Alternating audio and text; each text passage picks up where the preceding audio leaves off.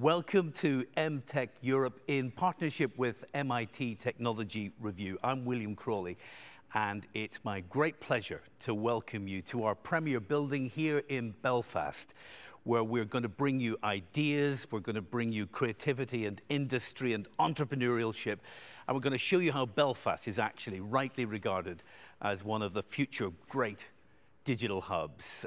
It's unfortunate because of these pandemic times that I can't welcome you here in person so that you can see our wonderful Titanic staircase right behind me here. But we hope that you will feel the warmth of the famed Northern Irish welcome as we transmit it across cyberspace to you. Céad Míle Fáilte Go Belferiste from all of us here in Belfast. We will be talking about COVID-19, of course, and how technology has wrapped itself around so many of the solutions we're now getting the benefit from. We'll be talking about cybercrime, we'll be talking about climate change, and so many other ways in which technology has angled its way into our world and is transforming our human stories. I hope by the end of it all, as you meet all of our guests here and virtually, that next year you will have Emtech Europe in your diary for 2022. To add their welcome to mine and to welcome you especially to this place, let me introduce now the joint heads of government of the Northern Ireland Executive, the First and Deputy First Ministers of Northern Ireland, Paul Givan, MLA, and Michelle McIlveen, MLA. Good morning, Emtech Europe. I'm delighted to welcome you all to Titanic Belfast and to Northern Ireland for the first in a series of global conferences. I know that over the next 3 years we will learn much from each other, create new networks, and I hope build new friendships. This year we have to content ourselves to meeting virtually, and that we can do this at all is one of the real gifts of the tech community to our society. But I look forward to next year when we will be able to meet up and you can enjoy our famed hospitality and see something of our amazing country. Over the next 2 days, a stellar lineup of world-class speakers will share their experience, their research and their thoughts on forging a brighter future. I'm delighted to see that so many of our local academics, scientists and business people will be taking to the stage. Northern Ireland has a strong and proud track record in research and innovation, and we are one of the fastest growing tech sectors in the United Kingdom. We have a vibrant cluster of thousands of innovative companies, including 100 global technology leaders who are operating successfully here. Locally owned firms such as First Derivatives, Kainos and StatSports have an international profile. And we have gained a reputation as a global innovation hub for cybersecurity and are the first choice as a location for many United States cybersecurity firms like Rapid7, White Hat Security, Black Duck Software, Anomaly and Proofpoint. The region is also the world's top destination city for fintech development investments, with companies such as Chicago Mercantile Exchange, Visa and Toulon Pribon choosing to invest in Northern Ireland. I'm proud to say that Belfast has been assessed as one of the best cities in the United Kingdom to work in technology and the best place to come to work as a software engineer. It is also ranked as one of the top 10 European tech cities of the future and in the top 3 as a fintech location of the future. How have we achieved this? Well, there may be a number of reasons. We have an advanced telecoms infrastructure, our people are highly skilled, experienced and adaptable. We have a vibrant academic community supported by Ulster University and Queen's University. We are nimble and we are ambitious. And we as a government get the importance of the tech sector. It is an important part of our economy. It provides jobs and importantly it helps people to live their lives the way they want to. As an executive, we are committed to continuing to foster meaningful collaboration between business, government and academia. We want to stay at the forefront in terms of knowledge, skills, support, talent and entrepreneurship. I am pleased to open the Emtech conference today and to launch your discussions and debates on how we forge a brighter future together for the good of everyone. Thank you.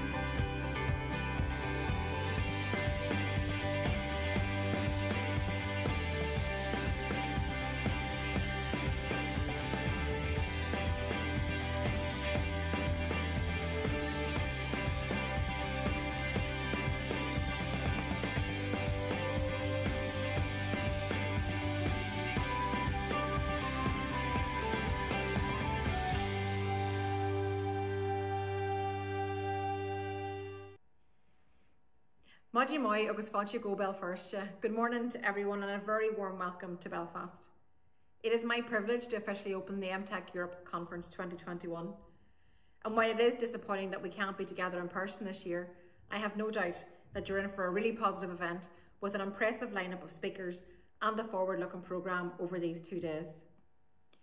Huge congratulations to Ashleen Events and to everyone who's played a part in making this conference a reality in the most challenging of circumstances that we find ourselves in. And thank you to MIT Technology Review for choosing Belfast as your host city for this prestigious event. We happen to think you've made a great choice. We are without doubt a proud and ambitious part of the world, and that ambition is backed up by the experience, the expertise and the energy that places us on a global standing in technology and innovation. Belfast is Europe's leading foreign direct investment destination for new software development. The city recently ranked in the top 10 in Europe in the Financial Times top 25 tech cities of the future. And it's also ranked third globally by FDI's FinTech locations of the future, preceded only by London and Singapore. We have an international reputation as a region of expertise and knowledge in technology development. And of course, our greatest asset is our people. We have a highly skilled, a highly experienced and adaptable workforce. And we in government are committed to a partnership approach working alongside industry. Advice and support packages are offered to companies seeking to locate and to grow here through our regional development agency Invest NI. So I hope that you too agree that we have much to offer. This is an exciting time. There are unprecedented opportunities for us all in recovering from the crisis which we have faced together over the last 16 months. And as we look ahead, the theme of this conference couldn't be more relevant. Forging a brighter future is exactly what we're striving to do. The pandemic has connected people across the world on so many different levels. We have united like never before to protect and support our people. Technology and innovation has been central to all of that, from enabling people to stay connected on a personal and professional level, to the rapid development, approval and rollout of vaccines, and how exciting that some of your speakers have been involved in that vital work. Quite simply, technology and innovation are not only enablers, they're transformative, they're life-affirming and life-saving. And you are all part of that. I believe that we have only scratched the surface of this world of opportunity. We must continue the momentum of this new way of working. This is a time to accelerate innovation and to unlock the enormous economic, societal and well-being potential that comes with it. And that really will be key to building a brighter future for all. Have a wonderful conference, and I very much look forward to welcoming you all to Belfast in person next year. Gora Mila Mayogov. Thank you very much.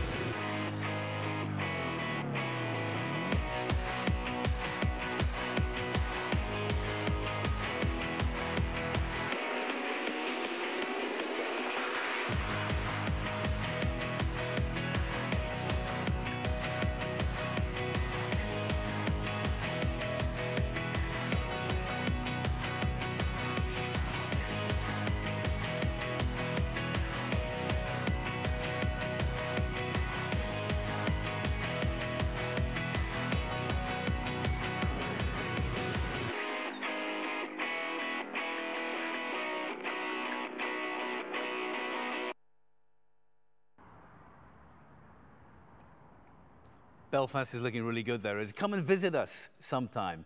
Our thanks to the First Minister, Paul Givan, and the Deputy First Minister, Michelle O'Neill. Belfast and Boston have very deep historical connections.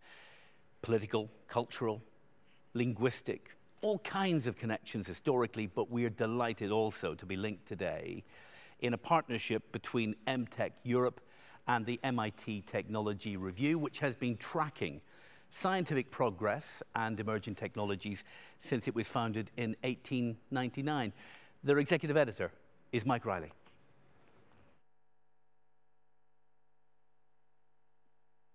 Good morning, everyone. It is my great pleasure to welcome you all to Emtech Europe 2021. Doubly so as I'm speaking to you now from the outskirts of Boston, sister city to Belfast, Northern Ireland, a tech-focused, forward-thinking city, and of course, the hub of Emtech Europe this year. We meet as much of the developed world as emerging from the COVID nightmare, with a long journey still to travel out of danger for much of the globe. MIT Technology Review has chartered our battle through the pandemic over the last 15 months, and has highlighted the crucial role played by our health innovators in creating the COVID-19 vaccines. Of course, right at the vanguard of that scientific response have been the founders of BioNTech, who will address you shortly. Tomorrow, we will hear from another outstanding ambassador for life-saving messenger RNA technology, Kenneth Chen, co-founder of Moderna. Emtech is a suite of conferences linked to MIT Technology Review around the globe. Moving into the world of virtual conferences has been no small challenge for us. On the other hand, the fun of having a virtual conference which spans Europe is that you get to visit dynamic hubs of innovation without having to leave your armchair. And we promise to deliver you a whirlwind tour. Today we will drop into Germany to meet the generator manufacturer Aggreko, spend time in the tiny nation state of Andorra, pause a while in Switzerland to meet the green pioneers of Neustark and Climeworks, enjoy the famed Finnish hospitality of the mayor of Lahti, Pekka Timonen, and take flight with Heart Aerospace in Sweden. For some time, Ireland has been recognized as potentially the Saudi Arabia of wind power. However, it's only recently that you've started to grasp that opportunity. And today we'll hear how companies like Wallbox, Lucid, and Carbo Culture are planning to create thousands of jobs in manufacturing the new cars, chargers, aircraft, and carbon sequestration machines needed to propel us toward net zero emissions. Similarly, we will hear how companies like Artemis, Energia, and B9 Energy in Northern Ireland are forging a green future with high-skilled, well-paid, sustainable jobs, manufacturing the green buses, ships, and hydrogen fuel infrastructure of the future economy. Tomorrow, we'll focus on the latest breakthroughs in health tech and explore the many challenges of AI. The European data space, telemedicine, and personalized medicine will all be under the microscope in our health track, when we will be joined by a stellar cast, including George Church of Harvard Medical School and Hans Lierach of Max Planck Institute in Germany. AI thought leaders, including Azim Azar, presenter of the Exponential View podcast, Joanna Bryson of the Hertie School in Berlin, and Nicole Egan of Darktrace, will lead our consideration of the pros and cons of the ongoing machine learning revolution. This impressive program is part of our shared goal at Emtech to bring together the brilliant minds that are helping improve lives and build stronger communities around the world. Goals encapsulated in Emtech Europe's conference theme, Forging a Brighter Future. But we can only do that together, of course, and I want to thank our local hosts in Belfast, led by Conlon McCann of Eiling Events and Tom Gray of Kanos. The gratitude goes as well to the government agencies Invest Northern Ireland, Belfast City Council, and Matrix, who stepped up to enable Belfast to seize its moment to stage Emtech Europe. Kudos also to the Magnificent Seven, the group of local tech companies who came together at an early stage to sponsor Emtech Europe. Since then, they have been joined by others, but a special shout out goes to those founding partners, Unisquare, Aflac Northern Ireland, Liberty IT, Bizarre Voice, KPMG, New Ada, and Rapid7.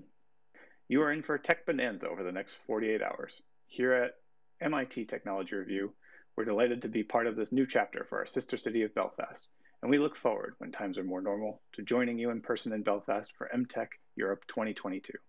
Thank you.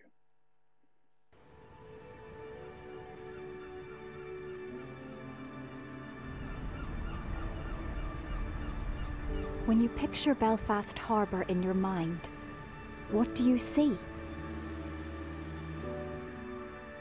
A place rich in history, that's been built over generations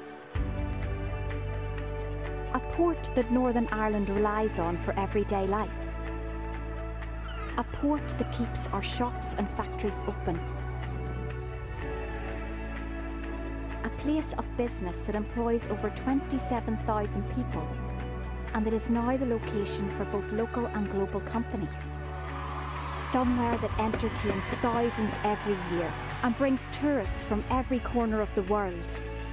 A place of connection, of innovation, where technology is thriving and we work together for the benefit of all. A place where many of the next generation are supported, educated and mentored to go further, faster. To push the boundaries of what's possible. A place where you can eat, meet and dream. A place where heritage and the future come together. Belfast Harbour, a port for everyone.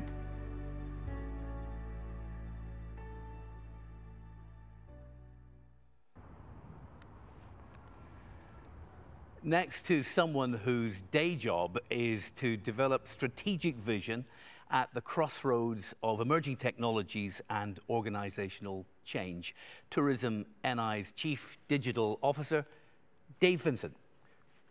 Good morning, everyone, and it is my privilege to be here at the very start of Emtech 2021 in this iconic tourism building in Belfast. Just such a shame that we're not welcoming you in person, but I'll come back to that at the end, because that's something I want to do, is extend many invitations to you today. I want to invite you to make the very most of this fantastic event that's happening over the next couple of days. I want you to invite you to listen to the speakers, to engage, to be inspired by them. I want to invite you to think about tourism differently, and that's what my presentation is today. And most importantly, I want to invite you to come in person and visit this fantastic little country of ours. What I'm going to talk about for the next few moments is really about how Tourism Northern Ireland has been on a journey for the last number of years. And when I say Tourism Northern Ireland, I don't mean just the organisation. I mean the sector, I mean our stakeholders, I mean our citizens and our members of the public who are engaged in this fantastic ecosystem that we have in extending a giant welcome to our visitors. I'm going to talk a little bit about the way that we've used digital, and actually I'm really going to extend an invitation for those of you in the audience to think about tourism as a fantastic use case, as this little country for a fantastic living lab for emerging technologies, helping us to extend, broaden our ambition, and to really deliver this giant welcome that we all talk about and for which we're so famous. So just to set the context for tourism in Northern Ireland, we have been on the upward curve. For the last 10 plus years, tourism has been on a fantastic journey. It has been a number of iconic events. It has seen significant investment in capital buildings like the one we're standing in today. We have got international accolades recognised globally for our tourism experience, for our people, for our stories, for our myths, for the experience that you get. For me personally, the highlight being the 140th Open, arriving here a couple of years ago and hopefully very soon coming back again. But actually all of that coming together, and back in 2019, on the up, we'd never seen it better. Our industry was busy. We had some of the biggest business tourism events happening, and we had a pipeline full of exciting events and attractions and experiences coming this way. And we were bringing that together in our new Embrace a Giant Spirit brand. Spirit being the important word, the spirit of our people, our stories, our places, our myths, our legends, and the experiences we want to deliver to you. But you know what? We all know what happened, and it's already been alluded here to today as we talk about COVID and the thing that happened to us and how we needed to react. But you know what? As a technology person working with industry who are all about people and about service, it has been incredible to see how resilient that industry are, to see the way that they have evolved, they have reacted, they have changed their business models, and actually, as importantly for me, they have reacted to the digital propositions that we've got. Today is a really good example of some of the changes that we've had to make. We've had to think about the new types of events that we want to run. It's a very strange experience standing in this huge hall today with very few people with me apart from some screens and the lights. But we've had to think about how we sell this little country of ours in a very competitive environment in a different way. As importantly, we had to think about the skills of the people that we want to put in those environments, in those events. So huge investment in digital skills, in learning how we create fantastic, immersive digital content that we can sell and show to the world. And today, just watching the videos that have been on the screen, it's incredible to see just how fantastic this little country of ours looks. But really working with our widest industry, because they are the people that sell it, and equipping them. Developing digital portals, developing self-service hubs where our industry can come in, can be trained, can be mentored, and learn these new types of skills. Focusing on fantastic content, fantastic experiences, digitally led, and being able to put on the platforms where people consume them rather than wanting them always to come to us. So we've had to learn along the way. We've had to address a number of key questions that were there already before COVID hit, and we had a number of key questions. So when visitors arrive in this little country, they actually disappear from my digital journey. Where have they gone? What are they doing? How much are they spending? Where are they from? Because if I know that as a tourism organisation, and if my industry knows that, we have a chance of responding to that. So where have all our visitors gone? My slide here normally has a Where's Wally image. How do we get them to explore more? You've seen some of the fantastic, iconic sites that are here in Northern Ireland, but unfortunately, our visitors visit all the same places, all at the same time. How do we get you to go out, explore more, extend, disperse around the country, and actually spread that regional and economic impact right across the country to feed the ecosystem of tourism that we're trying to do? In there is a huge piece about sustainability, and a massive part of our brand is about actually regenerative tourism and making sure that visitors understand their impact on the economy, understand their impact on the community that they're working with, and understand how they can contribute to a more regenerative tourism economy in Northern Ireland. And finally, and my biggest one, I'm not a throner, I'm sure many of you in the audience are, we have a huge challenge around the expectation gap. Everybody has a fantastic idea of the things they've seen on TV. They turn up in their bus loads and coach loads to fields. And the expectation gap is a little bit different. You're not seeing battles raging with you, you're seeing an empty field, or on many occasions, a housing estate. So we have a challenge to think about how we reimagine some of those experiences. So from a tourism Northern Ireland perspective and a tourism sector perspective, our priorities are all around developing the capability of ourselves as an organisation and how we support our industry, of our people, of our stakeholders in our industry, and all of the people that work with us. But increasingly it's about making sure they are productive, they can be competitive and use digital tools to do that, and making them more resilient in this economic climate that we live in. It's about being an innovator, using emerging technology, showing thought leadership, and then handing that over to the industry to take and turn into operational and business models. And finally, for this one, it's data, data, data. If we understand a little bit more about our visitors, if we understand their impact, if we understand their wants, then we have a much better chance of delivering the experience that you will all have when you arrive here in coming years, and we will excel and expose our stories and our people and our truly immersive experiences for you. So we have had to think along the way.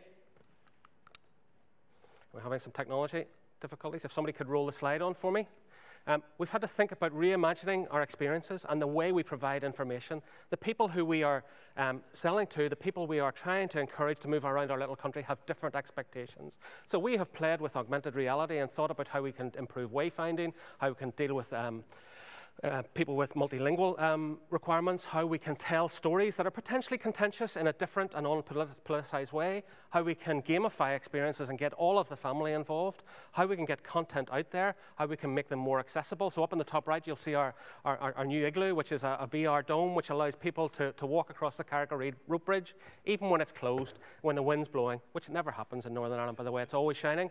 But if on the odd chance you can't get there, you can experience that, or if you can't make it down to the bridge itself, you can experience that. So making that a much more inclusive experience. And right here down the bottom, we've got Titanic modelled on the slipways. Imagine the famous ship outside being experienced in a digital way. So all I'm saying there is we're trying to rethink, use technology to reimagine and to provide thought leadership to our industry to think about how they might do that differently. From a data perspective, and just following up on my data, I talk about a data vacuum. I've talked about the fact that my visitors disappear off the online system when they arrive in Northern Ireland and they fall off a cliff. The people who know about it are my industry, the individual stakeholders. And this slide, and we don't have time today to talk that through, is all about understanding and building an ecosystem of data that allows me to understand, to aggregate data from different sources, to use, and from a technology and emerging technology perspective, challenging you to invest and see the commercial opportunity in tourism. We've had to build our own data infrastructure, we've had to invest in our own IoT infrastructure, we've had to invest in our own data hub, and at many points, bleeding edge, trying to bring our suppliers with us, rather than actually buying off-the-shelf solutions. So we're a fantastic living lab for developing a data hub, developing insights, because actually, this is a technology slide. The most important stuff is on the right, which is how do we deliver data-driven decision-making policy experiences and actually market better to our customers and sell a better experience, okay? So this is just an example of one of the outworkings, and forgive me, this is a mock-up, but it could be Titanic. And imagine if I'm sitting in Titanic as the chief executive and I've got a data hub that shows me at any given time where my visitors are, how many I've got, where they're coming from. For me and the organisation, really interesting to know where else they're going and where they've been. This is the kind of insight that we're talking about, providing real-time data intelligence and data insights to our industry to allow them to react in real time, not reacting to statistics that are published after the event, but in real time and allowing them to respond, to deliver new experiences and to deliver new messaging along the way. So, just drawing to a close, what are we trying to do? How are we trying to pick up on the theme of the conference itself and digitally forge our bright future to help us recover, to get excited for the potential that is there? There is no doubt that there is a pent-up demand and people want to come to Northern Ireland once we can get them here. We have a huge industry waiting to extend a giant welcome, and our job is to equip them, to make sure we're ready to respond, to deliver new, immersive, giant experiences. So we're trying to embed data-driven decision and policy making in everything we do. We're trying to develop competitiveness and resilience in our industry through better use of IT solutions. We're trying to develop digital champions in our business and across the industry. And actually, for me, most importantly, we're trying to create this agile mindset and develop a digital literacy so our industry is comfortable talking to people like you, not using people like me. So that's really leaving it with you for now. I guess it's my job and my privilege at the end to say we are so excited to have you here with us virtually today. We are even more excited to be able to invite you to come and visit us next year and in subsequent years. It is a giant welcome. We have a fantastic city. It is buzzing. There is great nightlife. There are fantastic restaurants. And we have some truly incredible, world-leading digital and immersive experiences for you to enjoy. Many thanks. Dave, thank you so much. Your enthusiasm, your passion's coming across and it's spreading out across Europe. Thank you so much. Taking technological possibilities and wrapping them around organisational change to make a difference in a place like Northern Ireland. We're going to take a break for a minute or two, and then I'm going to welcome two very special people.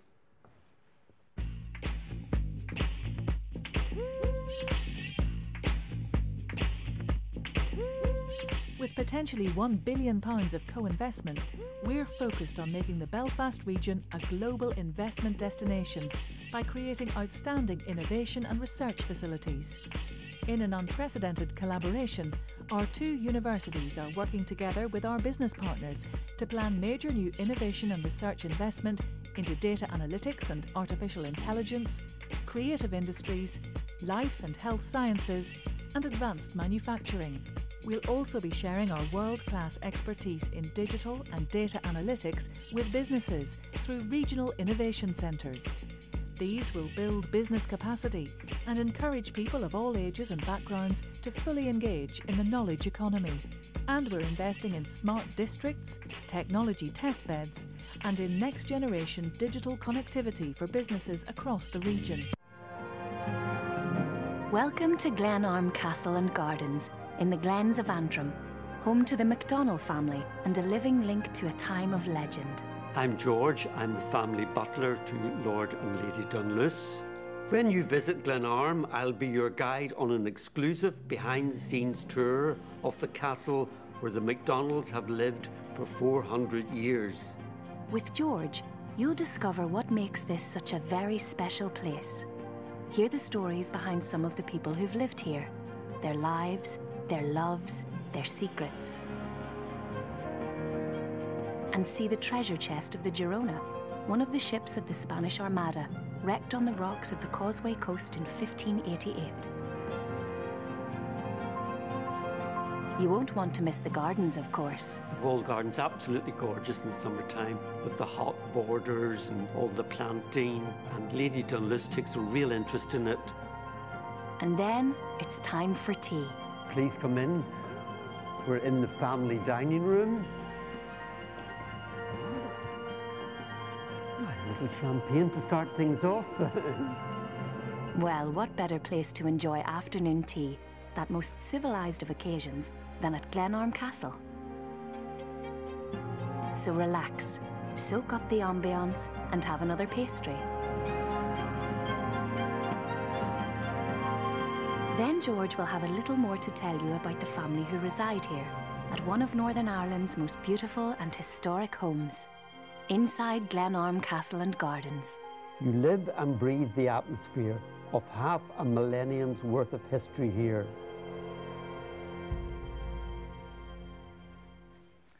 Welcome back to Emtech Europe, coming to you live from Belfast, and it is my great honour to welcome two extraordinary people, partners in life. They're also married to a shared vision of the power of science to change the world for the better. They have revolutionised medicine. They have shown how technology can transform the world, and in record time. In just 11 months, they developed the world's first vaccine against COVID-19. They have quite simply changed history. We welcome the co-founders of BioNTech, Dr. Ur Shaheen and Dr. Özlem Türeci. Welcome. Thank you. It's a pleasure to be here. Thank you very much. So, dear ladies and gentlemen, researchers and innovators, dear colleagues, Ugo and I feel honored to be the keynoters of this conference after a year of global disruption. COVID-19 has affected all of us. At the same time, it has also taught us a lot. The pandemic has accelerated technology trends and structural changes that will help to reshape the global society and economy for good. For instance, the global pace of digitalization has accelerated. Greater value has been placed on resilience and sustainability and on living with less distraction, less speed, and less stuff. Now it is the time to discuss what is needed for a sustainable, healthy, and intelligent future. And yes, we believe the future is becoming brighter, mainly because of science and technology. Science and technology can make a difference by creating innovations. For example, they have led to several approved COVID-19 vaccines. Only 16 months, 470 days after announcement of a pandemic, hundreds of millions are vaccinated. People are able to gradually return to their normal lives. We feel blessed and honored to have made a contribution on the basis of our decade-long research and development efforts. Building on our mRNA technology, which we have developed and optimized in the course of our cancer research, we were able to make the seemingly impossible possible, to develop a vaccine for humankind in less than a year. This was the fastest development in the history of medicine, fast while following the highest and ethical, scientific, and regulatory standards. Yes, that is feasible. And so science and technology led to an innovation, the first approved mRNA product ever, a new drug class to medicine. Our original mission, though, was a different one, finding a better way to treat cancer patients. We became physicians, researchers, and entrepreneurs to improve the health of people worldwide by harnessing the full potential of the immune system. The one-size-fits-all approach did not work in oncology. While we were taking care of our cancer patients in the mornings and afternoons as physicians, we spent our evenings and weekends in the lab to research new treatment options. We wanted to transform science into survival, bringing novel therapies from bench to bedside. Our goal seemed like a scene in a science fiction movie back then. A patient is diagnosed with cancer. We take a sample of the tumor and analyze the mutations. Based on the analysis, we design and produce on demand a customized mRNA-based instruction of unique composition. The mRNA carries all information to reprogram the immune system, to teach it how to efficaciously fight against tumor cells like it fights against viruses. Today we know the approach of mRNA-based vaccines works. There is a proof of concept. Thus, mRNA vaccines are a good example of what it needs for a breakthrough innovation, a transformative technology, and many, many steps to bring this technology from the labs to the people? Which major principles have led us through our years as innovators? How were we, as immune oncologists, able to develop a vaccine which is protecting hundreds of millions of people worldwide against a virus? 3 principles have been our compass during the past years and might also be helpful to you. First, before working on a solution, make sure you really understand the problem. We will only be able to find a suitable solution if we know enough about the problem. When you start struggling, only then you start to understand, to get to the bottom of it. Or in Albert Einstein's words, given 1 hour to save the world, I would spend 55 minutes defining the problem and 5 minutes finding the solution. For our team, Einstein's 55 minutes were 2 decades of research and of development. During those, we developed a deep understanding of the immune system and full command over the technologies we are working with. That type of investment is necessary. When we started our research in the late 1990s, not many in the industry believed in mRNA as a new drug class. mRNA was too unstable. There was no proper solution to administer it, let alone to guide it to the right cells in the body. There was a lack of immune response. The production of the delivered proteins was too low. We found solutions. By nature, mRNA not only bears the blueprint for the protein to produce, it comes with a set of instruction elements, how to produce it. Our teams spent years of research to recode those elements, which modulated the mRNA. We were able to optimize each of those elements individually. Combined, those improvements resulted in 1,000-fold increase of protein yield and thus potency. Also, we worked on formulating mRNA in a way that is not only protected, but also delivered to those organs in the body and those cells in these organs where we want it to be expressed. We also learned how to engineer RNA such that it activates and orchestrates different forces of the immune system and creates a high magnitude, high precision, and multi-pronged immune response. And our efforts to develop individualized cancer vaccines, you remember the science fiction movie, trained our sense for urgency. For each patient, the process from sequence information to the mRNA-based vaccine candidate was a race against that individual's growing tumor. In 2014, this process took us 3 to 5 months. In 2019, we had already optimized it to 3 to 5 weeks. All those efforts paid off and led to a COVID-19 vaccine, which at low dose levels is effective and tolerated. For us, it was just the right timing to develop a vaccine against an infectious disease. We had developed our technology to a level of maturity that allowed a rapid response.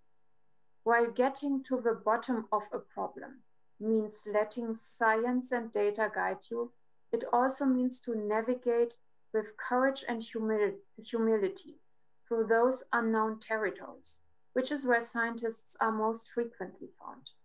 Like many inventors, we had the courage to fall in love with the unknown, and we had the humility to strive for technical mastery by being teachable. We were not afraid to fail. Instead, we sought to learn from our failures and turn them into something productive. And this is the most important learning from our journey.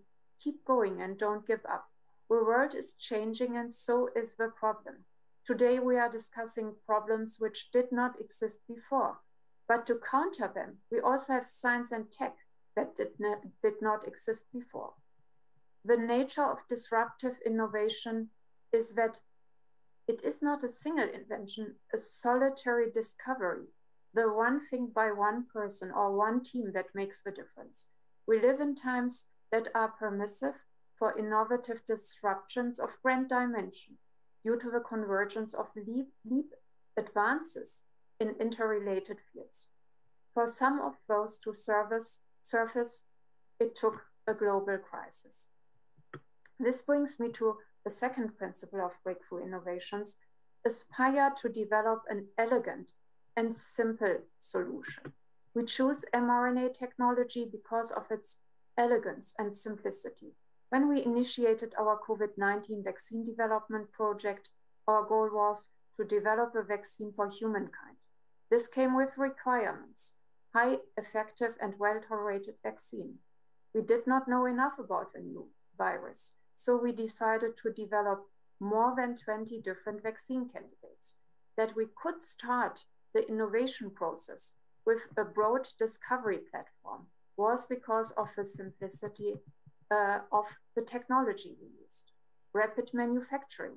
For our individualized cancer treatment approach, we choose mRNA vaccine technology. We knew for cancer patients, every day counts in order to receive their hopeful life-saving treatment. A short manufacturing cycle was a prerequisite and important asset to start working on a pandemic vaccine.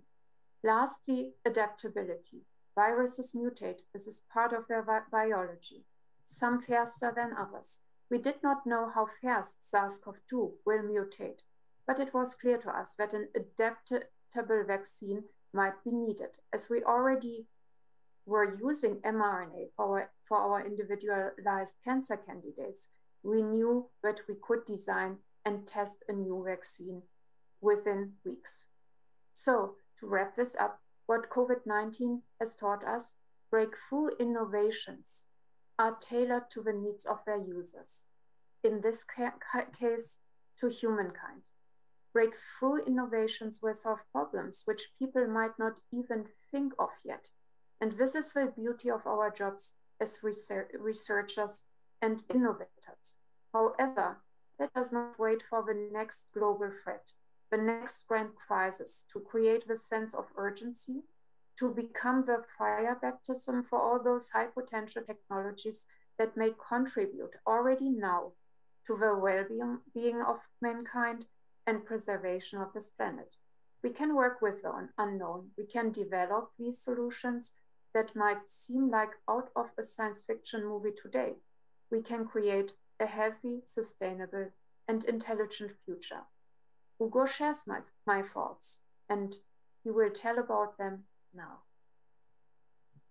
Ladies and gentlemen, dear colleagues, I can't agree more with what Özlem just stated. And I would like to add a third principle. Once a breakthrough innovation has been created, ensure that it can make a difference for many people, ideally humankind. So the question is, how can we accomplish this? How can we ensure that an innovation becomes useful for many? How can we ensure that the solution provides a sustainable difference for mankind? The answer is that we need to be patient, we need to be humble, we need to be persistent and pragmatic. First, we need to acknowledge that innovation itself is not a solution.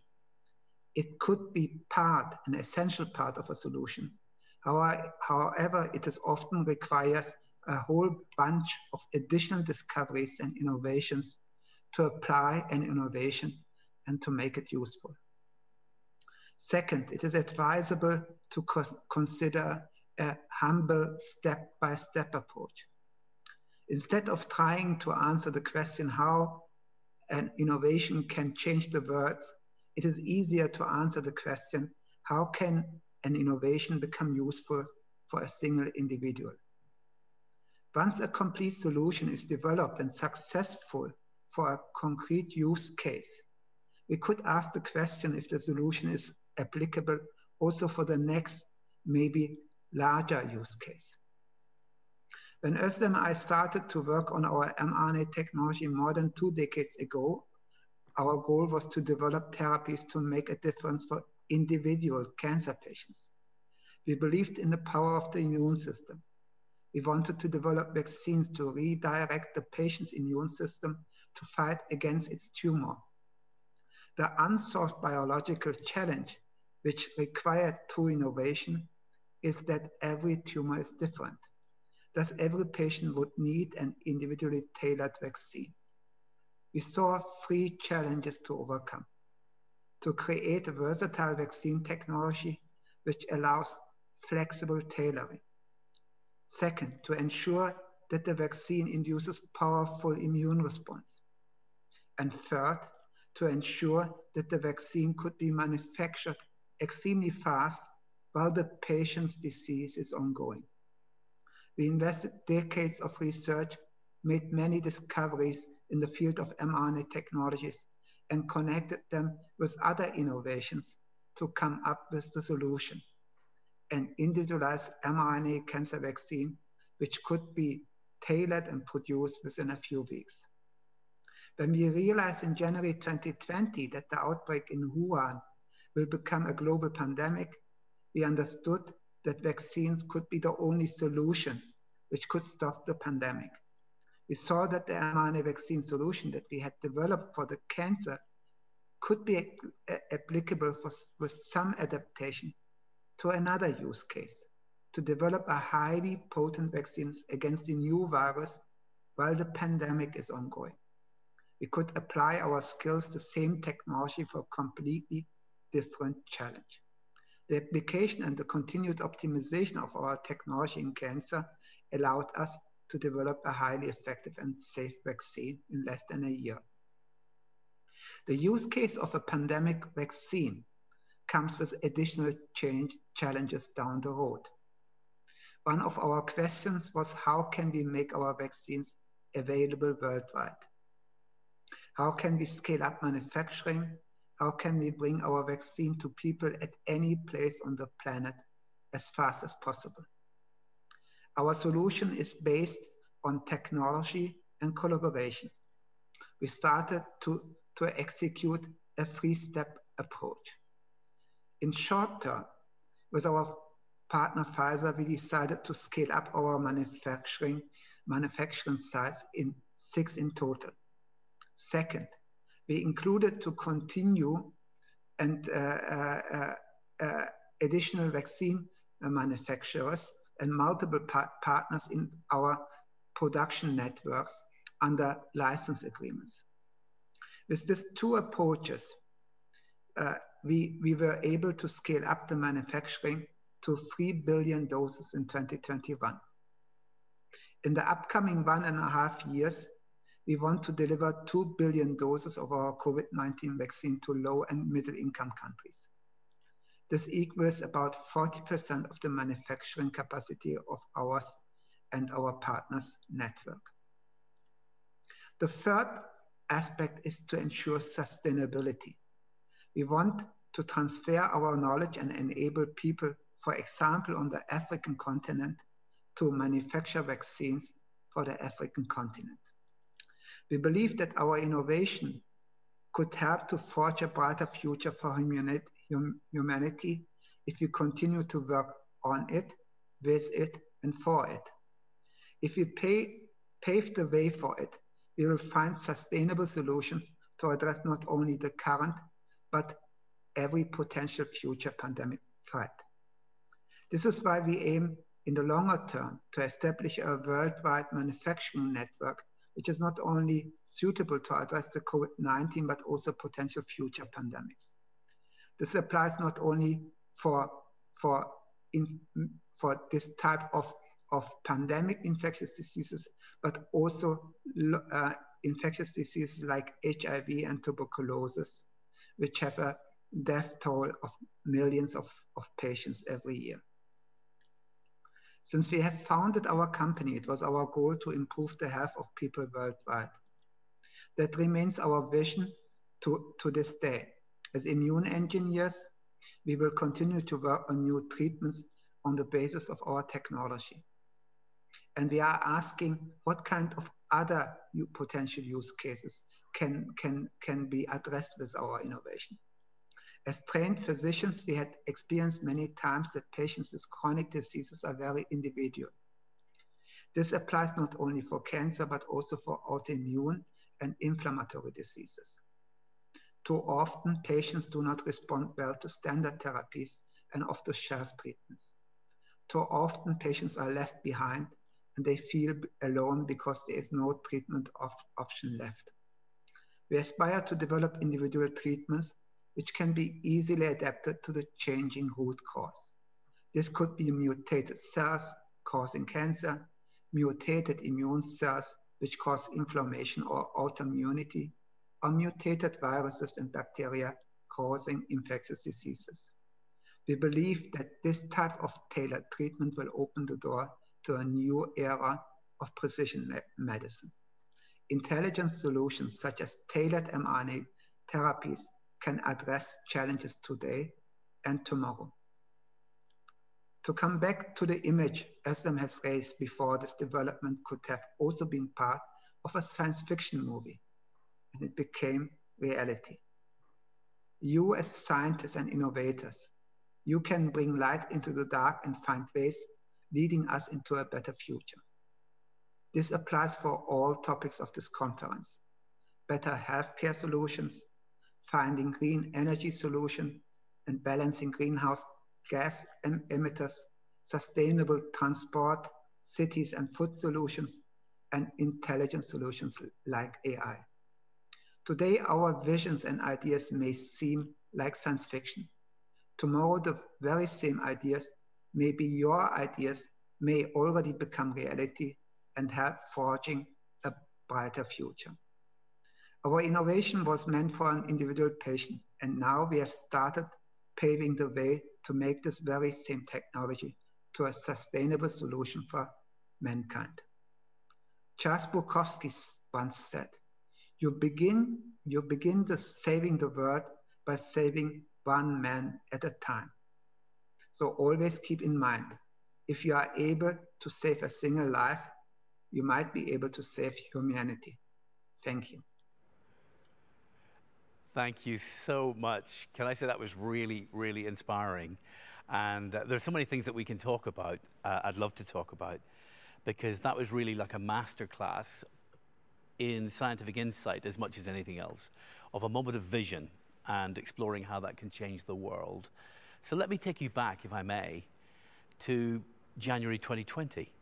And Özlem, you're in Germany. And this thing that we now think of as COVID-19 is breaking out across the world. The rest of us saw this as a crisis. To use the language you've used in your talk, you saw it as a break for innovation in that moment. Where were you when you had that break for innovation? The breakthrough innovation, that's not a moment. It's not one single event. The breakthrough innovation is, in principle, all the years you have invested before to optimize a potential solution. It is the understanding that this solution could help to a new problem, and then invest to adapt.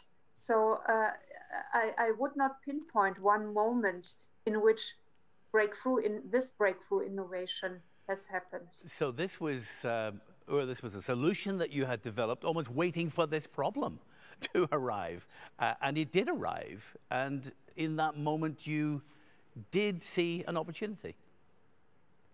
Yes, it is indeed. If you develop a solution for a completely different problem, or for a problem which appears to be completely different, and then you see that the solution in principle, or the new problems comes with the similar demands, and so the same solution could be applied. Of course, this is a wonderful situation. So that means you have the solution and you need just to adapt it. And that made it possible to make this vaccine available in less than 1 year. And when you first read about this virus that was taking over the world, Özlem, how long did it take for you to make the journey from this is something we can do something about to actually getting a kind of prototype solution to it? It depends on how you define prototype. the construction of the candidates, which we then wanted to test to choose the active one in preclinical and clinical trials, that was a matter of a couple of days. So preparing the discovery space within then the big experiment of clinical trials had to be done. That was a matter, as I said, of days, because all those investments. And then it took us 10, 11 months to have something in hand to prove that we have a vaccine which is efficacious and get approval for it. Days to get to that kind of prototype solution, but I take your point, days based on years, many, many years of research and development to get to that point. I get the impression as I hear you both talk, that in addition to being great scientists who want to do something, intellectual entrepreneurs, as it were, you're driven by a moral vision here as well. That's part of your DNA, isn't it? A moral vision of what technology and science can do for the world. Yeah, absolutely, absolutely. So, so we both, our whole team, our company, wants to be useful, to do something useful, and I think this is the greatest privilege of science, to be useful, to make a difference for individuals and for humanity.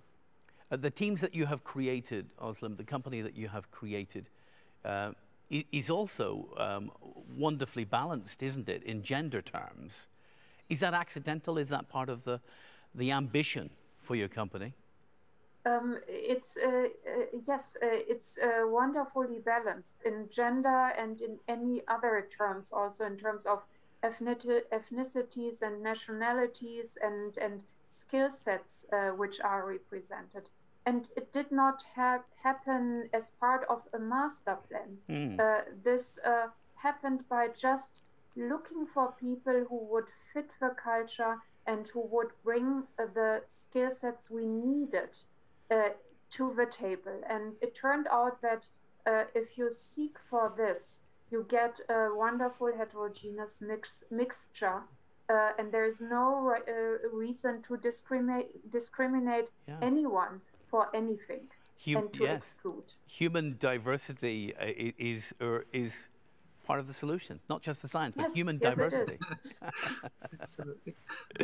Can I ask a couple of questions that people will be wondering about as we go forward? And you hinted at some of the possible other uses for this. I heard an interview with Dr. Fauci the other day, Özlem, who wondered if we could see major developments in terms of HIV vaccine development using messenger RNA. What do you think? How far ahead is that kind of thought process?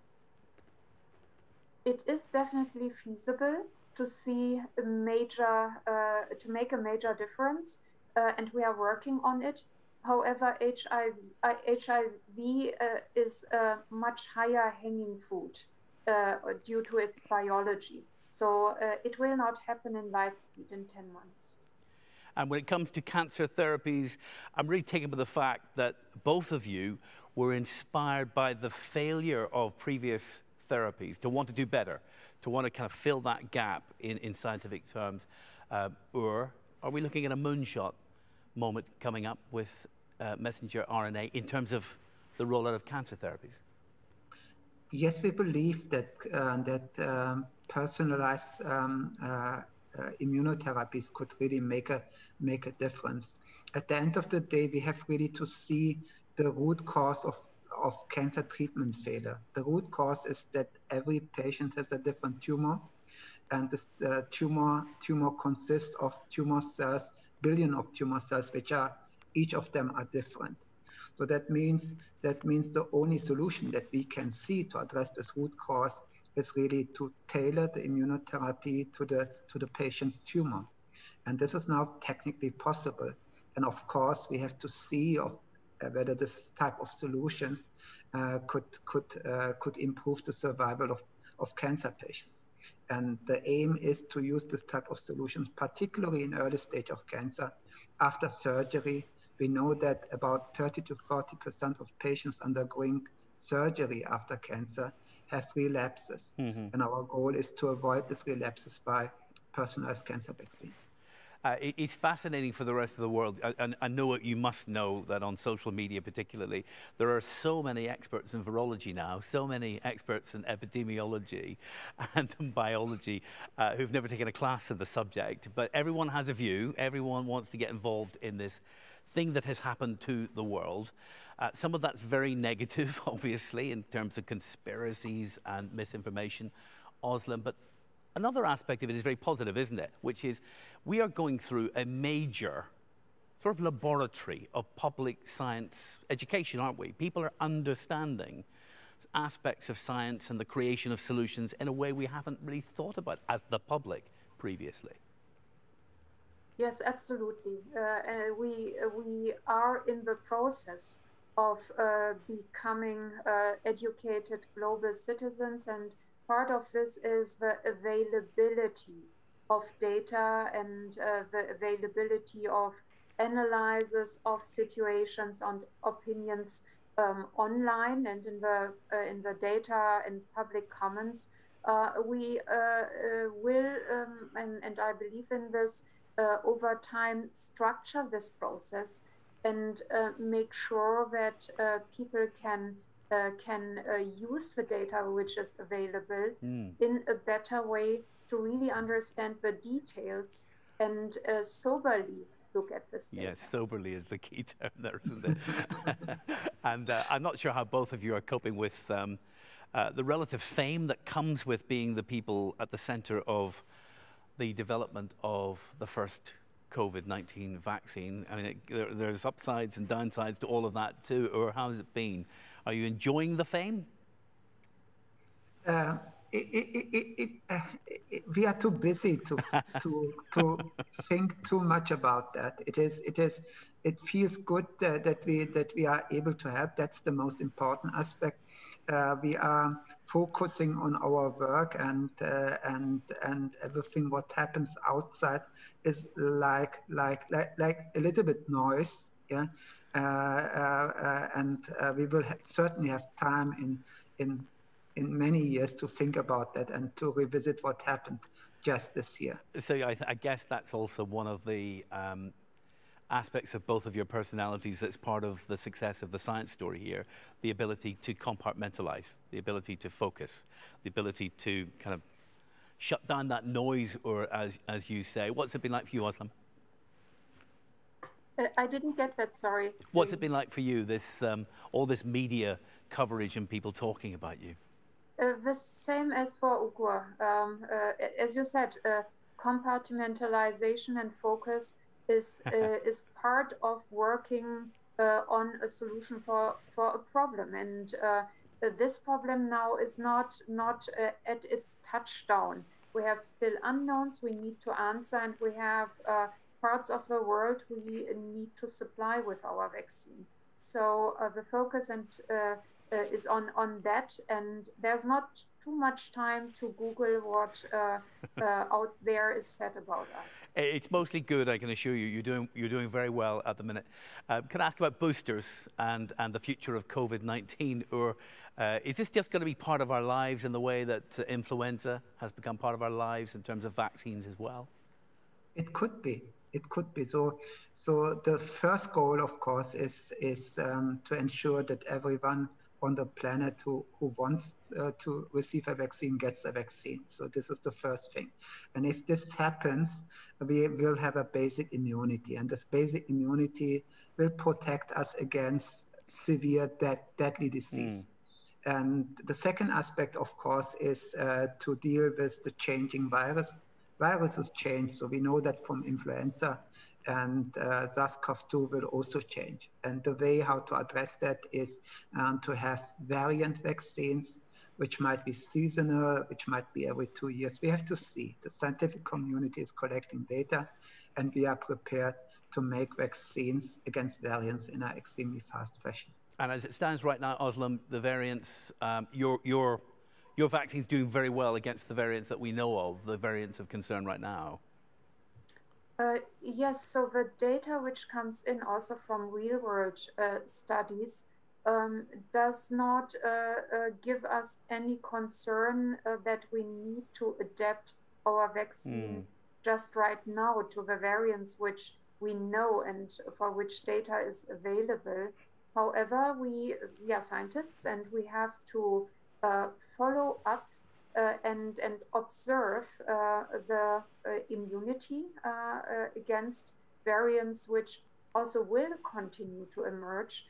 The good thing is that the technology allows fast and rapid response, but an important part of this is to make an educated decision when we need to react, and it is not now. It's all incredibly, it's wonderful. It's a wonderful scientific success story. Just finally from me, to both of you, first, if I may, what do you do when you're not revolutionizing medicine, I mean, how do you relax? So I love to read. So curiosity is driving my other time. So if I don't work on working on biotechnology and immunotherapies, I'm reading what is happening, what kind of science. I'm interested in mathematics. I'm visiting seminars, online seminars. It's wonderful to see how the scientific evolution in many different disciplines is ongoing. I thought you were going to say football, but yes, you're reading mathematics and going to online seminars. It was my fault for asking scientifically brilliant people what you do in your downtime. Özlem, what do you do to relax? Yeah, so science, as Ugo said, science is our hobby, also for me. And another way to relax is sports, getting out of my head into my body. Yes. As a way to relax. And getting that balance right. Yeah, exactly. Guys, it's been wonderful talking to you. On behalf of everybody, thank you, first of all, for everything that you and all of your colleagues there at BioNTech have done. And we're looking to you for more solutions in the future. Really big solutions, I expect. Thank you very much. Thank you very much. Thank you. It was a pleasure to talk to you. It's a pleasure to talk to you. KPMG is delighted to sponsor Emtech Europe 2021. Technology is very much at the heart of what we're doing in KPMG, and we think it's a perfect fit. It allows us an opportunity to highlight our expertise and the depth of our knowledge in the sector, one which has been cemented recently with the creation of our Digital Centre of Excellence here in Belfast. It's a great opportunity to showcase local expertise to some of the leading thinkers in the space from across Europe, and hopefully to encourage them to collaborate with local Indigenous companies and also with the many international investors who now regard Northern Ireland as their home.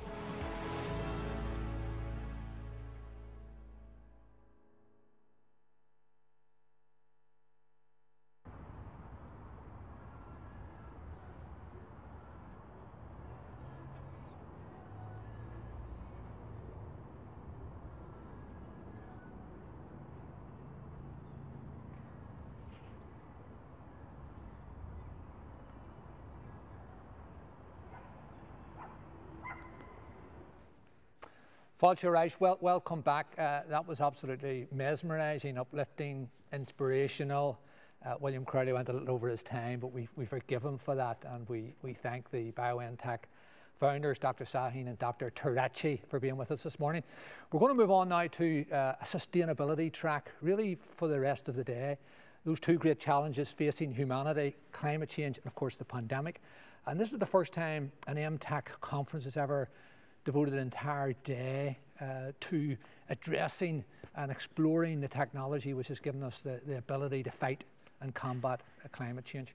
We're delighted that this track throughout the day is sponsored by Matrix.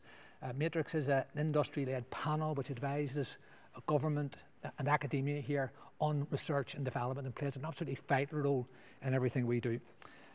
To introduce this session, we asked Dr. Ian Percy to speak to our global audience. And Ian Percy has been to the Olympics 4 times. He's come home with medals 3 times. He's been the world champion twice in sailing. But we're really interested in him, not for his feats of brilliance at the Olympics, but because he's now in Belfast developing an electric catamaran with the ability not only to transform the maritime industry, which we know is a very dirty, emission-rich industry, but also because of the ability for the local industry and population to produce those electric catamarans. What we love most about Ian Percy is in this little video he refers to Belfast as his hometown, and we're delighted that Belfast is his adopted city. So please welcome Dr. Ian Percy. It's a real pleasure to be addressing Emtech Europe, a prestigious event here in my hometown of Belfast.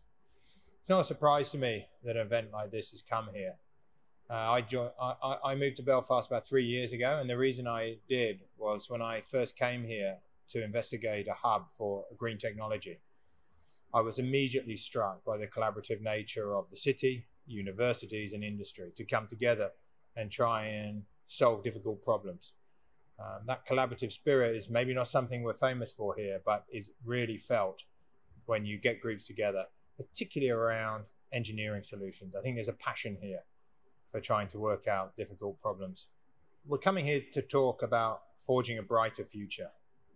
And for me, it's impossible for that not to be really centered around technological solutions for the environmental challenges that we face, something that as an engineer I'm passionate about. I believe that it's one of the times where we can suddenly be really part of a solution, where maybe 20 years ago we were looking to economists and scientists. It really feels like the engineers need to step up now. We've come to a time where we have a real part to play to find the solutions. We've measured the challenges, we've measured the disastrous situation, frankly, we're in, and now we need to come up with solutions.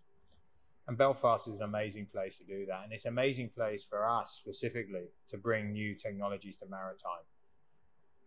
It has such a proud history, heritage of maritime here, from famous boats like the Titanic, but to mass shipbuilding at vital times in Northern Europe's history. We're using that heritage, that skill set, and marrying it with another really important skill set here in Belfast, and that's the aerospace and computational skills that come with the aerospace sector. The aerospace sector in Belfast is famed for amazing manufacturing techniques, incredible composite engineering skills, and digital twin capabilities that allow them to create new amazing products like the Artemis ships that we hope to see around the world. Artemis Technologies is a company that was born out of racing. We have a racing heritage. And I think that's appropriate for a time when we really are in a race against the challenges of climate change. We are pushing really hard. We are doing everything we can to design viable products that people around the world will want to buy. We need to buy zero emissions products, but it's really important that we want to buy them. That means they need to be made using manufacturing technologies that make it at a price point that makes economic sense, even and as well as environmental sense. The America's Cup world that I come from has always been wind propelled. It's always been using nature to propel these boats at amazing speeds, hydrofoiling above the wind. And so we wanted to take that incredible efficiency that is displayed by these craft and turn it into products that will work for commercial boats, the boats that are really out there polluting heavily.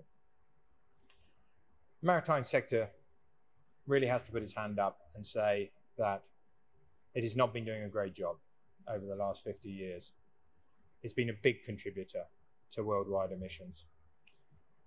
And when I finished my last major race in 2017, the America's Cup in Bermuda, the International Maritime Organization, the IMO, said by 2050 we're going to halve emissions.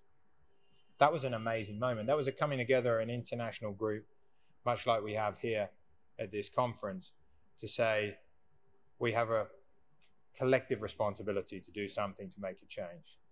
That really pricked my ears up, because I was there in Bermuda in a boat that was using the wind to go 50 miles an hour. And the only bit of power I had was my puny arms, and I can tell you that wasn't very much. So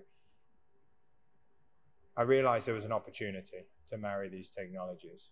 And so we came together with a consortium, the Belfast Maritime Consortium, to make that a reality.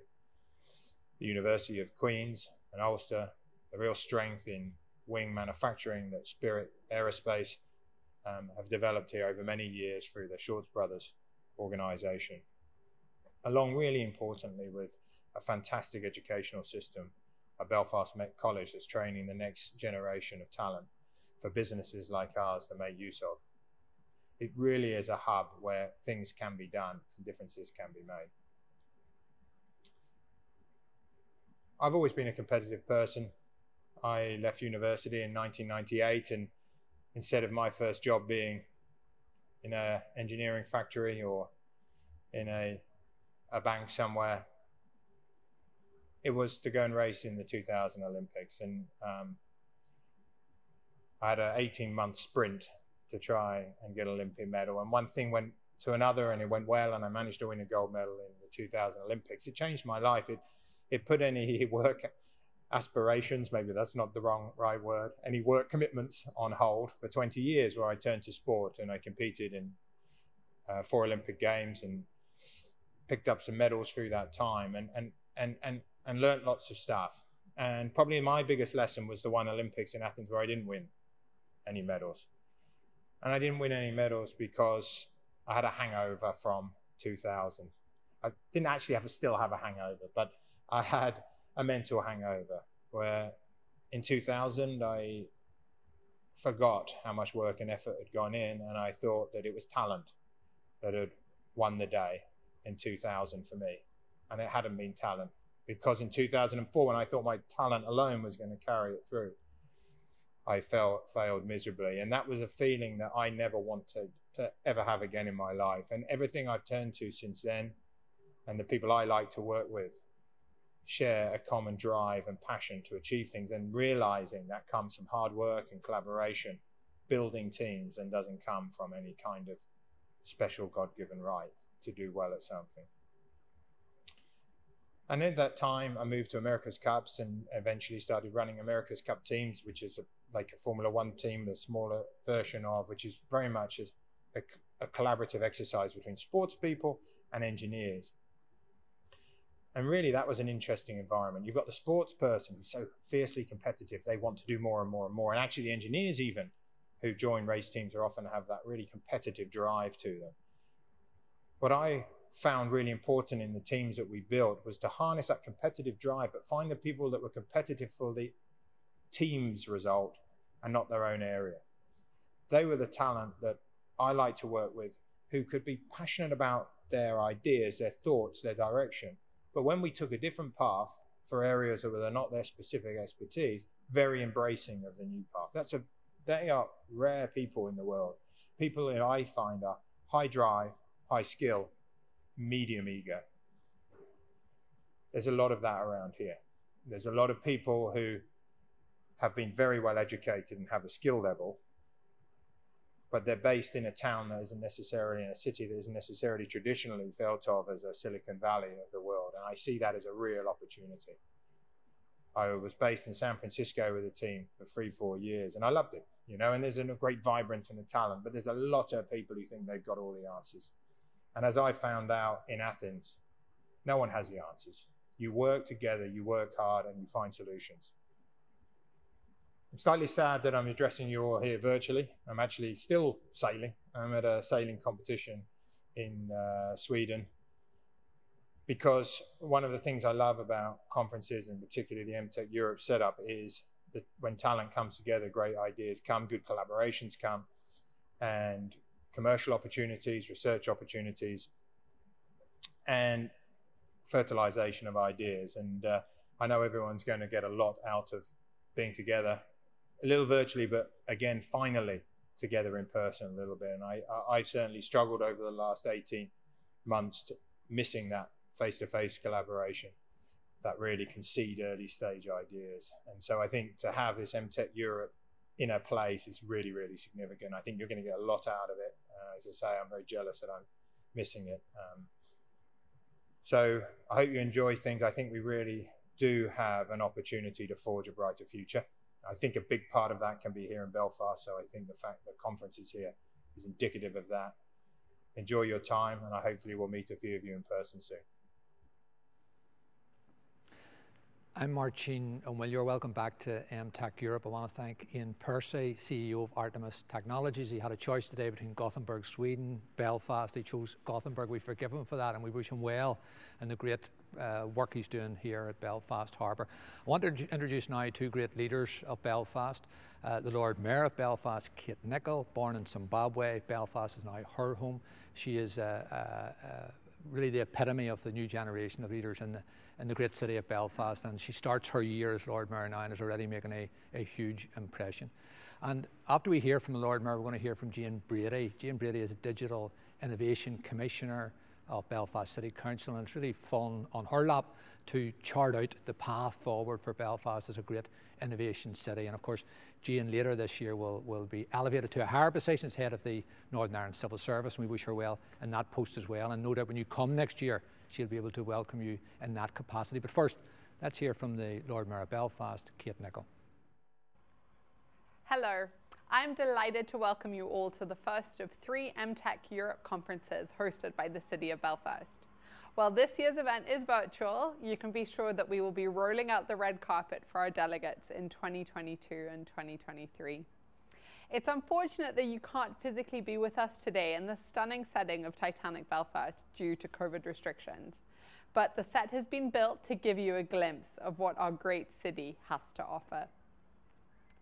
Teaming up with the prestigious MIT Technology Review gives us an important opportunity to renew and further develop our friendship and connections with sister city Boston. And Emtech Europe's theme of engaging a brighter future could not be more timely. A global pandemic demands a global response. We really are all in this together. In this time of crisis, we have relied upon our healthcare sector more than ever. We hold so much respect for our medics, nurses, hospital staff, and vaccination center heroes, and for those on the cutting edge of health tech. So it's a great honor for us to be joined later this morning by husband and wife team, Dr. Ugur Sahin and Dr. Ozem Tureki, founders of Emtech, who made the breakthrough of the messenger RNA technology, which gave us the first effective vaccine against COVID-19. We owe them a great debt of gratitude. Of course, when the COVID crisis passes, other global challenges will demand our full attention once again. In particular, the race to avert a climate disaster. So I applaud the fact that a full day of this Emtech Europe gathering will be devoted to considering green tech.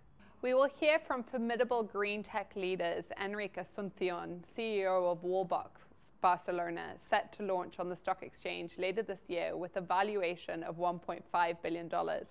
Henrietta Moon, CEO of Carbon Culture Finland, working to remove carbon from the atmosphere, and my fellow mayor Pekka Timonen of Lahti, Finland, currently European Green Capital.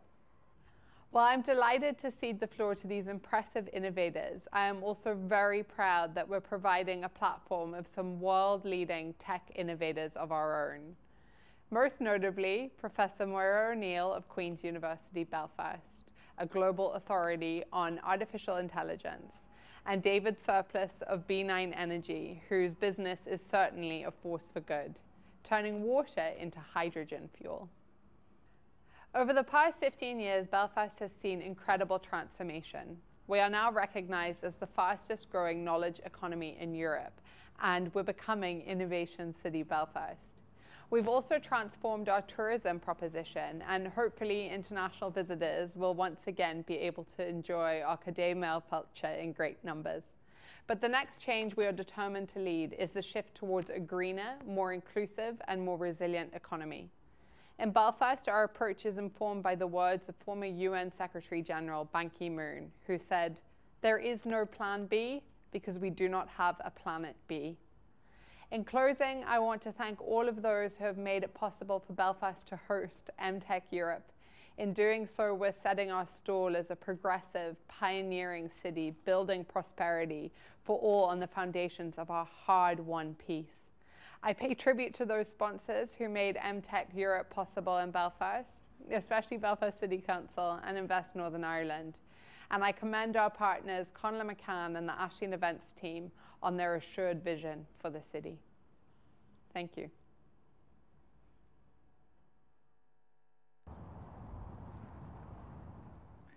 Thank you, Lord Mayor, organisers, MIT Technology Review, and conference attendees from all around the globe. My goodness, what a lineup to follow. Very daunted by the speakers that we've had so far this morning, and I'm really looking forward to reviewing the next two days. But I guess for the talk of my speech this morning, I'd like to begin with a simple question. What is so important about digital innovation? The answer may seem self-evident, but I think it's worth taking a moment to consider.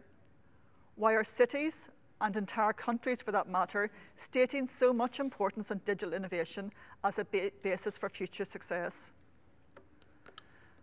Back in 2011, the venture capitalist Mark Andreessen published a now famous essay in the Wall Street Journal entitled "Why Software is Eating the World." In it, Andreessen made the point that all of the key technologies necessary to transform industry were pretty much already in place. That is, the internet, cloud computing, and mobile phones were all already mature enough that they would be catalysts for the digitalization of the entire economy. He saw how software would dominate sectors such as music, advertising, retail, financial services, publishing, health, and even the most traditional of all manufacturing sectors, the car industry. They would eventually fall to software, and remember this was 10 years ago, well before 5G and IoT and the current success in AI and technologies such as GPT-3 and DeepMind's AlphaGo. Jump ahead a decade, and pretty much everything Andreessen outlined has come to pass. For example, in the current edition of IEEE's Spectrum, a car industry expert notes, once software was a part of the car, now software determines the value of a car. And as a recent purchaser of a Tesla and other cars are available, experts estimate that by 2030, software will account for 50% of the total cost of our family car.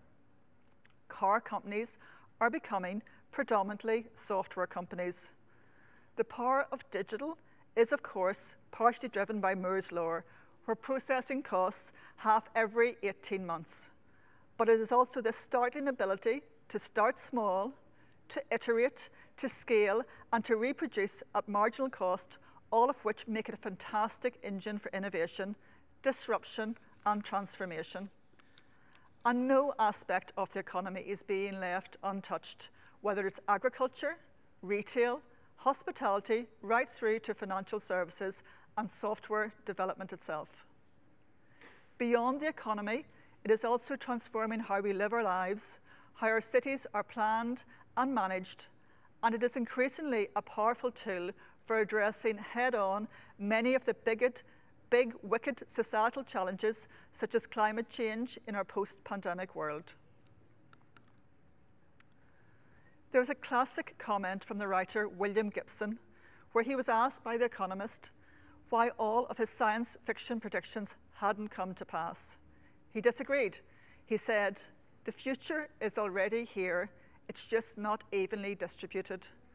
As planners, policymakers, as business people and investors, we don't have the luxury of choosing to ignore digital innovation. It may not have affected your part of the world just yet, but sooner or later, it will come knocking on your door." So what do we need to do about it? That was the question before me when I was asked, just over a year ago by Belfast City Council, to take up the role of the city's first Digital Innovation Commissioner. The Council and its partners, through the Belfast Region City Deal, had already done much of the really important work in establishing a Smart Belfast programme, which aims to harness digital innovation in addressing wicked urban challenges. And the Council has also come together with a number of like-minded institutions, including Queen's University, Ulster University, Belfast Harbour, Catalyst, and Invest in I to provide a new level of ambition for digital innovation for our city. The aim of digital innovation within Innovation City Belfast is to harness the unique strengths of our city, which are both deep and rich, and with some very carefully targeted investments, seek to foster a place where you can grasp the opportunity represented by digital innovation to grow key sectors of our economy. And at the same time, Innovation City is about addressing the very real challenges that disruption can create and is creating today, not least of which is the tendency for radical change to exclude sections of the population. And I will mention inclusive innovation in a moment. We also see digital innovation as a powerful means to address many of the wicked societal challenges that we face over the coming decade. It already has a crucial role to play in decarbonisation and climate adaptation. And as we've already seen this morning, it is a key asset in our response to COVID and also in tackling our long-term health challenges, particularly as a population of Western countries become a predominantly older population. The Belfast region is certainly well placed to take forward such an ambition. In the last decade, we have seen a 300% increase in investment in R&D by our local businesses. 26% of all job openings in 2019 were in digital technology, the highest in the UK. Prior to COVID, Belfast had been identified as one of the world's top 10 digital economies of the future, the only UK city other than London. And even through the pandemic, Belfast and Northern Ireland has shown its resilience. Coming out of COVID, the trend continues. The tech recruitment already back at 90% of pre-pandemic levels. We recently have seen a swathe of job announcements in this sector. We've got world-class strengths in fintech, in cybersecurity, in life and health sciences, and software engineering.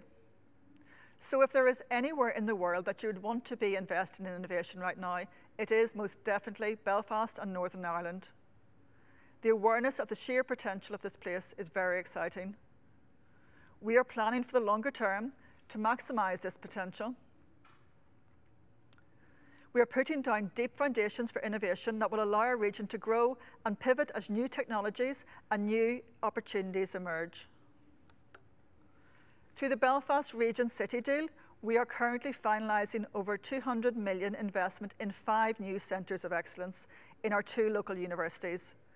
Building in these institutions' recognised strengths, the new centres will support bleeding-edge research in AI, health technologies, advanced manufacture and creative media. We are fostering a highly collaborative urban environment where such research translates easily into the wider world. A new 2,000-acre innovation district will support innovation clusters around these research centres, with particular focus in fin and regtech, health tech and green tech. Our smart district will seek to radically change in the design and delivery of city services by offering the ideal environment for experimentation and deployment of the latest digital services. And we also focus on building the infrastructure to support those investments. We are investing over 40 million in connectivity and data sharing. Belfast is already one of the best connected cities in the world. We want to double down on this by working with industry to make us a recognised home for ubiquitous, high-speed, accessible, wireless connectivity, and a place where data is recognised as a key resource for innovation. We're also designing a series of new multi-million-pound challenge funds that seek to invest in emerging tech companies with high growth potential. We're also planning to use these funds to encourage innovation collaboration between industry, academia, and government on our urban challenges, whilst at the same time supporting sector growth. With these and other investments in place, I truly believe we are creating something unique in this city, a place that is a natural home for digital innovation, where industry, government, and academia are mutually supporting allies with a shared ambition. This will be a city not only resilient to the uncertainty and disruption of the coming decade, but will actually have the depth and agility to seek and seize the many opportunities transforming our global economy. Finally, I want to say something about the citizen at the heart of this radical change. A recent study suggests that 60,000 jobs are at risk from automation in Northern Ireland, with a further 58% of all jobs at risk at some substantial change over the medium term. Now, we might dispute the exact numbers, and there is a counter-argument that automation will create many new and different jobs in the economy. That may well be true, but either way, we are entering one of the most disruptive and bewildering periods for our workforce in more than a generation. Innovation City Belfast would argue that we need to think very carefully about how we prepare for such disruption. As a society, we have to consider whether our education and training system is responsive and flexible enough in an environment in which sectors are likely to grow and disappear across the span of a single decade. What are the core skills that our children need to have to engage predictively in such an environment? And perhaps we need to question that training people predominantly for software is not the only answer to this conundrum. Software is indeed eating itself, and programmers will be one of those at-risk groups from automation in the coming decades. We have been working with industry and the Northern Ireland Government to think about what skills challenges mean for Belfast and Northern Ireland. And as we are seeking to invest substantial funding towards it through the Belfast Region City Deal programmes. But beyond the skills agenda, we also need to work with the citizen on the wider implications of digital innovation and its implications for privacy, personal agency, and perhaps democracy itself. This needs to sit at the top of the public sector policy agenda. The next decade is going to be unlike anything that has gone before. In the face of major societal challenges, we have the power and opportunity to harness digital innovation to serve our needs. It's an exciting time. Let's do this. Thank you.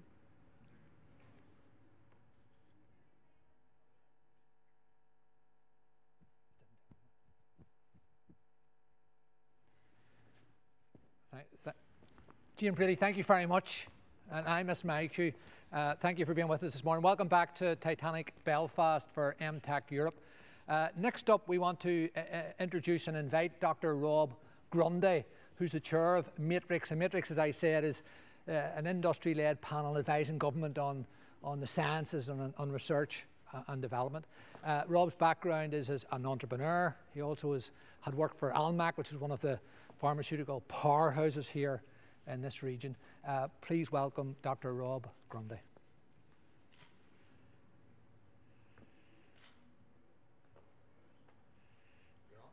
Thank you, Martin. Good morning, everybody. I'm Rob Grundy, and I am the chair of Matrix, the Northern Ireland Science and Industry Panel. We're an industry panel advising government and informing academia and industry on the commercial exploitation of research and development and science and technology. The Matrix panel commissions research, analysis and studies to help the Northern Ireland Executive build the evidence base for future science and R&D policies within the wider innovation policy. We cover three main policy areas. Number one, key R&D and science and technology issues affecting business and innovation. Two, emerging strategic technology priorities impacting Northern Ireland's economy. And finally, the promotion of a culture of innovation and the importance of R&D and science and technology in the future, particularly with business and in regard to commercial exploitation activities. A collaborative endeavour, our primary aim is to champion the role of science and technology as one of the key drivers of economic growth in Northern Ireland. We provide neutral leadership and have an honest broker approach to the Northern Ireland science and technology sectors. The reports we have produced have led to positive change in Northern Ireland. Our recommendation for a Chief Scientific and Technical Officer is about to be implemented, and our Women in STEM report led to a greater focus being placed on recruiting women to STEM careers through a link-up with the UK-level WISE Hub. For generations, this region was a hotbed of industrial activity, innovation and enterprise. The shipyards that lined the River Lagan built some of the largest vessels ever, including, of course, the Titanic. The pneumatic tyre, the modern agricultural tractor, the nickel zinc battery, and the discovery of pulsars, all either developed in or invented or discovered by people from this small corner of the world. Although for most of the last century, Northern Ireland was more likely to have been made international headlines for all the wrong reasons, into the 21st century, and especially in the last decade, Northern Ireland has seen a massive increase in the number of firms involved in foreign direct investment here in Northern Ireland. Allen & Overy, Seagate Technology, Fujitsu, Spirit Aerosystems, Microsoft, Citi, Liberty Mutual, Allstate and Baker McKenzie have all chosen to invest here. With one of the youngest and most highly skilled talent pools in Europe, competitive operating costs, advanced telecommunications infrastructure, and a variety of world-class technology, financial and professional clusters, it's easy to see why Northern Ireland is so attractive to investors. Our indigenous companies are world leaders also, with the likes of First Derivatives, Kainos, Almac and Cancom exporting globally. We've also been a top destination for the creative sectors. Television programs such as Game of Thrones, Line of Duty, and a host of Netflix productions, as well as a range of Hollywood movies, have been produced here, drawing not only on our unique and stunning landscapes, but also on the highly skilled talent pools and local creative companies which make Northern Ireland a paragon of innovation and excellence. The Matrix panel encompasses ex officio representatives from both local universities and the Open University, as well as from all the other major academic institutions and many other organisations throughout Northern Ireland. This ensures the panel has vast and direct experience in many of the developments I have mentioned. This, combined with the valuable industry experience of the panel members and the ability to commission detailed foresight studies, means Matrix is a valuable resource of advice and industry representation to the Department of the Economy, giving direction to policy development and feedback in the Department's development of a long-term strategy for economic growth. One of the most potentially exciting areas we're looking at is the hydrogen economy. Its potential to drive economic development, secure and sustain high-skilled, well-paid jobs, and most importantly, to reduce greenhouse emissions, contributing to Northern Ireland's net zero goals. Last year, the UK government published its 10 points for a green industrial revolution, committing £12 million to the vision, which it hopes will create and sustain 250,000 jobs and advance the UK's commitments on climate change. The first 2 points of this plan are advancing offshore wind and driving the growth of low-carbon hydrogen. If I were to tell you that under me now sat an untapped reservoir of coal, oil and gas, and it were true, we would see dozens of international companies beginning the process of setting up shop here in Northern Ireland to exploit such a resource. But this fuel isn't stored beneath us, it's above our heads. Northern Ireland is one of the windiest places in Europe, and it is this wind energy that has the potential to power our energy grid and to power electrolyzers to extract hydrogen from the abundance of water that surrounds us. This hydrogen, manufactured locally here in Northern Ireland, could pave the way for transforming the way we think about fuel. As a starting point, the use of hydrogen for public transport could become the basis for scaling the technology to other requirements and uses. Northern Ireland is uniquely positioned to become a leader in hydrogen development and technology innovation. It has significant wind resource, a modern gas network, interconnection to both Ireland and Great Britain, a relatively small geographic area, availability of salt cavern storage, and a world-renowned reputation of engineering and manufacturing excellence. Our public transport operator, state-owned TransLink, has already embraced hydrogen as a fuel source, and alongside a number of electric buses, has recently added hydrogen fuel cell buses to their fleet. Manufactured locally at Wrightbus in Ballymena, and now part of TransLink's Metro fleet, is the world's first hydrogen double-decker bus, currently serving the citizens of Belfast and producing nothing more than water by way of emissions. Indeed, Wrightbus is confident that they will deliver up to 3,000 hydrogen fuel cell buses in the coming years, with hydrogen buses currently on the streets of a number of UK cities. So how do we achieve a self-sufficient, viable, hydrogen-powered transport network in Northern Ireland? What do we need to upscale supply to meet this demand? What infrastructure changes do we need to make to store and transport the fuel required to power such a network? And what interventions can the executive make to make sure Northern Ireland businesses can capitalise on this opportunity? These are the very questions the Matrix panel are asking. What do we need to make this a reality? Well, willingness on the part of government is obviously the first step. A willingness to invest in education to ensure that our graduates and future workforce has the skills to enable the transformation. A willingness to invest in infrastructure that provides not only the wind farms to produce clean electricity, but to transport hydrogen to the point of use and down the line to homes and businesses that can use it as a clean fuel. We require our indigenous companies and those FDI investors to commit to developing the green economy. You can ride the green wave that is coming, or you can drown beneath it. Early adoption will put companies at the forefront, and it is surely better to be an early adopter and capitalise from the winds of change that are coming than burying your head in the sand and having to spend money down the line adapting to the changes that are inevitable. We need to eliminate the cumbersome planning process that prevents the construction of mass infrastructure projects, such as the development of both traditional and offshore wind farms. Currently, almost half of our electricity is generated from renewable sources, but we need more. Aside from our climate change commitments and ensuring a future for our children and their children, the unstable nature of geopolitical factors should be a reason for us to become self-reliant in the energy stakes. There is no future in fossil fuels, and the reality is twofold, from the dwindling supplies of the raw fossil fuels to the climate damage they cause. Logically, it follows that with a finite resource, there are finite profits to be made from an industry that will soon be no more.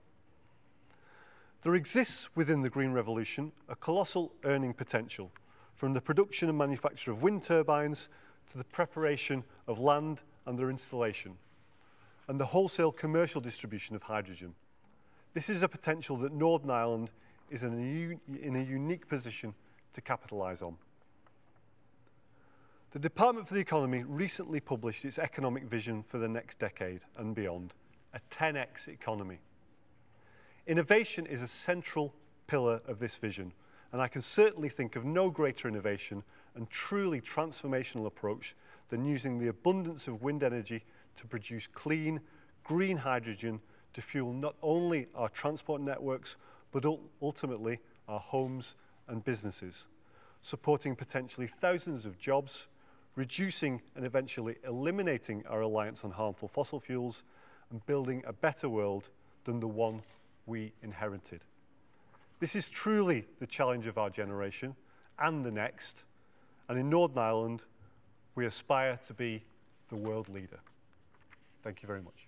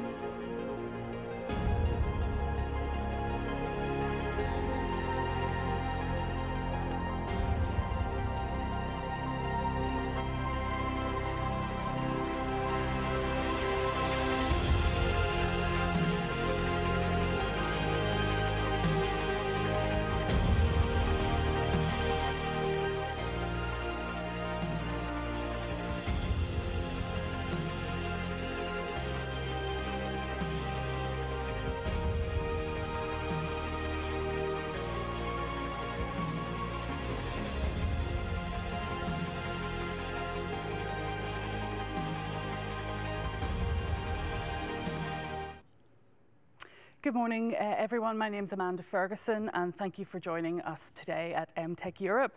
We're going to be exploring the green transition this morning. Meaningful change towards a green economy will be driven by consumers, by investors, by business leaders, governments, by us all. The next session is entitled The Green Consumer Driving Change. Now, across Europe, consumers are demanding brands take real action to develop a truly authentic green approach. We're very pleased to be joined today by Thomas Hassan, who is the Vice President and Principal Analyst for Forrester in France. So Thomas, if you would like to share your presentation with us, the floor is yours. Thank you. Thank you very much. My name is Thomas Hassan. I'm a VP and Principal Analyst at Forrester. I'm based in Paris, and Forrester is an independent research and advisory firm. What I'd like to do in the next 10 minutes or so is to walk you through why consumers are greener and greener, why they demand sustainable brands, and why firms that do not meet this demand will get their brands destroyed. So, I mean, this is not a new phenomenon, but I think the crisis has accelerated this trend. In fact, the focus on health has shifted consumers' perception. I think climate change is no longer perceived as an external threat, but it's now part of our individual lives. That's why I like this cartoon so much. I think it tells the story about what's going to come next with climate change and biodiversity collapse. And consumers, citizens, have realized that change. If you take a step back, the focus on health has created more intimacy with the way we perceive climate change. What we eat, medicine we ingest, the cream we put on our bodies, the clothes we wear, all of that is part of our individual daily lives.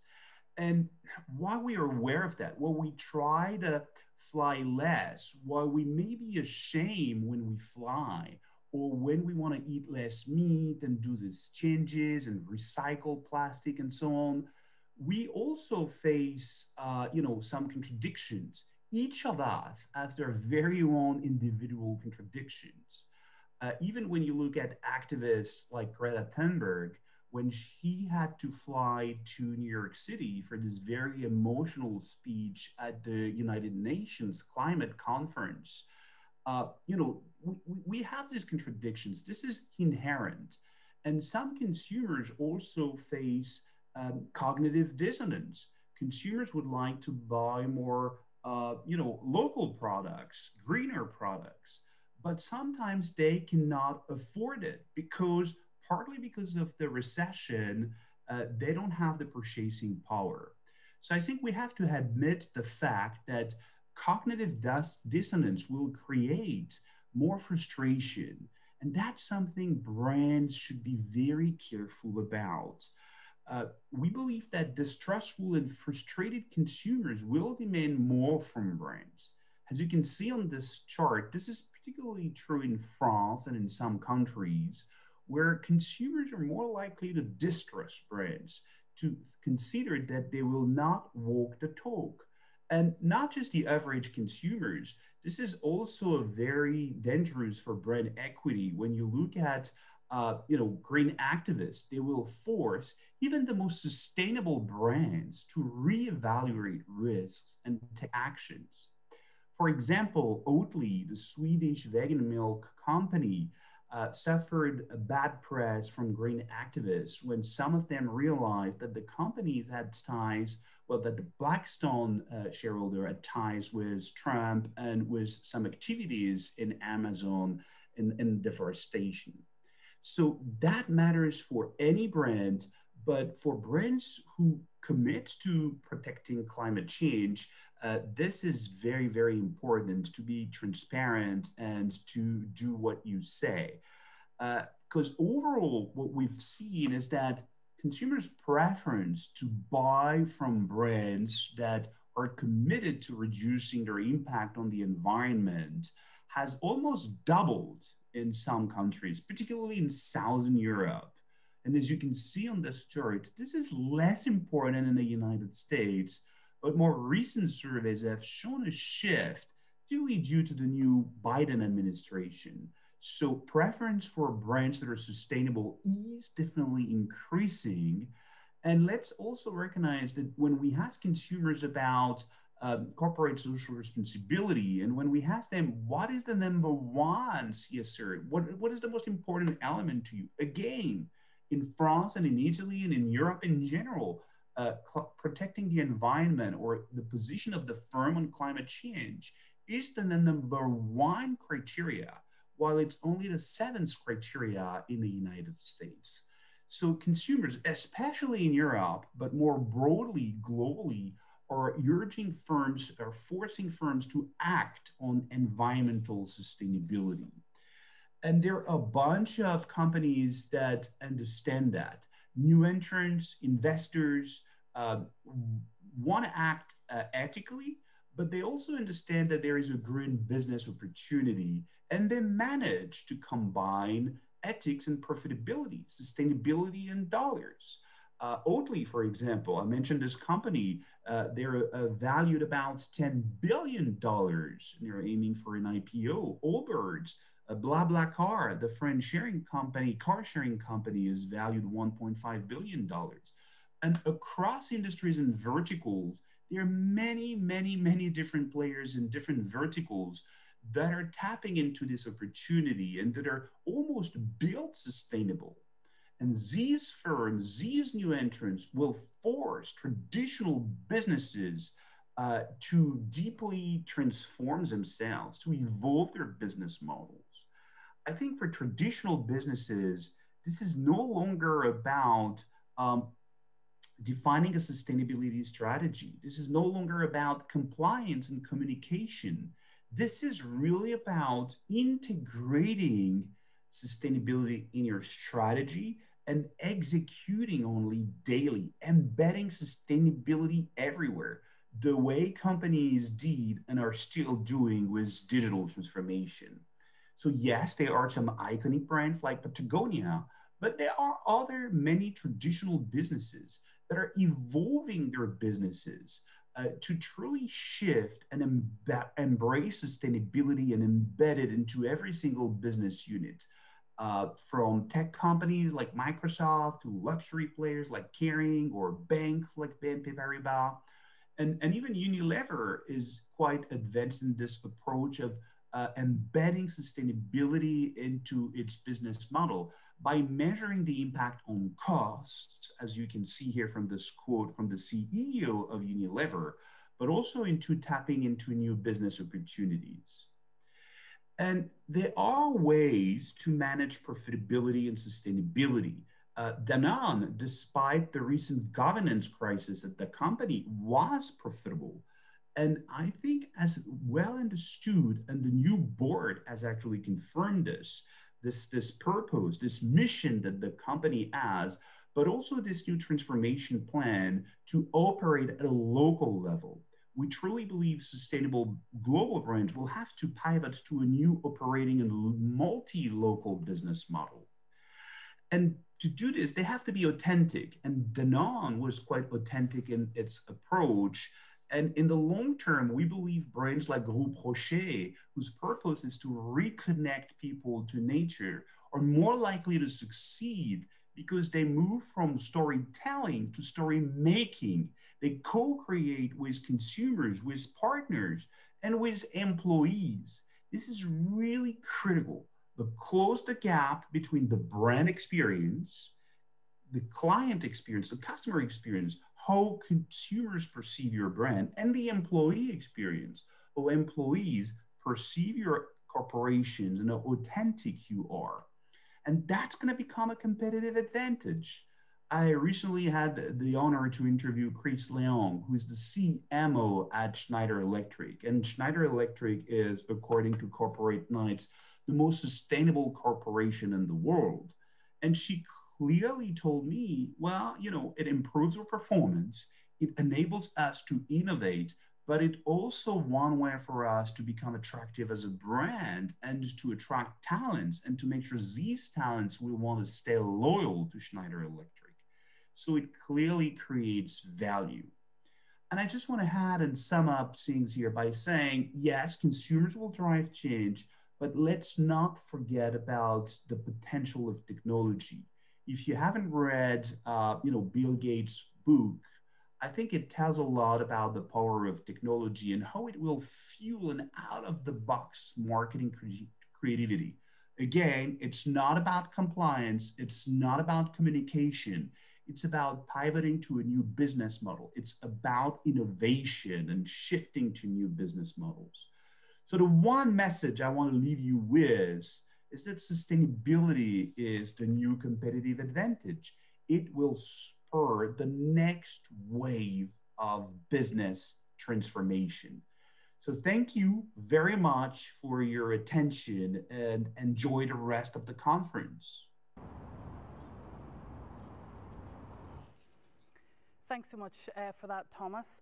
Now we're going to move to our next session, Breaking the Mold. We're exploring mitigating the carbon impact of large-scale industrial facilities such as data centres and assessing carbon tax initiatives, identifying the new green technologies which can succeed in business and in environmental terms, plus expert insight into the emerging technologies being adopted by cement producers in response to changing consumer demand and governmental action to tax carbon emissions. So I'm delighted that we're joined today by three great speakers. Rebecca Lama from the European Investment Bank Chair Team, European University Institute Italy, also by Eric Trusovic, Industrial Decarbonisation Specialist from Spain, and also Adrian Burher, the co-founder and managing partner of Übermorgen Ventures in Switzerland.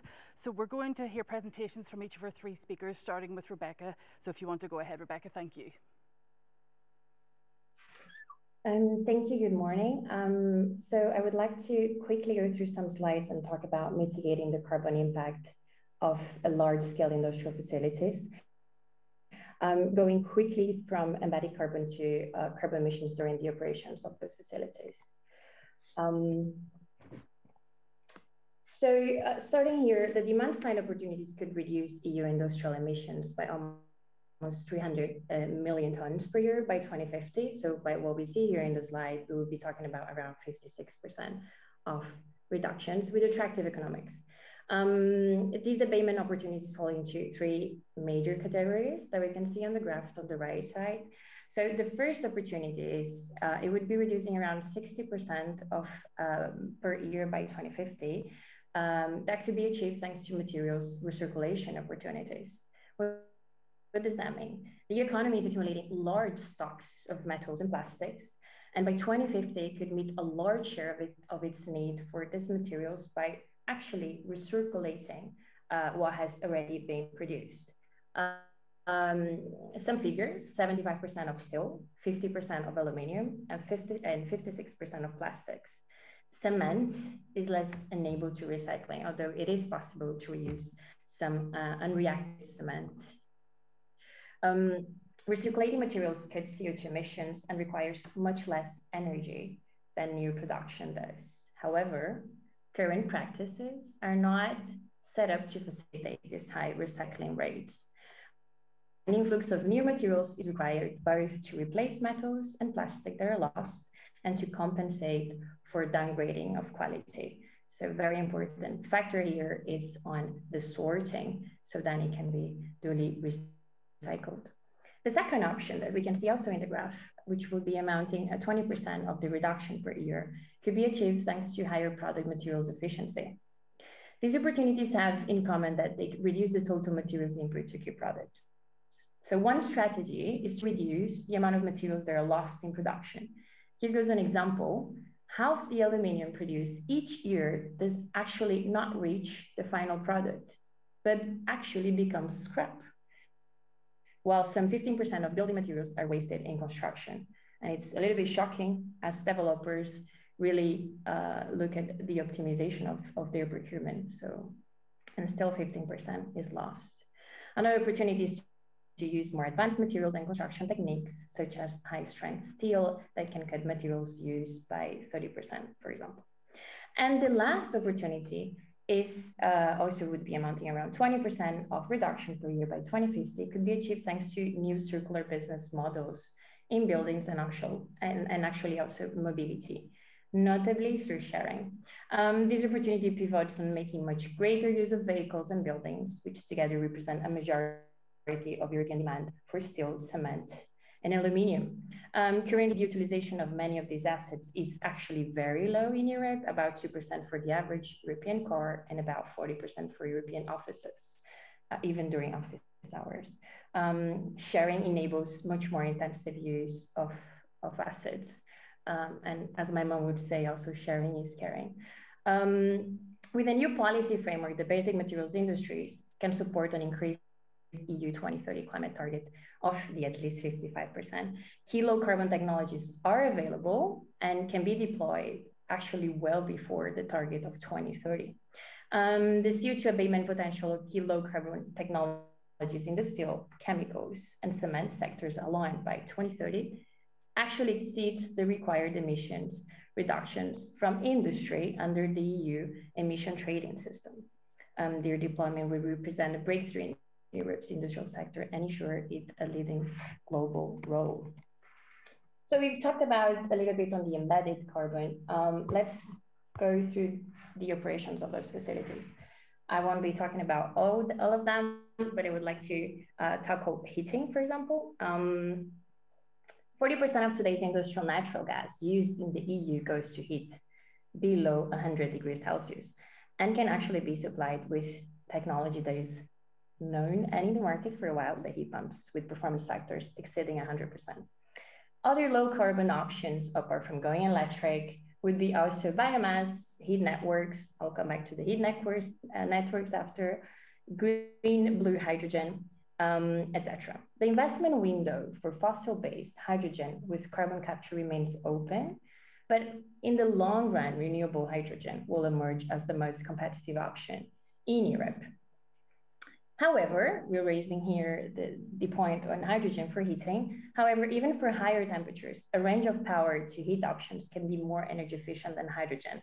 And so they should be considered first, meaning that we are ready to decarbonize the heating needs of industrial buildings, right? So we're ready, we have the technology, it's in the market.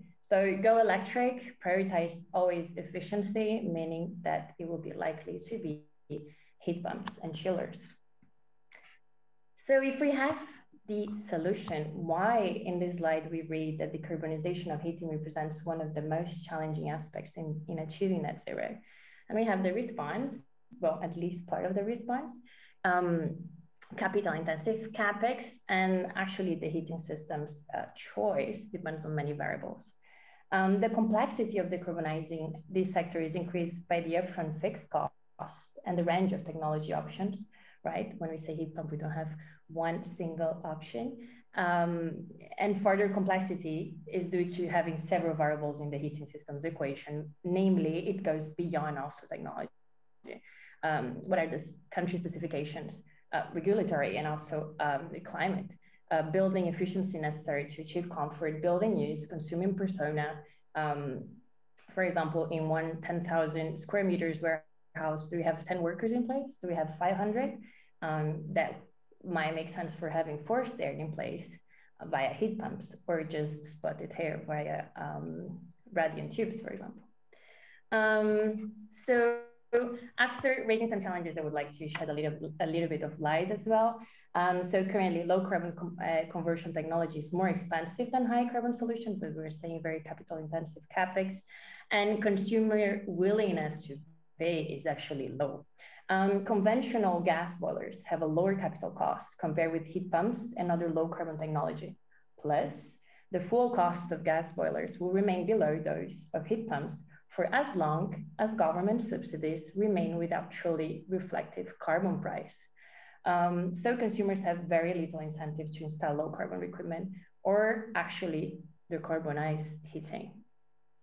So as we can see here, the cost effectiveness of low carbon technologies will improve over time, and learning rates of 9 to 8% for every doubling of cumulative capacity are forecast. Market demand and deployment is required to deliver cost savings of high efficiency and renewable technologies, but cost savings alone are not enough to shift the market of heating. So I've talked a little bit about heating, and let's also talk about cooling of giant data facilities. We see here giant data facilities use about 40% of heat of their energy to keep their servers cool, so cooling. Quickly summarizing the technological solutions for those facilities, it can include passive cooling, which ensures hot and chilled air do not mix, and immersive liquid cooling, where servers are immersed in a rack filled with coolant that can have more than 1,000 times the heat capacity of air. The coolant absorbs the heat from the servers and is then removed from the rack. Some options to decarbonize all the energy and resources from that cooling. So many operators are already using, for example, artificial intelligence, some examples of which are saying it has cut cooling costs by 40% actually, just by using machine learning to apply the optimum amount of cooling at any time given. So 40% of reduction costs for cooling, and some studies actually say that optimizing by machine learning for heating consumption can go between 15 and 30%. So more potential of reduction in cooling. Also, other options that will support efficiency is also location. Location definitely helps. A global cloud services provider has used seawater to cool a facility in Finland, for example. Data centers can also simply be built somewhere cold, such as Iceland or northern Sweden, which hosts a number of the world's global hyperscale data center facilities. Another crucial approach is to siphon off the heat and use it for something else. As I was mentioning before, they would come back to heat networks for heating homes or greenhouses. This is a common practice in some cities already, for example, in Paris and Amsterdam. And another example in Switzerland, the heat from a data center warms a nearby swimming pool. So that's a way also to improve, like to improve communities, right? To finish before thanking, I would like to raise, well, lately we have heard the announcement that heating and transport will be subject to a separate emission trading system in the EU. And this is needed mainly for three reasons. One, heating and transport emissions are actually not moving. There is a need for a new instrument for pushing it forward. Second, upstream petrol and gas suppliers need an incentive to decrease the carbon intensity of their offer. And three, obviously, the new instrument would have to raise revenue to deal with the social impact in a targeted way. Let's be efficient as well. The good news, here they come, is that the role of technology and finance has never been more ready for this. Competitive renewable energy, truly the first Green Deal, is scaling up towards dominance of the energy markets and is finding its way into heating, into cooling, transport, into the food and water nexus, into green molecules, heavily contributing to Europe's decarbonization. Thank you. Thank you very much for that, Rebecca, that fascinating presentation. We're going to hear from Eric next, so if you want to go ahead, Eric, with your presentation. Thank you.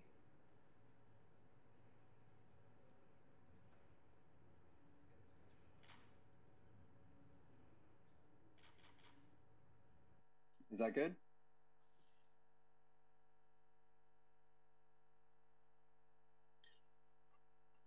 Okay, thanks very much. So I'm going to talk a little bit about cement and concrete and the decarbonization of cement, which is one of the most difficult to decarbonize industries. I'm going to talk a little bit about the problem of CO2 in the sector and what are the main drivers for a change in the sector and some emerging technologies that are of a really broad interest in the sector.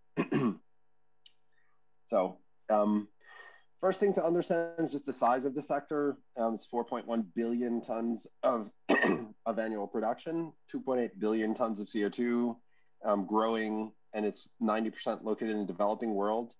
So this is pretty much a scale that's extraordinary and you know, pretty much one of the largest sectors of human activity is the production of cement and concrete. It's growing faster than population. It's growing faster than other building materials such as steel, as you can see here. 90% of the developing world was, more than half of the world's cement production was in China. That's declining, but it's being replaced by other developing geographies like India and Africa. It's also a material which is extraordinarily important to the development of those geographies. So without cement, human development in the developing world, especially for infrastructure, for housing, et cetera, is not possible. So it's a really fundamentally important material. Cement production, this is a quick overview of cement production, extraordinarily capital intensive, $200 to $400 million for a cement plant, only 2,500 cement plants or so in the world. It involves digging out millions of tons of minerals and heating them up to around 1450 Celsius to produce clinker, and then grinding that with other types of materials to produce a final cement.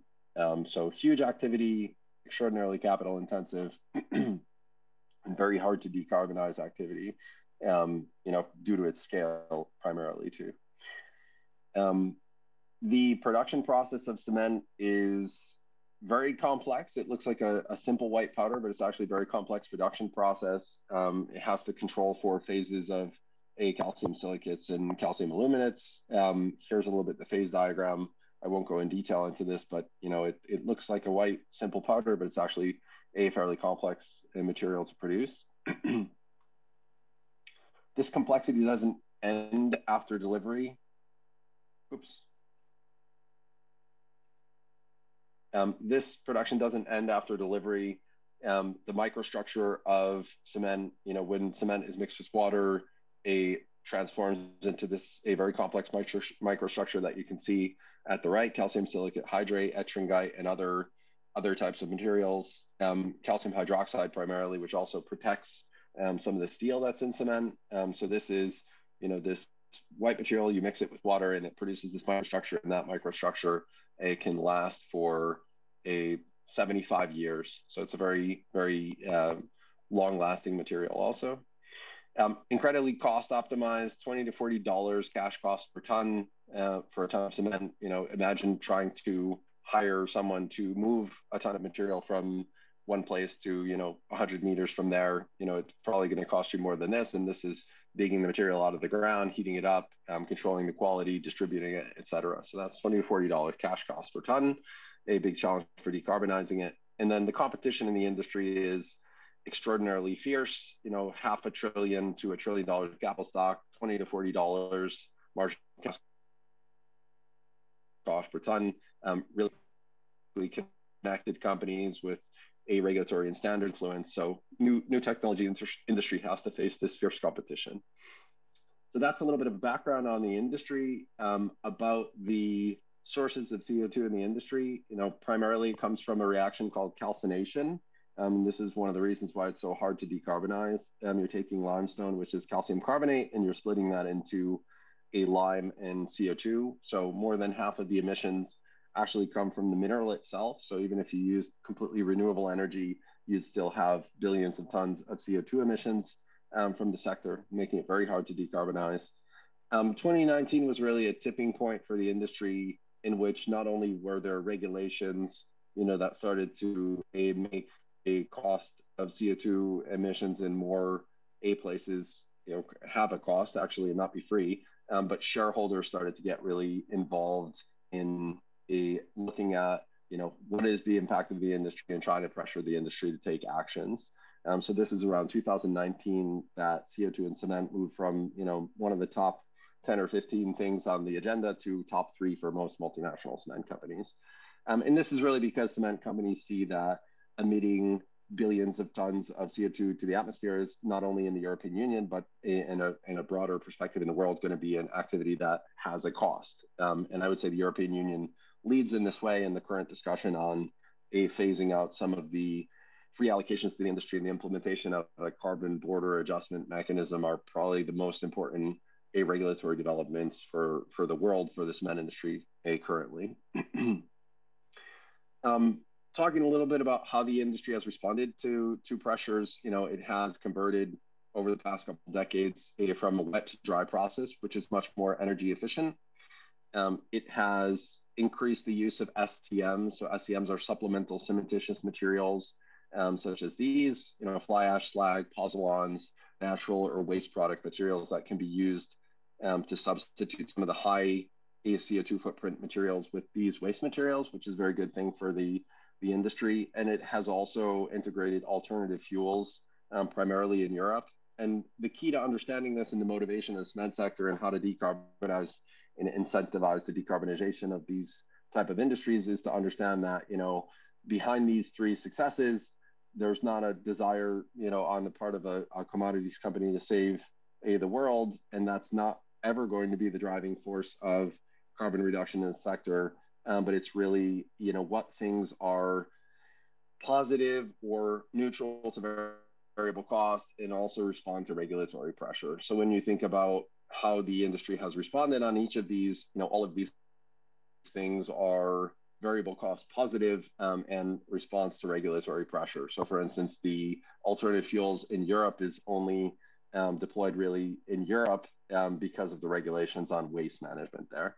And you can see this when you look at the global plan for the industry to 2050. Everything that reduces variable cost is very aggressive target, and things that don't reduce a variable cost are pushed out further into the future. And I would say this is a problem of the cement industry itself, but this is just the natural role of the government in needing to push these things forward. So that's a quick background on what the cement industry has done. Looking at the new emerging technologies, you can classify into material, energy, and capture.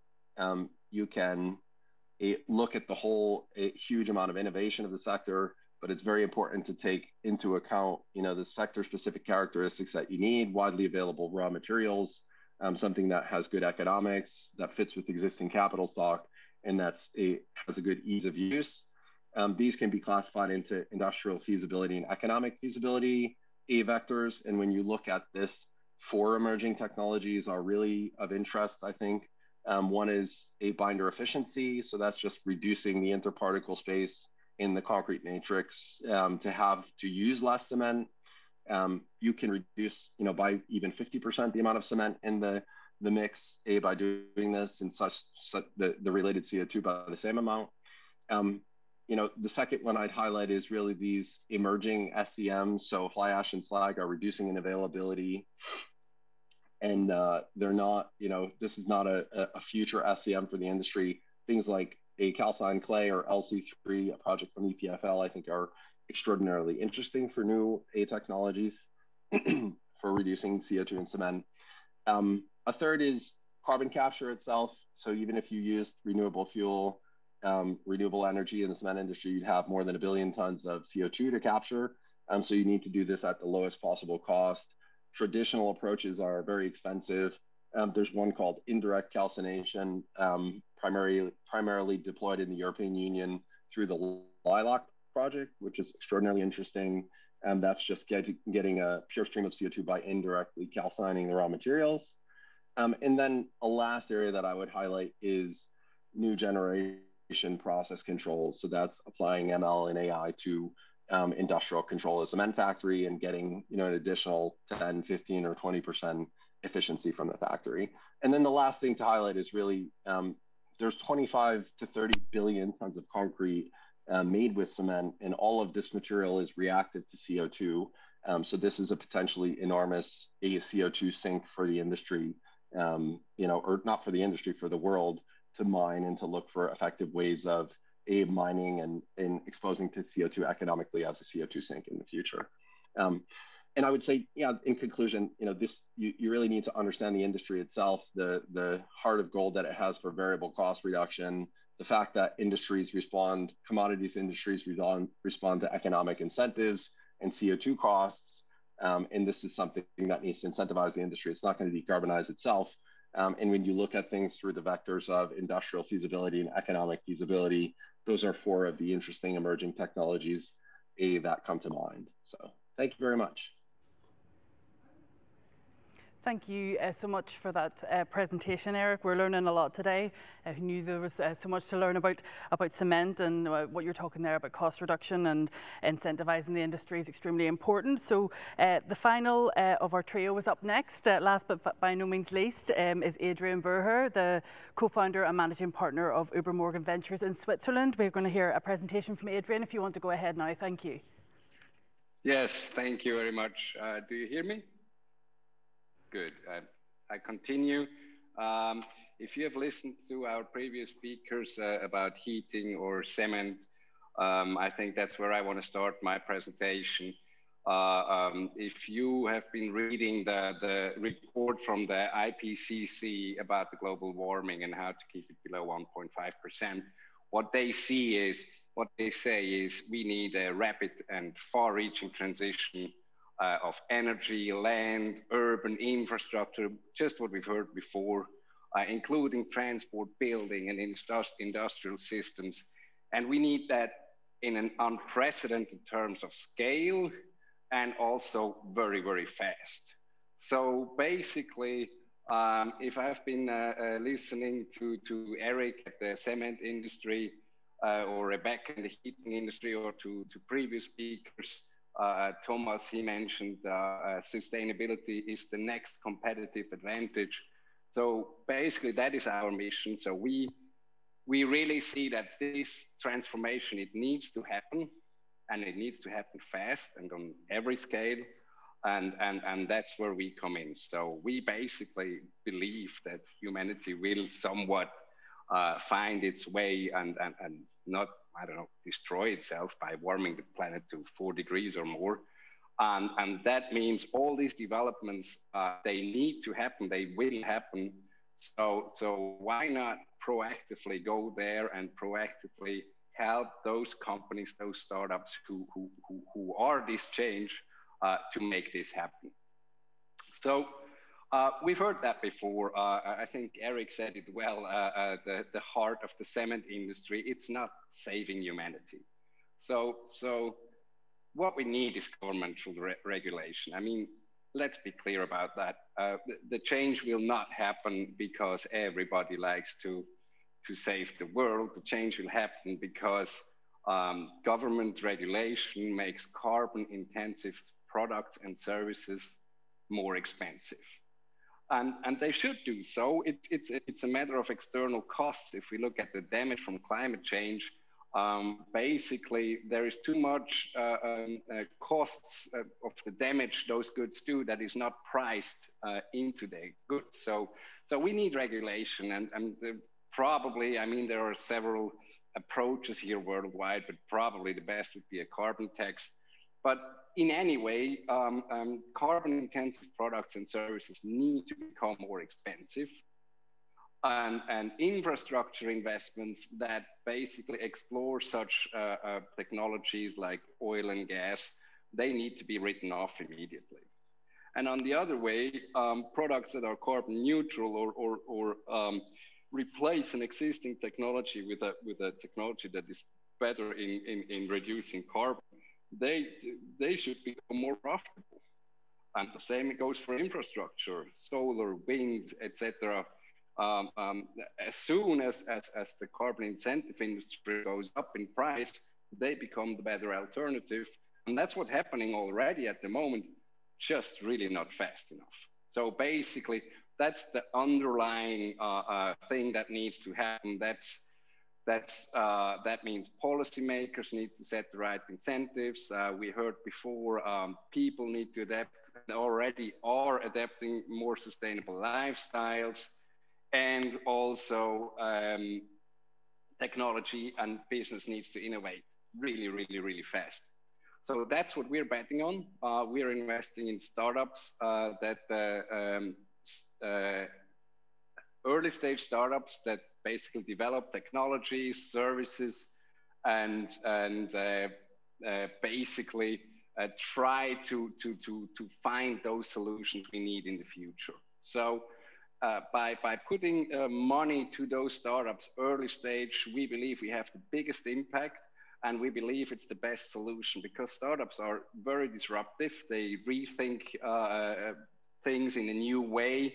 They're very fast, they try, fail, repeat, and they're very smart. So we see a lot of the smartest people, luckily on Earth, now moving into the climate space, now wanting to try to find solutions. So we have to say, I think it's the most cost effective, but also the fastest way to develop innovation where we need it. So just to say, you need to move the needle. So basically what we need to see is in each startup we invest, we need to see at least 100,000 tons of CO2 reduction annually in 10 years. So we really do an impact model and we want to see that happen. And also, of course, we want them to be financially successful, but that goes together. That's double impact. So we invest in startups that basically really only have an impact when they're also financially successful. To give you an example, I mean, there are examples in the industry that Eric mentioned, cement. I think Valentin from Neustark is also at the conference. He does a solution in cement. I've been talking to Valentin before. But I will give you just two short examples. One is one of our portfolio companies. It's called Unknown. So what they do basically, they build Europe's first lifestyle platform where you don't actually buy clothes, but you rent them. You get some sort of a subscription. So you get a parcel each month with 5 new clothes in it. You put your old 5 clothes to send them back. If you like something in particular, you can keep that. But basically, it's a rental service for clothes, and we did an impact model, and we found out that each trouser, each suit is worn 5 times more in the rental model versus in the buying model. And so you can develop an impact model, and you find out, wow, okay, we can really save those 100,000 tons plus CO2 each year, and customers like it.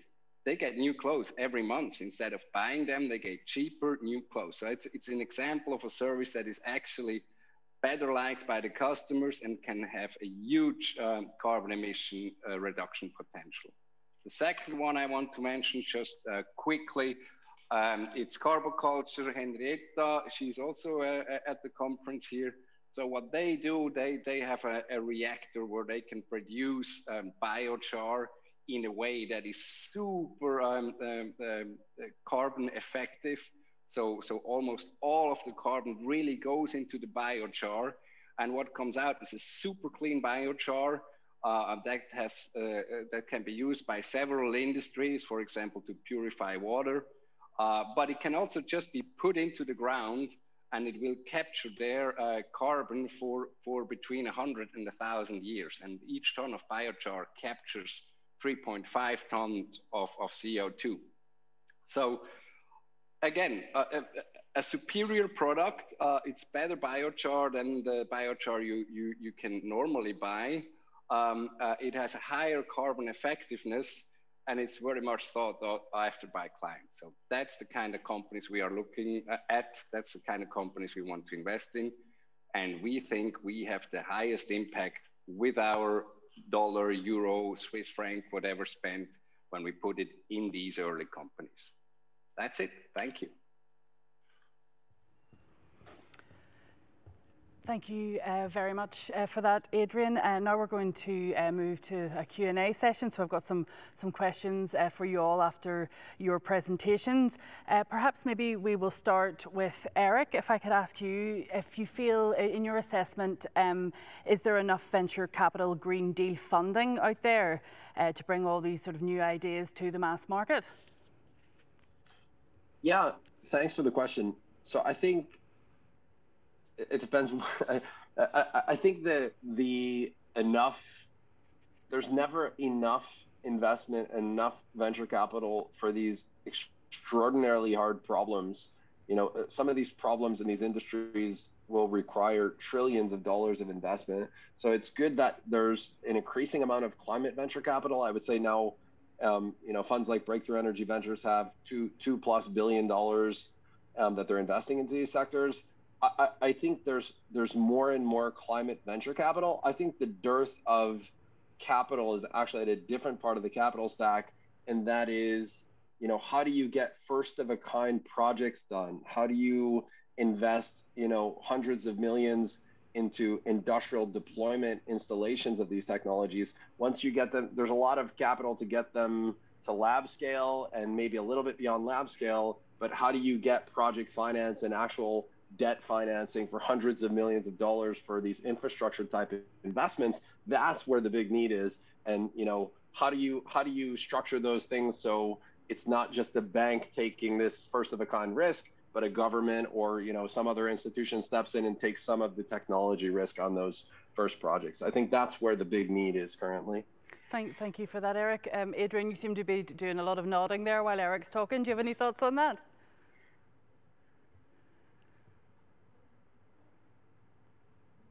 Oh, we've just got a little issue with your sound. Yeah, yep, I totally agree with Eric. Basically, there is definitely not enough capital. There is not enough capital in the early stage phase of companies. And the second thing is,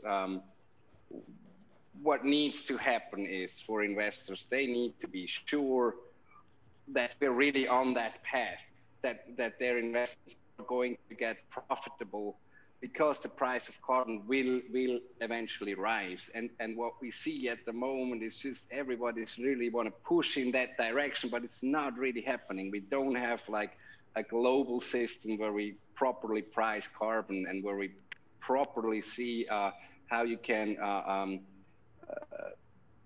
what we can do with carbon credits and what's the quality of carbon credits. So the market is not in place and the regulation is not in place, at least not properly. And that's what's holding capital back, in my opinion. As soon as we have that going, the money will flow. But that's the job actually of the politicians, I have to say. That's the job also of the society. As you know, Switzerland just declined a CO2 vote. So we had a vote to actually have some sort of carbon tax. And it just, the Swiss people said no, and unfortunately that was 2 weeks ago. So it's also the job of the politician to bring the people on that mission. But business just needs clarity that it's going to be profitable at one point.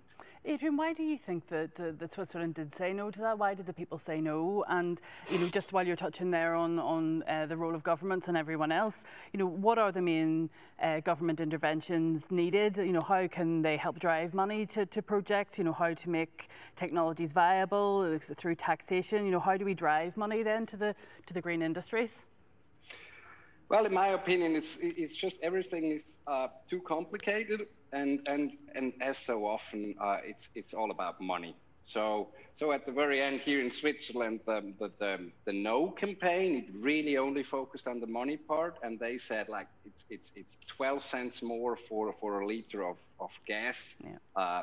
I don't want to pay that, and you had like, from the gasoline pump, you had like images where you have people at the gasoline pump. I'm not going to pay 12 cents more.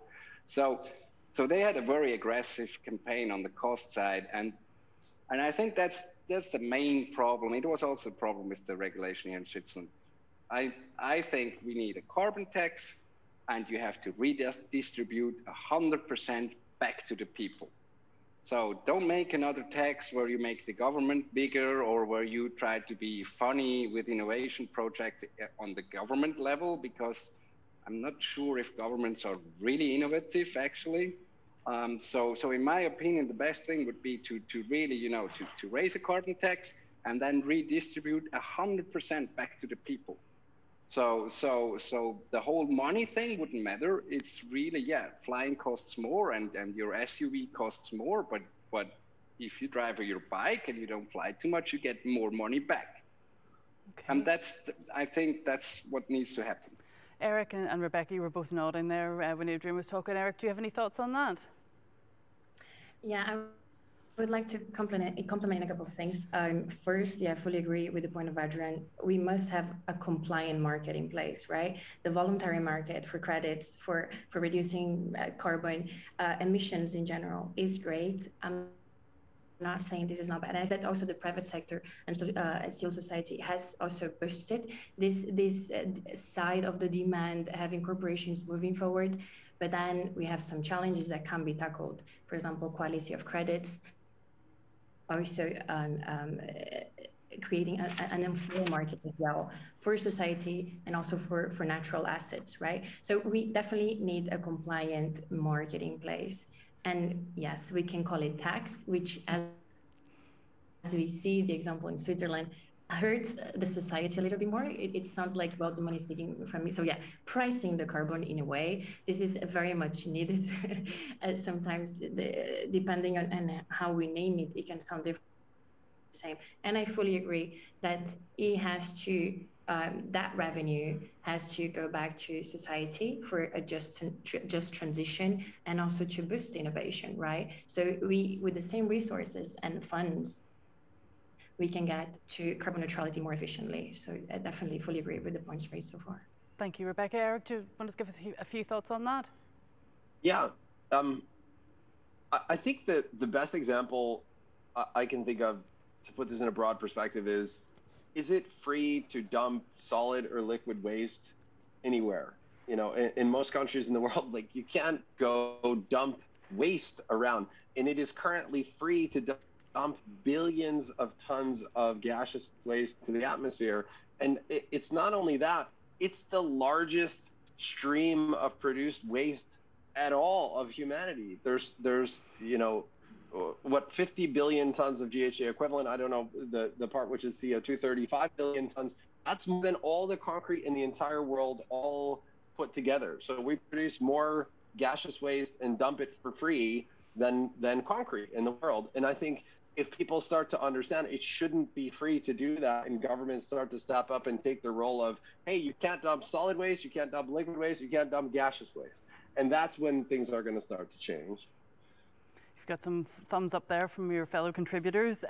Rebecca, if I could come to you with this question, we'll start with you about which countries are actually getting it right in their ambitions and their targets for a green economy and a green society. Who's showing the most leadership and why in your assessment? Many countries, but I would definitely raise Sweden as the go-to example, where for years, since 2015 or 16, we had the private sector, so over 20 sectors sitting together with the public sector and agreeing on targets and way forward. And so private sector saying the technology is at this status, we need this and this and that to reach an optimal, let's say, innovative way forward for reducing carbon emissions. And these are the targets that have been set from the government side, not in the other way around, government setting targets and then the private sector moving forward. So I think that is the great, you know, hope for democracy, is having both sides sitting together and agreeing on the way forward. So Sweden having one of the first countries to aim at carbon neutrality by 2045, I think it's a great example. So they're aiming at definitely reducing 70% of their emissions as they are nowadays. But then if we talk about waste, for example, waste management, I think the Netherlands and Belgium are great examples, not even having landfills in place. So it's all about the circularity already in the culture, reusing and recirculating materials. Then on the heating, as I was speaking about heating and cooling before, we have Germany already setting carbon pricing for heating and transport. And also now we have the Décret tertiaire in France, also setting a minimum efficiency. So several examples for different things. So I would like to be optimistic and not just raise one. But there is a lot to be done, that's for sure. Yep, we like to be optimistic. Eric, what about you? Who's getting it right? In your assessment, Eric, who's getting it right? Sorry, I didn't hear the first part of the question. So I guess from the heavy industrial perspective, I think broadly the most powerful tool that has been used to incentivize, at least in the cement industry, decarbonization is simply the EU ETS. You know, the EU ETS is severely criticized for, you know, giving free allocations, and there's a lot of criticism of it, but it puts economic incentives to lower CO2 products. And if you do that, you'll have technology development. And in the last 20 years of technology development in cement, industry, alternative fuels, or other kind of CO2 technologies are largely based on that one example of real economic incentives there. So I think that that's an extraordinarily powerful lever. And I think now the implementation of a carbon border adjustment mechanism is now extending that impact to all the trading partners of the EU. And I think that's by far the most powerful tool for incentivizing decarbonization that I've seen in the cement industry. I would say on the other thing that's extraordinarily important for cement, which is carbon capture, utilization, and storage, the US actually has a really, I would say, great regulation for incentivizing carbon capture and storage in the 45Q. And I think that is a really good initiative on carbon capture and storage. And I think broadly, the EU and the EU ETS is probably the most powerful thing that's happened for heavy industrial decarbonization that I'm aware of. Thank you for that, Adrian. Thank you for that, Eric. We're going to move to you, Adrian, and get your thoughts. Obviously, we know all the challenges that are being faced, but it's good to highlight best practice. So who do you think's getting it right? Well, I'd love to have said Switzerland, but we've basically failed on that. So I cannot add too much to that. What Eric said. At one point, I want to also stress out is something Rebecca said. It's quality of credits. It's also something I think we need to get right as a society. A lot of people just think planting trees will solve the problem. It's just go to Africa, plant some trees, $5 a tree, done. So I also think actually we should develop a framework where we say, what's a carbon credit? It's a different if Climeworks puts away carbon for 20 million years, or if you plant a tree, or and somebody else is cutting the tree again. So I really think the frameworks that we need, they are not in place, definitely not in one country, but they need to be in place in the EU, or better even globally. And one is the price for carbon, and the other is basically the credit system. So how can we sort of have a functioning credit market? Okay, that's great. Thank you very much. I want to turn next to talk about green premiums, about when will green energy be the cheapest energy? And do you think perhaps because of the COVID scenario, people are a little more concerned about the cost elements at the moment? We'll start maybe with you, Rebecca. We'll go with you again. So when will green? Okay, so that's a very hard question, which will also depend on the location, right? It's very interesting. I worked in Africa for many years, and actually you have communities or full countries that will just see renewable energy in their entire life by just using mini grids. So that is the most competitive they can have, actually. And in the case of Europe, I would set the target maximum 2030, when actually green hydrogen will become competitive if everything is put in place. So, and now it's about the private sector and innovation reaching that target. But all energies, all types of renewables and green energy, I would set the target of maximum by 2030 to become the cheapest in the market, in Europe. Okay, and Eric, if you want to address that?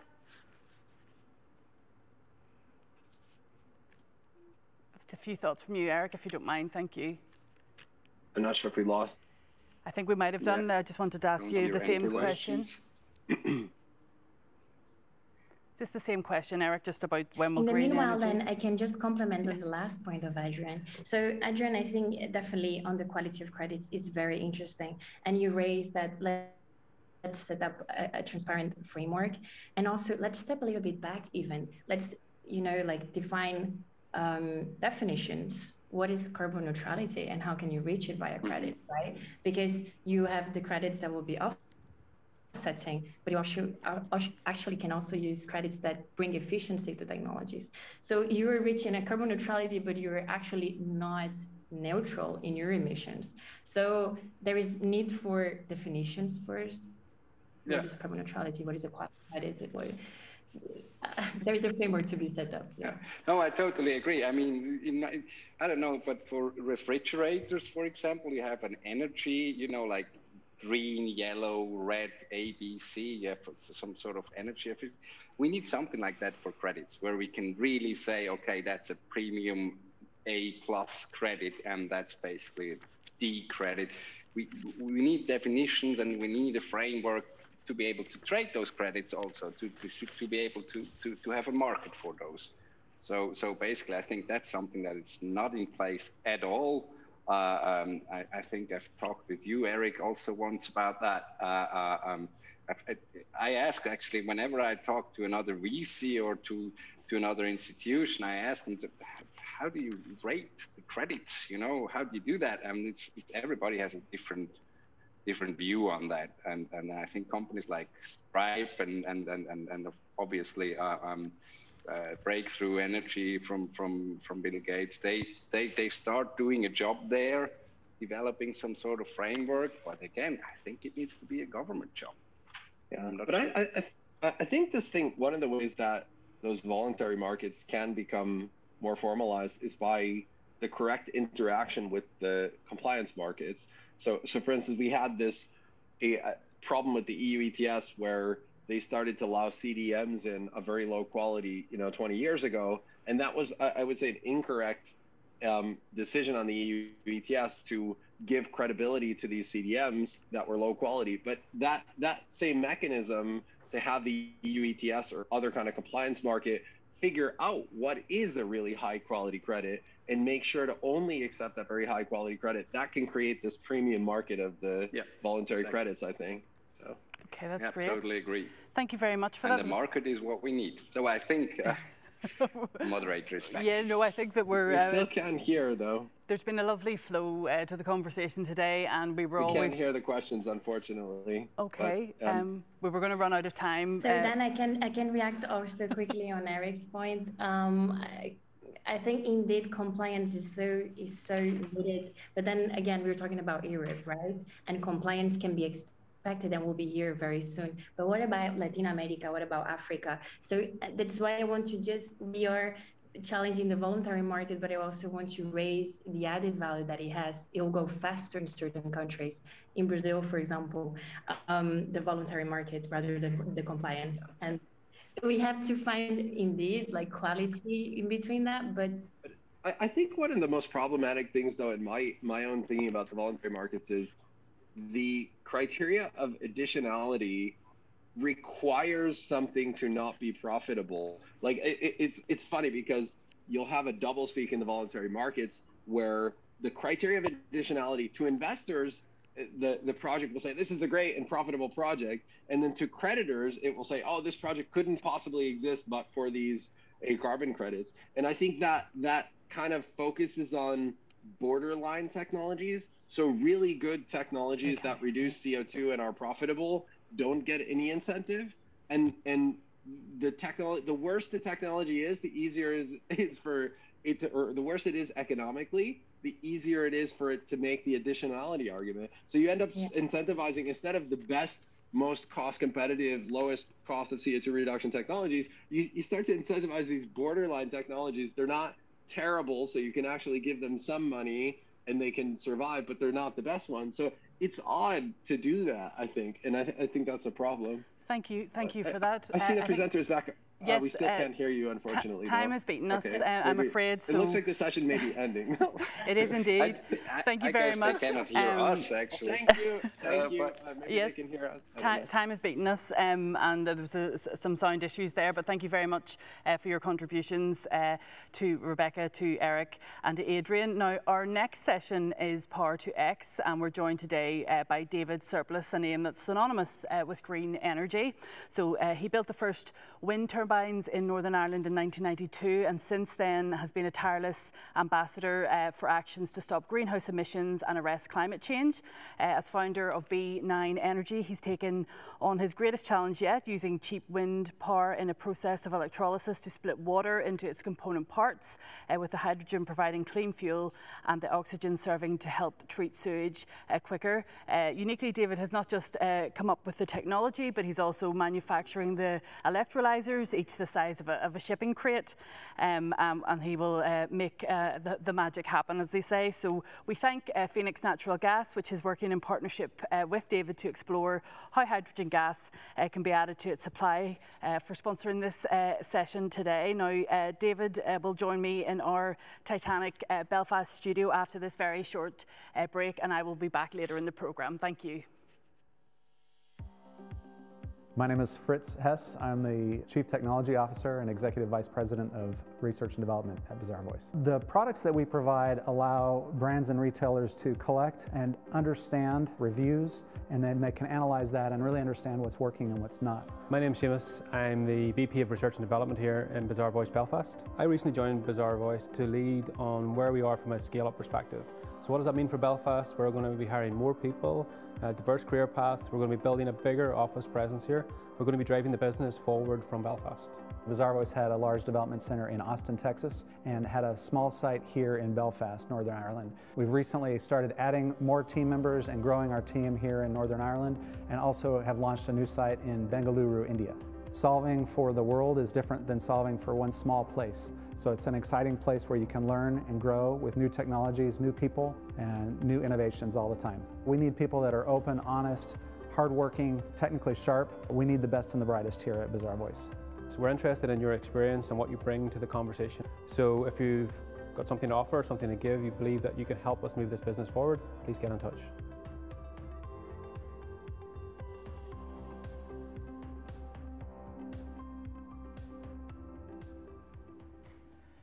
Hello, my name is David Surplus. I'm the Managing Director of B9 Energy Storage Limited from Larne in County Antrim. We've developed wind farms here in Northern Ireland 30 years ago. We built 10 projects altogether, and including development of an offshore wind farm at 600 megawatts. And that was an enormous project for the size of the population of Northern Ireland. And we discovered that itself would be leading to wind farms having to be switched off. So at that point, we decided we'd look at energy storage to find a way of balancing the wind farms. And we assessed all the different technologies available, but ended with electrolysis as being the single best way of providing the balancing load.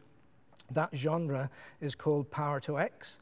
And so today I'm going to give you a presentation about where we're at with that technology. Power to X is where you take electricity, you electrolyze water to produce hydrogen, oxygen, heat, grid services. And the X piece is what you then do with that offtake. So in this case today, we'll be talking about power to gas. And one of our main partners in this is Phoenix Natural Gas, which was the original distribution network operator in Northern Ireland. We're working on a couple of projects with them, and I'd like to thank them for sponsoring my presentation today. So we've been the victims of our own success. The wind industry in Northern Ireland has been fantastic. We are over half the amount of energy we produce now, electricity-wise, is from renewables. And we have the highest instantaneous penetration of wind farms on any grid in the world at 70%. So that's world-beating, and we're very proud of that as a community. But what this has resulted in is dispatching down of the wind farms. So the wind farms have to be switched off when there's too much wind generation and not enough instantaneous load. For 2020, that number ended up being 14.8%. So in other words, 14.8% of the energy we could have generated. The wind turbines were there, the wind was there, but there just wasn't any off-takers. This equates immediately to 14.8% loss in revenue for wind farmers, which is the difference between profit and loss, which means that investor confidence in new wind farms has dropped and is still low, and it will remain low until we can bring these dispatchable loads into place. So just having a quick look at the load that exists today, This curve shows all of the days in the year. The red curve is the minimum load in each day, and the blue curve is the maximum load in each day. The red dot is the installed capacity of wind farms in Northern Ireland in 2020. And what the government now wants to do, as far as its decarbonisation agenda is concerned, is to add 1,600 megawatts to that installed capacity. So by 2030, we need that red dot worth of generation. So we have to provide the balancing load. Well, we've got the 600 megawatts minimum that's there all year round. We've got 500 megawatts that could be exported to Scotland through the Moyle interconnector, although at the moment you're only able to export 250. There's the new north-south interconnector that would allow 900 to be exported into the Republic. And that leaves over 1 gigawatt of power-to-X projects that could then make up the difference so that the system operator uses this as a tool to bring about the balancing. This is by 2030. There would have to be some fossil stations there for inertia, so about 150 megawatts. Now, if it's windy in Northern Ireland, it's likely to be windy in Scotland and the Republic of Ireland, our neighbouring regions, and that would mean that some of these interconnectors, they wouldn't be able to be exported through because they would have enough of their own. If we look at the installed capacity of electrolyzers that would bring about a 20% penetration of hydrogen into the network in Belfast that's operated by Phoenix, then you can see there it's quite a small amount in proportion to the total. So what is power-to-X? We've got our nighttime wind from otherwise curtailed wind farms. During the day, there isn't much curtailment, so we would have a captive solar farm that maybe otherwise couldn't get a cost-effective grid connection. The electrolyzer is carrying out the process of electrolysis. It will split the water into hydrogen and oxygen. It's called a high-pressure electrolyzer because it does all of this at 34 bar pressure, which means you don't have to compress the hydrogen immediately. You put water in, and you get you control the machine as a demand-side unit, which is a term used in the electricity regulations. And this is grid services, so you can get a revenue stream for helping the grid to perform correctly.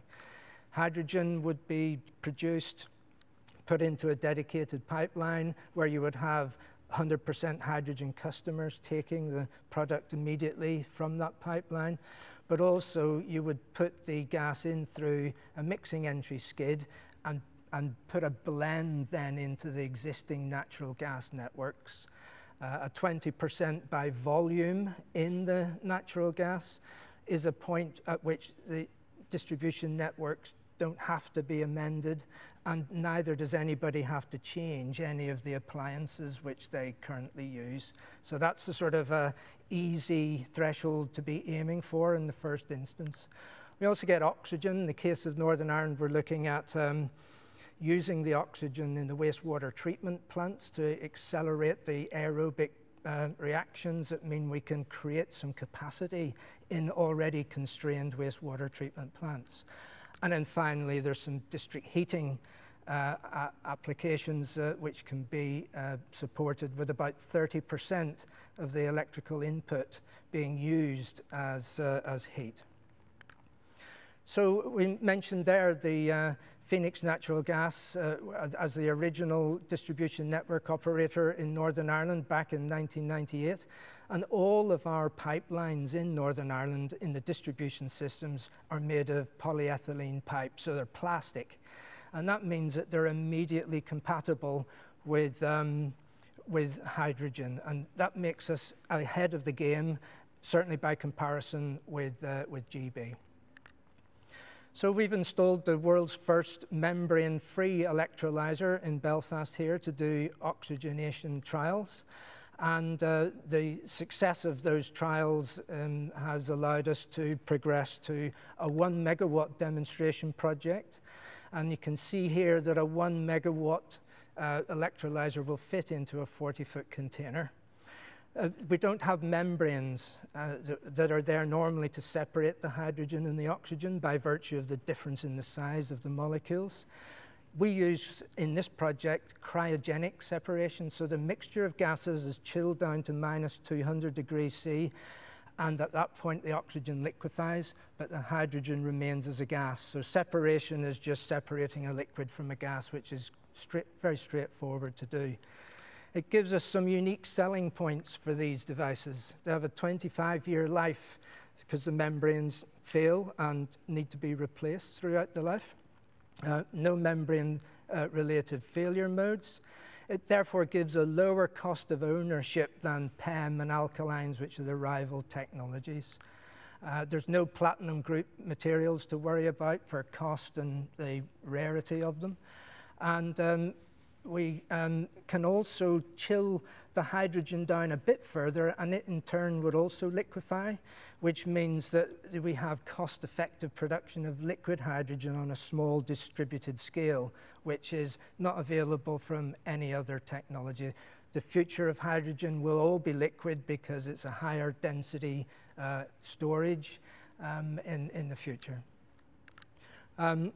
The stacks, those little biscuit tin things there, they're very small and they can be mass produced. And as a result, you can manufacture these machines 20 times faster than a PEM electrolyzer, which means when we really have to scale up, then a factory would be able to make these things much faster. And indeed, B9 has now entered into a joint venture company with CPH2 from Doncaster.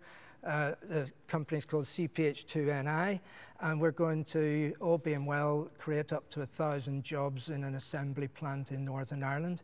And from a developer's point of view, what that gives us is control over the product availability, because you have to wait 2 years to get an electrolyzer at the moment. We would have them whenever we need them, and we'd have some control as well over the price point.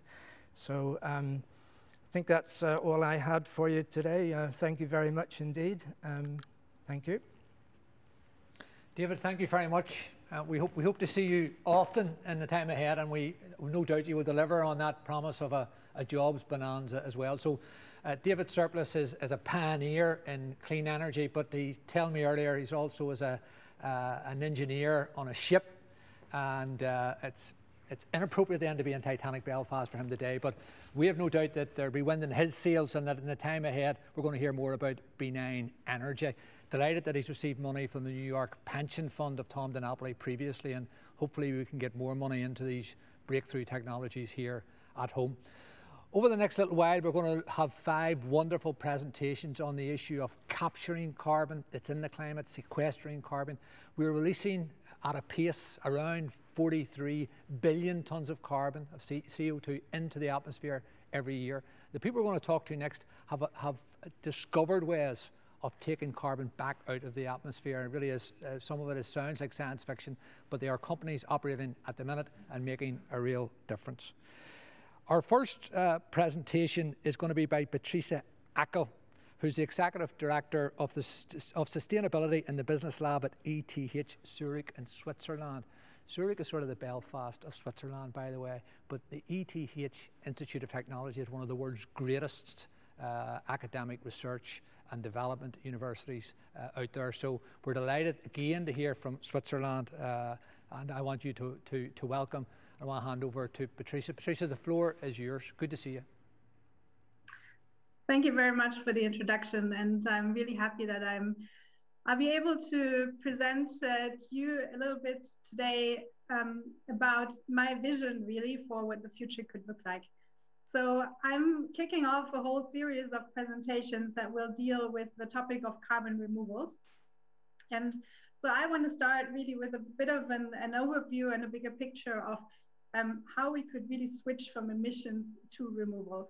And you might say that maybe it's a little bit early to talk about removals when, well, we haven't really even started properly to reduce our emissions yet. But I want to convince you that really now is the time to start thinking about this, and also to really get into the doing of this. And so what my vision looks like is actually that we can embed these removals into our economy and into every product that we make. So in the future, what I want to do is that if I buy a shirt, I want to buy a shirt that actually has on its way to me removed carbon over the life cycle instead of producing it.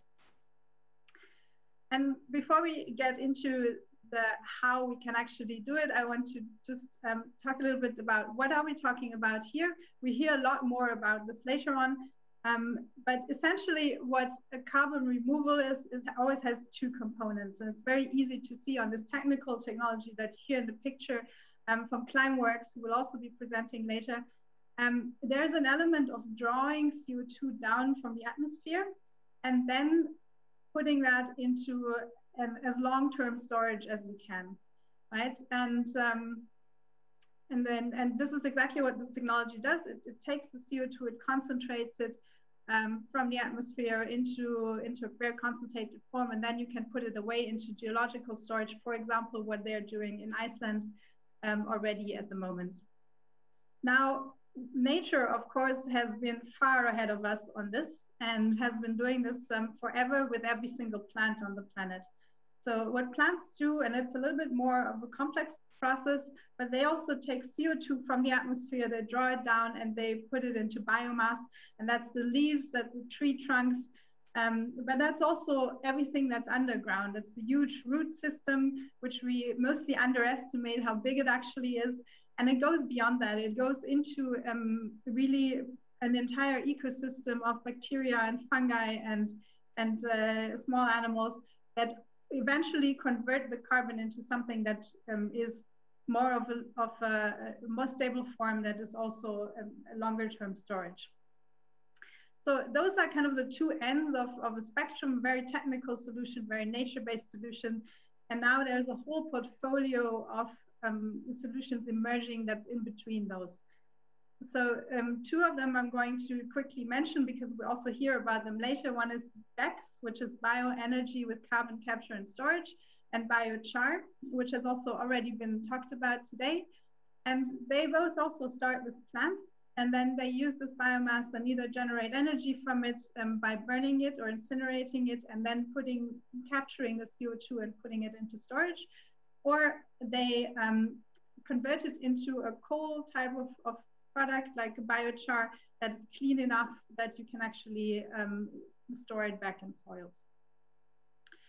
Plus, those are two examples. There are many, many more technologies actually emerging, which we don't have time to talk about today, but it's a very interesting field of innovation, I would say.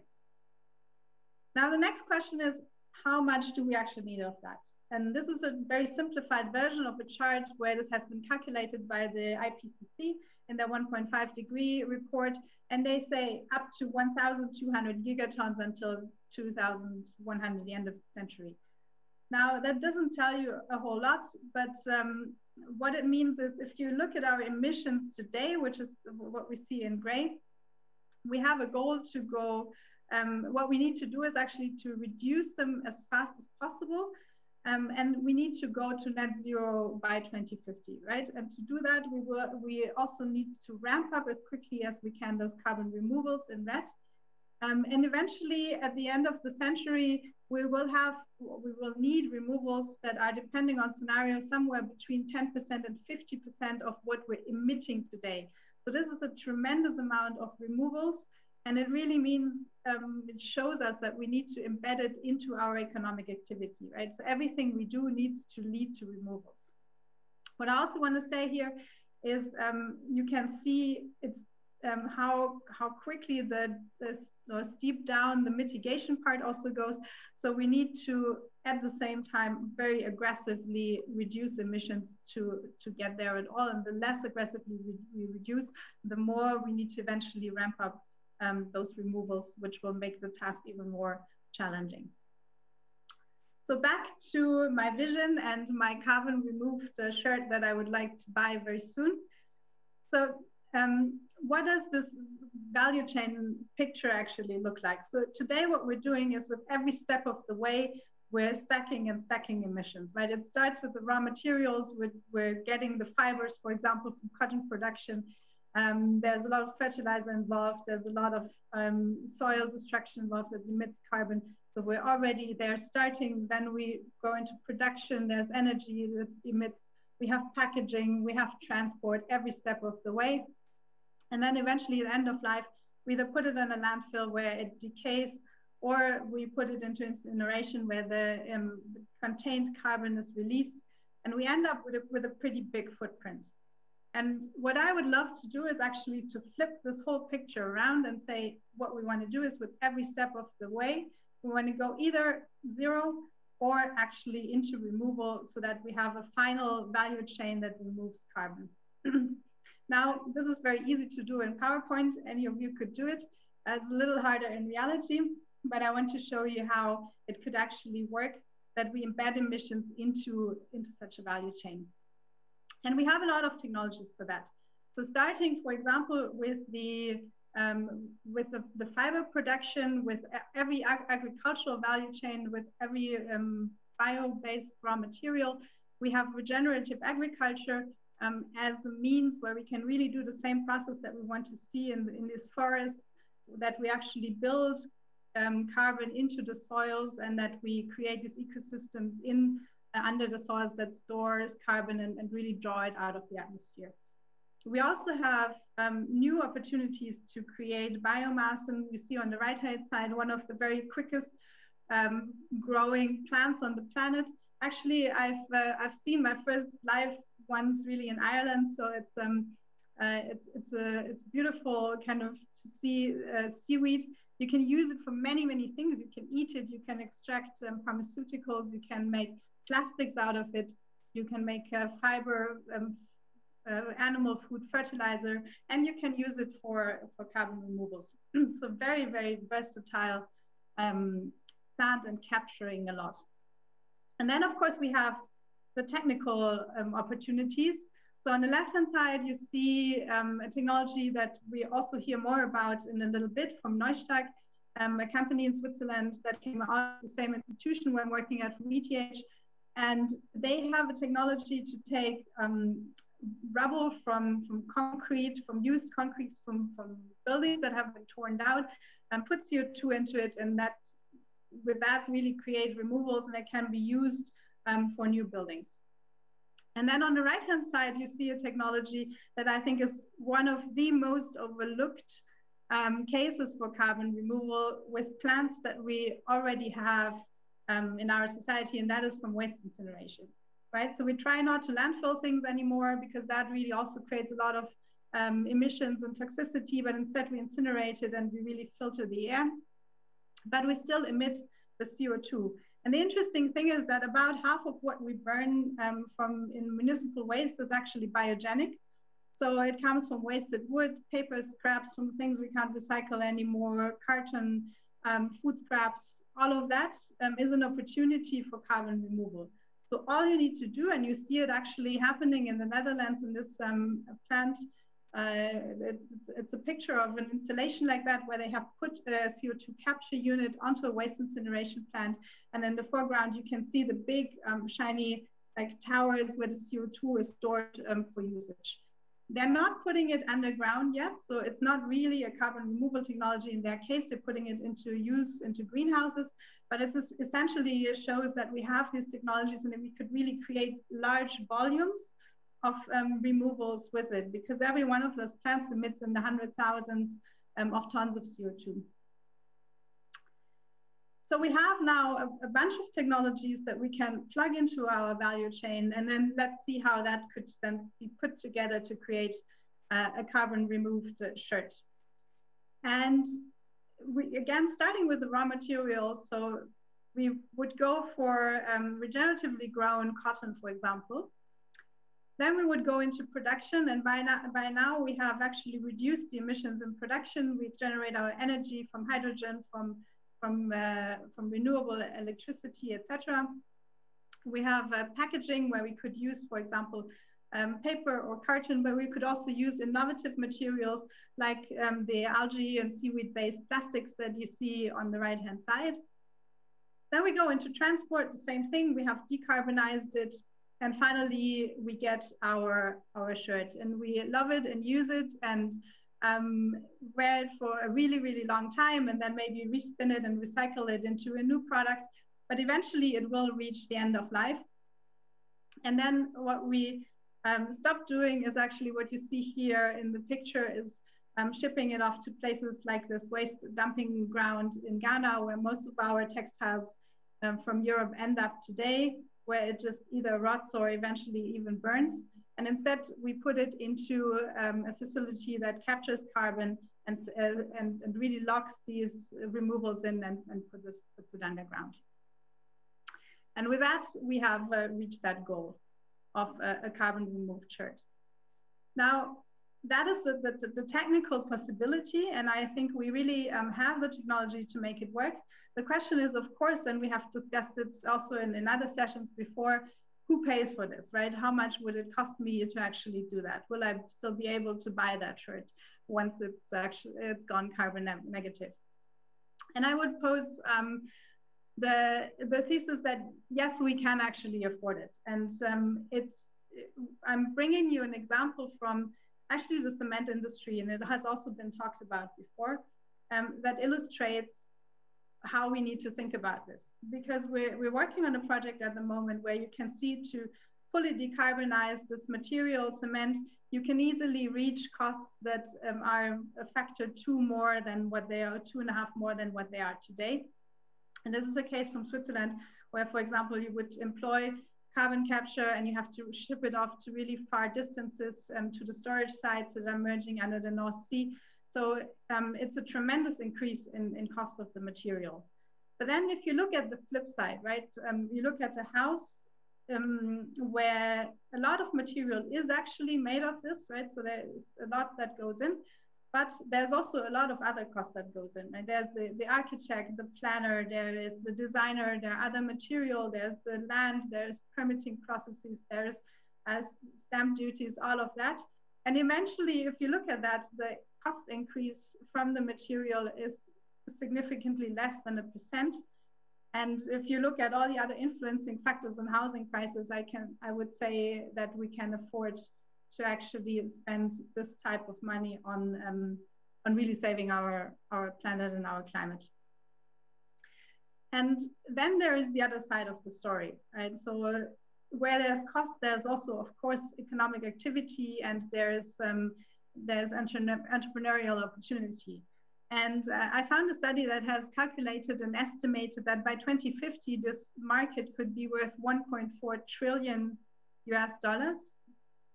So this is if you compare it to today's GDP, that's about 1.6 percentage points of 2019's GDP, right? So this is a significant new sector of the economy that will be formed over the next 30 years. And of course, this has not gone unnoticed, right? You might like Elon Musk or you might not, but he tends to think about the future and to think about technologies that we need. And so in February, he came out with this $100 million worth X Prize. So if you have a technology that can really do something for carbon removals, then this prize is up for grabs. And also from my institution at ETH, together with TU Delft and funded by Climate Kick, we are actually opening up a startup accelerator to help startups go the first steps on carbon removal. And if the entrepreneurial bug has bitten you now, then watch out for LinkedIn, for my LinkedIn posts, because we are going to open applications for that quite soon. And of course, if you're not really an entrepreneur, you don't want to go into this from a technology perspective, I think there's really a lot that all of us can do and need to do in our different roles that we have. And just, I think from everybody, if you think about your jobs and where you stand in the value chain, as we need to transform all value chains and essentially make all products and all economic activity first carbon neutral and then carbon negative with carbon removals, I think there's a lot to do in making this happen. And I have we have heard it before from the cement industry. Companies like that will not just accept that the cost of their products are going down and up by a factor of 2 in a very, very competitive market, right? So what needs to happen is that we manage to pass those costs down to the consumers, where they then can be borne by the consumers, because it's actually not such a big deal as it is somewhere in the middle of the value chain, right? And I think we need to resolve these issues and these contradictions. So my suggestion would be that this communication across the value chain and aligning that is a really, really important thing that we can do in our jobs, in our roles.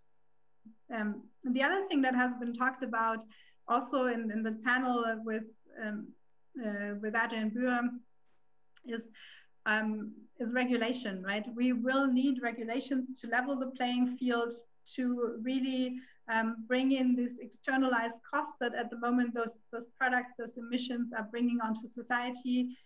And we as citizens, we need to demand those regulations. And then when it finally comes to votes, as it did in Switzerland here a few weeks ago, as you heard, we need to be brave enough to actually say yes, right? We need to have in mind that this change needs to come, that it is actually also an opportunity, that we can afford it, and we need to do essentially the grown-up thing and say, yes, we want this, and we can deal with this. And then, of course, as consumers, we will very soon have a lot more opportunities to vote with our wallets. We will be offered carbon removals for products. We will be offered products that are better on their footprint and are going the steps towards becoming really carbon removal products. And I think we need to also say yes with our wallets on this. And to wrap this up, I think there's a few things that I want to add on a more general overview of how we can make this transition the best one it could be. Because I think there's a tremendous opportunity in this. I mean, first of all, the thing is we need to not forget about, despite all these like very exciting new technologies and opportunities, we all need to still work very, very much on the reduction path, right? So this motto of do the best, remove the rest, I really like. So the two of them really go together, and we need to work on this. Then secondly, we of course have also this tremendous opportunity of the circular economy. Let's really create products that are more beautiful, more lovable, that we can keep for longer, that we can, that are higher quality, so that we can recycle them and really take out a little bit of this pressure of just this accelerated product cycle. So the circular economy is a super tool for this. Let's really use it on top of the technological ways of reducing and removing carbon. The third thing about this is really thinking about all the side benefits. Right? So this is a tremendous economic opportunity, and there are two ways of doing this, right? It could benefit the few, or it could benefit everyone. So this is really a matter of governance, of regulations, and as a society thinking about how we can make that work. And then there's so many other side benefits, right? These technologies and this transition could mean cleaner water, cleaner air, better ecosystems.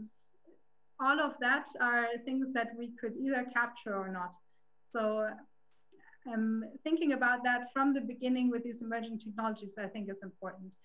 And the very last thing I want to say, because it's such an important factor in this transition, it's about biomass and ecosystems.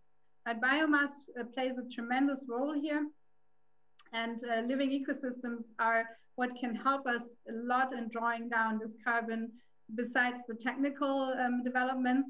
But we need to make sure that this doesn't end in just growing biomass for in monocultures, but that we really build ecosystems that have so many more benefits than just a plantation, basically.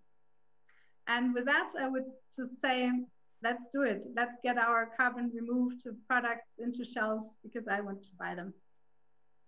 Well, Patricia, thank you very much for that insightful, a very optimistic presentation as well.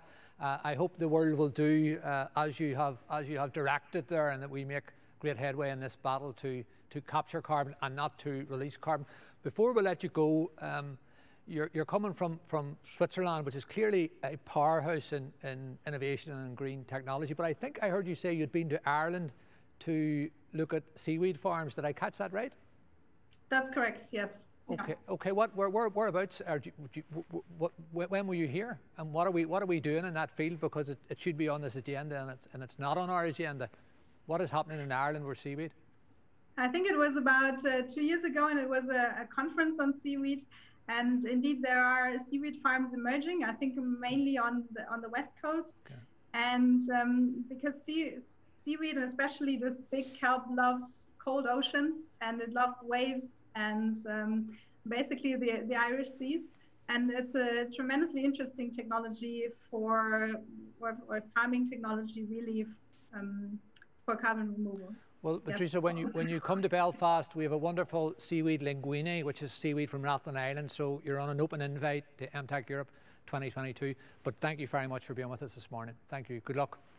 Thank you. Thank you.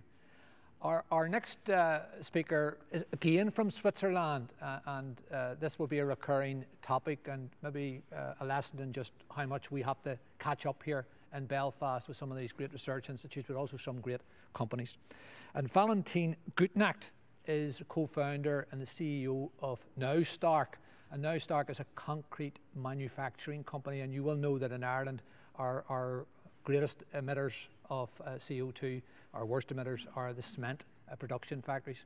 And Valentin has found a way to manufacture cement with fewer emissions and to sequester the carbon as well and put that back into the concrete. So it sounds like magic, but it is in fact science. So before we hear from Valentin, I want to have a break for this short video. So thank you.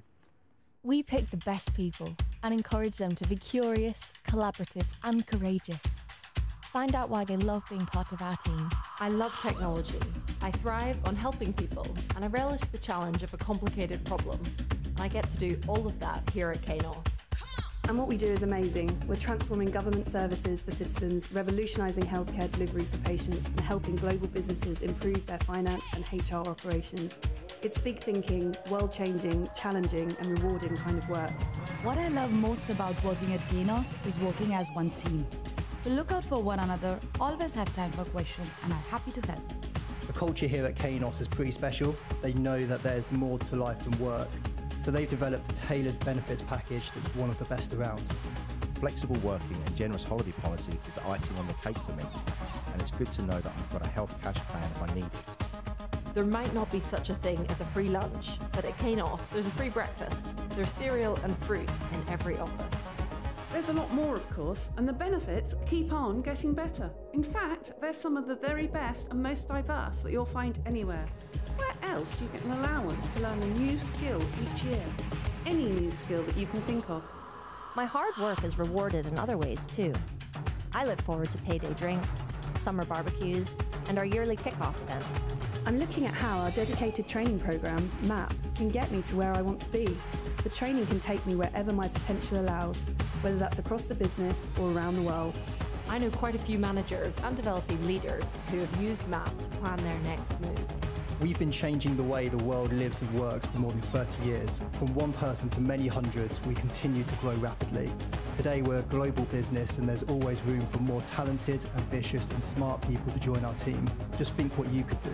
And project managers. It's Sim Consultants. Experience design. Recruitment. We're working together to create new and better ways of solving problems and improving lives. Ready to change the world with us?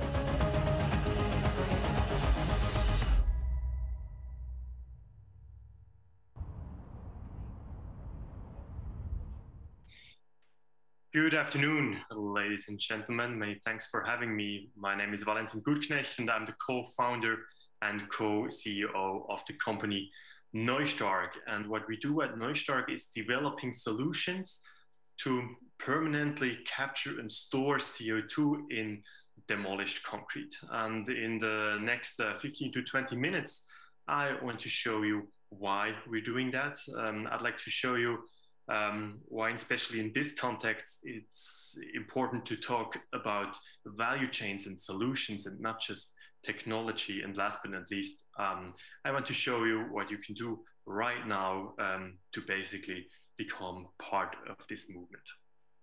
So let me start with why, and I'm going to touch on a couple of points which Patricia brilliantly introduced and give them maybe kind of a different twist. So basically the world through the Paris Agreement has agreed to reach net zero emissions by 2050. More and more countries and organizations are making those commitments more binding, and most importantly, in the context of this conference, the European Union has also made this a binding goal. So we're talking about climate neutrality, and more specifically, we're talking about net zero emissions. And I'd just like to elaborate a bit on our understanding of that term, because I think there's a lot of confusion around it. So what do net zero emissions actually mean? Well, you've heard it. First of all, we have to avoid emissions wherever possible. That's key to reach our climate goals.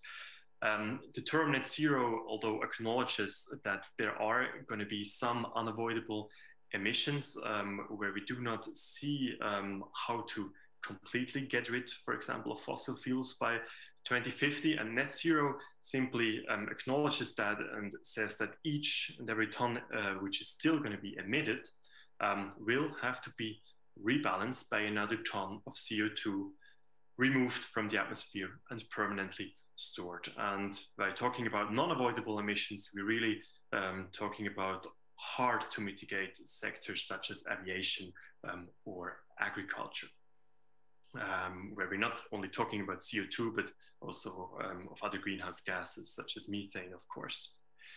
So what does that mean on a European perspective? If we have a look at the climate scenarios of the European Commission, we can conclude that maybe around about 7% of the EU's emissions are considered such unavoidable emissions. And that would mean that by 2050, we would need to capture and store alone in the EU around 300 million tons of CO2 from the atmosphere each and every year through so-called negative emissions technologies or carbon dioxide removals. And developing such a carbon dioxide removal value chain is exactly what we do at Neustark. And we do so specifically in the waste stream of demolished concrete. And that might come surprising for you, but demolished concrete is actually not only Europe's, but the world's largest waste stream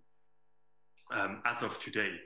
That can be worrying, but it can be also considered as good news, because this largest waste stream chemically holds the potential to permanently store CO2 and basically turn the CO2 into stone.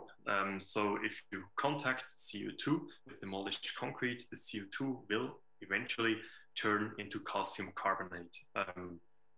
So we petrify the CO2, or there's potential to petrify CO2 in this huge waste stream.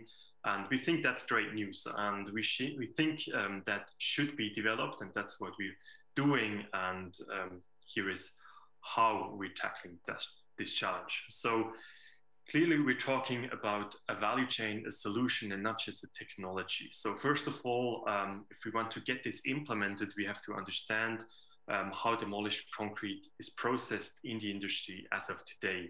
So typically, the demolished concrete is collected at a deconstruction site. It's then brought to concrete recycling sites where the material is crushed and sieved into a recycled concrete aggregate, which is as of today already sometimes landfilled, but in Europe mostly reused as a road-based construction material, or even as a replacement for sand and gravel for the production of fresh concrete. So this is today's existing industry process. Demolished concrete is collected at concrete recycling sites and then crushed into a recycled concrete aggregate, as you see it on this slide.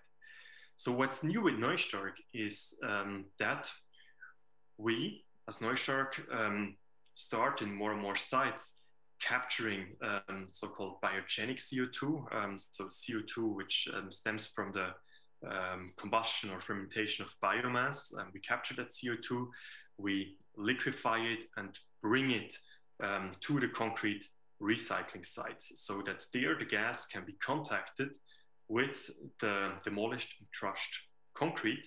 And there it's being turned basically into stone. So that has one benefit of improving the material properties of this recycled concrete aggregate. And the second benefit is, of course, that we turn CO2 into stone and that we can measure exactly how much CO2 we turn into stone. We have double measurements for this. And that we can be sure that this CO2 will be removed and stored for thousands, if not millions of years as we turn it into limestone. And that material is going to be stable as many of the natural limestone formations, which we all know, such as parts even of the Alps. So we've developed a methodology under the gold standard to basically credit those CO2 removals. This allows us to make this transparent and also to market then those CO2 removal certificates to any country, organization, or even individual who has set for himself a climate goal. We can then help to achieve that. So much for the theory. I think the exciting part is that we're not just thinking about this. We have been thinking about this since 2017 when research started at ETH Zurich around this concept. But since last year, we're actually doing this. So what you see here is the biogas plant of the Bern wastewater treatment plant, where biomass, so for example, the trees, which you see in the background, are fermented as of today. Then the biogas is produced. Biogas is a mixture between methane and CO2. So what's happening is that this CO2 is scrubbed from the biogas, and as of today or until last year, it was being released through this very chimney here on the top right. So what's new now with Neustark, and that's to be replicated with many biogas units in Europe and across the globe, is that we capture the CO2 so it doesn't get re-released to the atmosphere. We liquefy it, meaning that we pressurize it into 20 bars and we cool it down to -20 degrees so that it can be transported in those containers, which you see here, to the concrete recycling site where our technology is then located. So here you see a mobile Neustark unit consisting of the CO2 tank, and the process control unit behind the tree, and in the foreground, 2 of up to 6 reactors in which the concrete granules are basically contacted with the CO2. So the process, which can really be implemented by pretty much any concrete recycler in Europe, looks as follows. So first of all, the concrete rubble is filled to the reactors. Then the reactors are placed on the ground again at our plant. The CO2 gas system is connected, and we then start the process so that within 1 to 2 hours, in the 20 tons of material inside a container, we can store about 200 kilograms of CO2. We can be sure about the storage because we can measure the full process with 2 approaches. So first of all, we simply measure how the mass of the whole container takes up as CO2 is being stored. And then we can also calculate the material balance between the CO2 flowing in the container and flowing out of the container. And 2 measurement systems consistently give us really exactly the same result. So we have a maximum level of transparency here, which is a key issue in the field of CO2 removal, especially with our process, as like from the sheer eye, you couldn't tell if the concrete was carbonated or not.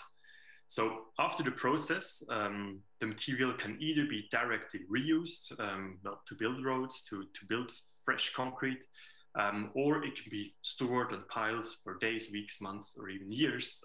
Anyway, the CO2 is not going to be released from the material as we've turned it into limestone. And we really went all the way also to see how then the recycled concrete treated with our process acts when it's being reused. So we did so for the case of recycled concrete, not only in the lab, but really all the way to commercial construction sites. So what you see here is really a Neustart recycled CO2 sequestering concrete being applied for a construction project of the city of Bern.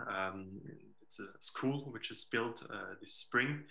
And you can really tell that the concrete then can be implemented 100% to today's standard practices on the construction site. So the full solution is really ready to be deployed. We don't have to wait for changes in the industry upstream or downstream. And we think that's key as we need to start to deploy those technologies really now in order to reach the necessary scale a couple of decades from now, when we should reach those net zero emissions. So we're turning the CO2 into limestone, and we can observe that under the microscope. So on the left side, you see a recycled concrete particle under the microscope before our process. And on the right side, you can see really how those limestone crystals are formed on the surface and in the pores of this recycled concrete aggregate. So the reaction basically happens with cement, which is still present in this old concrete. And this change in surface and reduction of porosity of the material improves the material properties of the recycled concrete aggregate. And here you see that for the reuse case of production of a recycled concrete. So we have here two concrete mixes, left a reference and right the exact same recipe, which is using the treated recycled aggregate. And you can see how here we were able to increase the compressive strength of the concrete by more than 20%, meaning that in the second step, then the same quality of concrete, the same compressive strength could be achieved by using less cement. And that helps the economics of the process, of course, because cement is expensive, but cement is also CO2 intensive. So we have the potential to not only store CO2 through this approach, but also to avoid CO2 as less cement is used for the production of concrete. So again, talking about solutions and not just technologies, we of course have to have a close look of the full value chain of our approach and see if we can really have a net positive effect on the climate. So if we look at this full value chain, it starts with liquefying the CO2 at the biogas plant. We then have to transport the CO2 to the concrete recycler. There we have to evaporate the CO2, and then we have the full Neustart process actually happening at the concrete site. And only after that, we are going to store CO2. So here you can see that all of those process steps, there are to be respected and to be deducted to come to a net removal of CO2. But you can also see clearly that we have a positive effect in Switzerland. So CO2 liquefaction is the main driver for our own process emissions. We need around 250 kilowatt hours of electricity to liquefy the CO2. In Switzerland, we have a low CO2 intensity in the electricity mix. But even if we operate it in Germany, where we still have much more coal-fired power, we would have a clearly positive effect. And I think this slide just reconfirms the point that we really need to develop full solutions, full value chains, and not just technologies in this space. Well, CO2 removal in general, but in our case especially. So if we just invented a way to store CO2 in concrete, the CO2 will still not get to the concrete recycler. Nobody would know how to reuse the material afterwards, so nothing would happen. So speeding up those developments, it's really important to own the full process A to Z, so that it's actually implemented, and so that it's implemented in the right way, leading to an optimal net result, as we see here. So what's the potential impact we could have with such a solution? For that, we need to have a look at how much CO2 is demolished today and in the future. And I told you that already today, demolished concrete is the largest waste stream in Europe, and it can be expected that this waste stream will double up decade after decade in the years to come, and that's quite easy to predict, as we simply have to look back 60 to 80 years and see how much concrete was produced back then, and those buildings reach basically end of life today. So Europe's largest waste stream is doubling up decade after decade. Again, this could be somewhat worrying, but I think it doesn't have to be, because the material first can be reused, and it holds the potential again to store CO2. And if we look into 2050, we'd be talking about the theoretical potential of 200 million tons of CO2 storage per year. So that's not the 300 million tons roundabout, which we're going to need, and we're not going to achieve the full theoretical potential here. So we are clearly not a silver bullet. We're going to need a combination of approaches. We're most importantly also going to need solutions like direct air capture, which you'll hear about later, and we'll need different storage solutions, also geological storage solutions, as the one being deployed right now in the North Sea. And we think that those solutions really should complement each other in an optimal way. You can consider CO2 storage in demolished concrete as a low-hanging fruit. You can do that whenever possible, and when you can't do that anymore, you can ship the CO2 for a longer distance and store it underground in the North Sea, for example.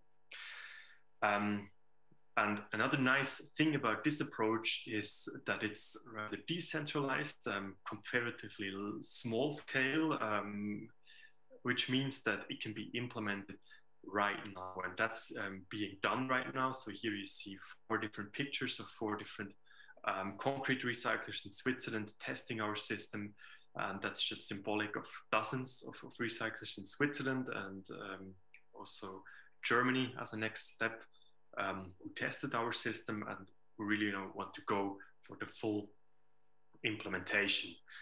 That can be done right now. So you might think, sounds nice, but so what? I'm not a concrete recycler, and maybe you're also not building a road or a house right now where you could use this recycled concrete aggregate.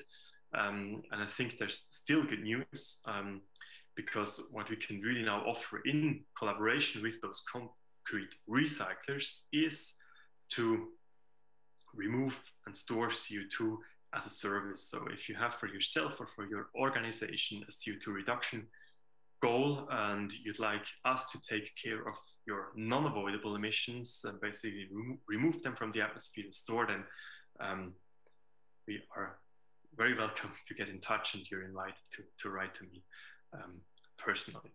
So thank you very much. Valentin, good morning from Belfast. Marcin, well, you're here again. We spoke last month by Zoom. Congratulations on all that now Stark has achieved. And we understand, and perhaps we weren't aware of, the real cost of buildings is what damage is done to the environment as well. So we understand your argument about the true value of the cement you're manufacturing and the difference it's making to climate change. How many employees does now Stark have now? So when we last talked, we were at 6, and now we are at 10. So good. We are still small, but quickly growing. with that breakthrough technology, when will you be at 100, do you think? We certainly should be there in 1 to 2 years if the current dynamic is going on, and if organizations and countries are really following up on all the pledges which are being done right now. So this is a key driver for this development. Well, good luck on that, and we'll invite you to Belfast next year, and hopefully when you take the podium, you will have hit that number of 100 employees and perhaps someday 1,000. So good luck to now, Stark. Thank you for joining us from Switzerland this morning. Good luck. Thank you. Thank you very much for having me. Our next presentation again is by someone who's really a superstar in this area of tackling climate change. So Climeworks, also in Switzerland, as I said, it's a recurring theme, has been name-checked by Bill Gates in his recent book, How to Avoid a Climate Disaster. Climeworks has also benefited from the climate initiative of Stripe Payments, which is American company founded by two Limerick brothers, the Collison brothers, and they have set money aside for Climeworks to do what they do. And what they do is they capture carbon. They take carbon out of the air, and they're based not so far away from here. Their headquarters may be in Switzerland, but they're in Iceland. They're in Iceland as well. And we're really lucky this morning that Nathalie Casas, who's the head of technology at Climeworks. That's a very difficult position to get to, and it's a very esteemed title. So Nathalie, good morning from Belfast. You're also in Switzerland. I think you're either in the middle of the mountains, so that's a screen grab picture behind you. Yes, so I'm sitting at my desk in my flat. So this is a nice view from, I think it's in Ticino, so south of Switzerland. Well, good. Well, unfortunately, I'm not there yet. Well, look, thank you to Climeworks for joining us. The floor is yours, Nathalie. So thanks a lot, Martin, for the nice introduction. So as you said, I will talk about removing carbon dioxide from the air, so DAC, direct air capture. So why direct air capture? I think it has been discussed about 10 years ago. Is it really required? We can do it cheaper. We can do it with easier technologies. But by today, I think all experts agree that if we want to keep to the global heating below 1.5 degrees, we need to remove carbon dioxide from the air. So even if we would stop emitting today, we would need to take carbon dioxide out of the air. I think beside the DAC, so the direct air capture, we of course also need to do other technologies. And this is what is shown in this graph. So we need to reduce emissions, so do traditional mitigation technologies. We need to readjust the carbon feedstock, and we need to remove carbon dioxide from the air, and that's what I will be talking about. It's not only us who have realized that this is necessary. So if you look around the globe, there are 8 countries which have set legally binding legislations for net zero targets, and 124 more countries set themselves net zero goals. Besides politics, also companies are now committing to net zero. So there are many big companies around the globe. You mentioned Bill Gates, so also Microsoft has committed to a net zero. And if you look globally, they are commitments who cover 68% of the global economy. So people are realizing more and more that climate change is one of the biggest risks we are facing today. So I mentioned several times the term net zero. So what is net zero? There are 2 things. So one thing is the CO2 neutral strategy. This can be tackled by offsetting. This means that if I emit 1 ton of CO2, I need to make sure that somewhere else 1 ton of CO2 is avoided. This leads to the fact that the current emissions are stabilized. So the emissions will not increase, but there, of course, still will be emissions into the atmosphere. But if we talk about net zero, this is going to a net zero, as the term says, so for every ton I emit, I need to make sure that 1 ton is taken out. And this is what we are talking about if we talk about DAC with carbon capture and storage. So we are really down to zero emissions. How do we do this? So here you have a picture of a Kleinberg collector. So it's a rather top-level sketch. I will go a bit more in detail in my next slide, but just that you understand how it looks like more schematically. We suck in ambient air and we produce 2 products. So one product is the CO2-free, or let's say CO2 pure air, and the other product is the pure CO2, which then can be used or stored. How does this technology work? So it's a 2-phase adsorption process. In the box you have seen before, there is a filter material inside.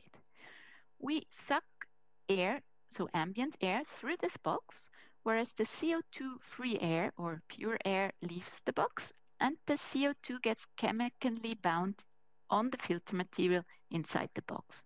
This is phase 1. When the material is saturated, we close the box and start heating. So we heat it up with low-grade heat up to 100 degrees. While we do so, the CO2 is released from the filter material and can be collected. When this is done, the filter material is again cleaned and free. We can start with phase 1 again and suck air through. So this is a cyclic process which goes round and round. So what are the corners of the Kleinberg solution? So one very important point is that we have a modular approach. So what you have seen is this collector. It has the size of a box. The newest collector is a bit bigger. It has the size of a container. But the advantage of this modular approach is that you can validate the technology at a small scale. And then we multiply the small scale in order to get bigger. And we are not upscaling the collector itself. This means that we can validate our technology at a very small scale and then multiply with a good confidence that this will work. So we don't need to invest 1 billion in order to have a significant learning and significant understanding of our technology. We are committed to use only sustainable energy, and this is of course due to the fact that we want to make sure that while capturing CO2, we are not emitting CO2 at the same time, or we emit a minimal amount of CO2. And therefore, we conduct very rigorous LCA analysis of our process. So LCA is life cycle assessment. So we really understand how much CO2 we emit while we are capturing CO2 from the air. And of course, we are very proud that we are the first company in the world who has delivered CO2 out of the air to customers. And the plant which we have done this is this one. So it's our flagship plant, or the shooting star of the company. It has been commissioned and inaugurated in 2017, so 4 years ago. And since then it's operational, and we have 2 customers. One is a greenhouse facility, and the other one, or the greenhouse uses this as a fertilizer for the vegetables. So they grow tomatoes, cucumbers, and carrots, which we can taste every now and then when they have a batch ready. And the other customer is the Coca-Cola company, which uses this as a soda in their mineral water. But if you think about these 2 applications, you might realize these are not net zero. So these are rather application in the circular economy. So we defossilize the feedstock, so the carbon feedstock. If you want to reduce CO2 from the atmosphere, you need to store it. And this we do with a partner called Carbfix in Iceland. So here you see a sketch what we do there. In Iceland, they have a geothermal power plant where they get hot water from the underground. They produce electricity out of it, and then they pump the hot water underground again to get heated up and be reused afterwards. So it's a circle of hot and cold water circling around to produce electricity. What we do, we fit our process into this circle. So we have our DAC unit, so direct air capture unit, where CO2 is captured. This CO2 is then fed into the cold water stream, which is pumped down again into the underground, where then the CO2 is turned into carbon mineral. So Iceland has a very beneficial subsurface, which is very reactive. So the CO2 is reacting within 2 years into minerals, so carbonates, and is stored in a solid form, which is very safe and permanent. So we are capturing the CO2, and our partner Carbfix is doing the storage for us. How does this look like? So here you have a picture of the geothermal power plant.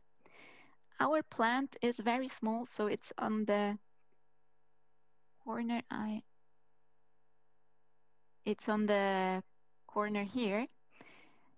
And this is a very small plant, which has been commissioned in 2017 as well. But while I'm speaking, we are commissioning a bigger plant, which you see here on the top. So this is a rendering, but now it's really actually there, and we are capturing the first tons of CO2. It's a plant where we capture 4,000 tons a year.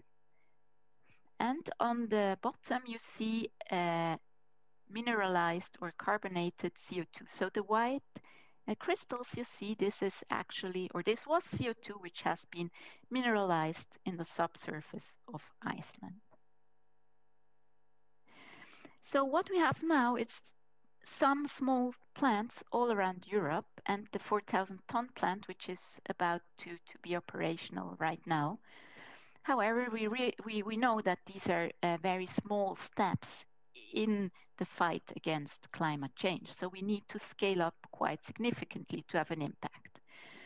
And therefore, we have a roadmap where the next plant will be bigger than 50,000 tons of CO2 per year. It's in commissioning phase right now, in engineering phase right now.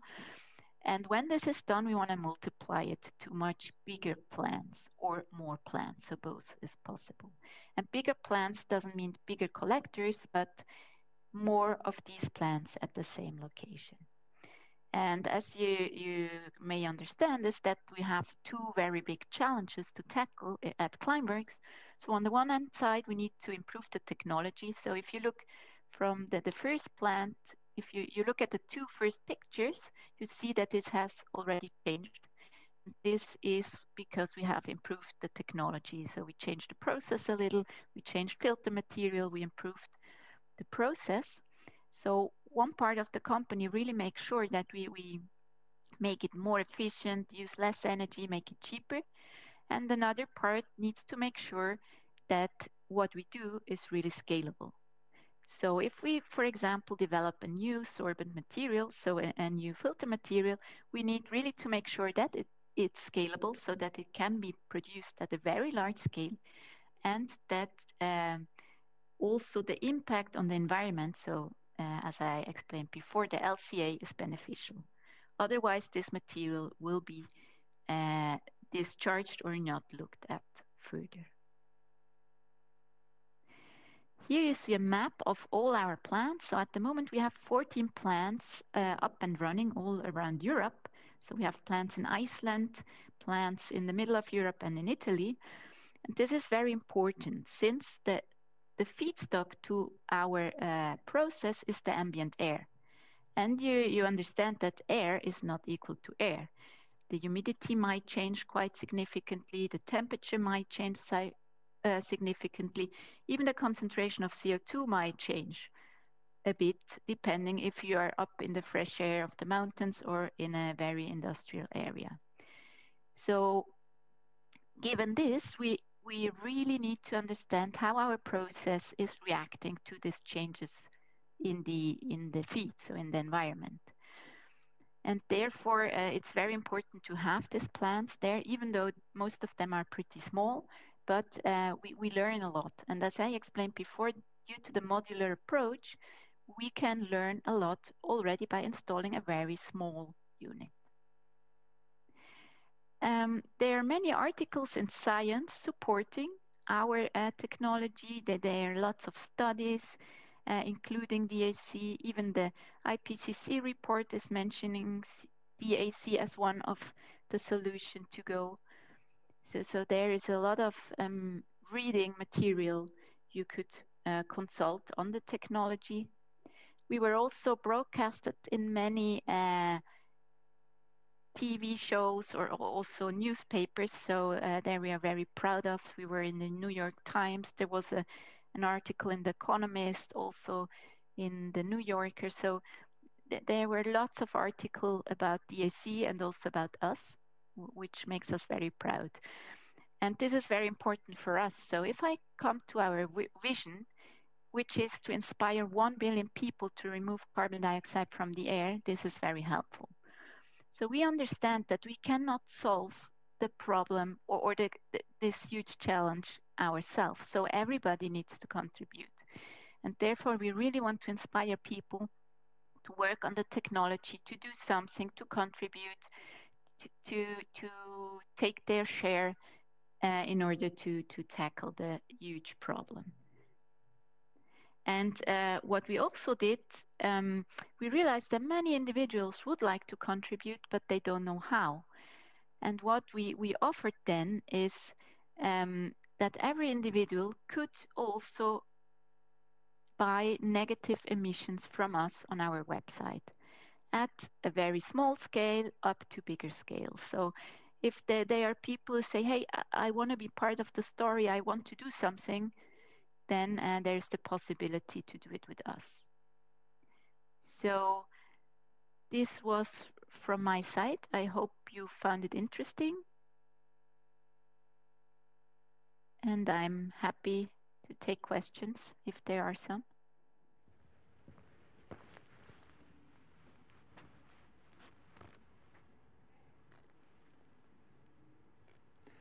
Nathalie, thank you very much.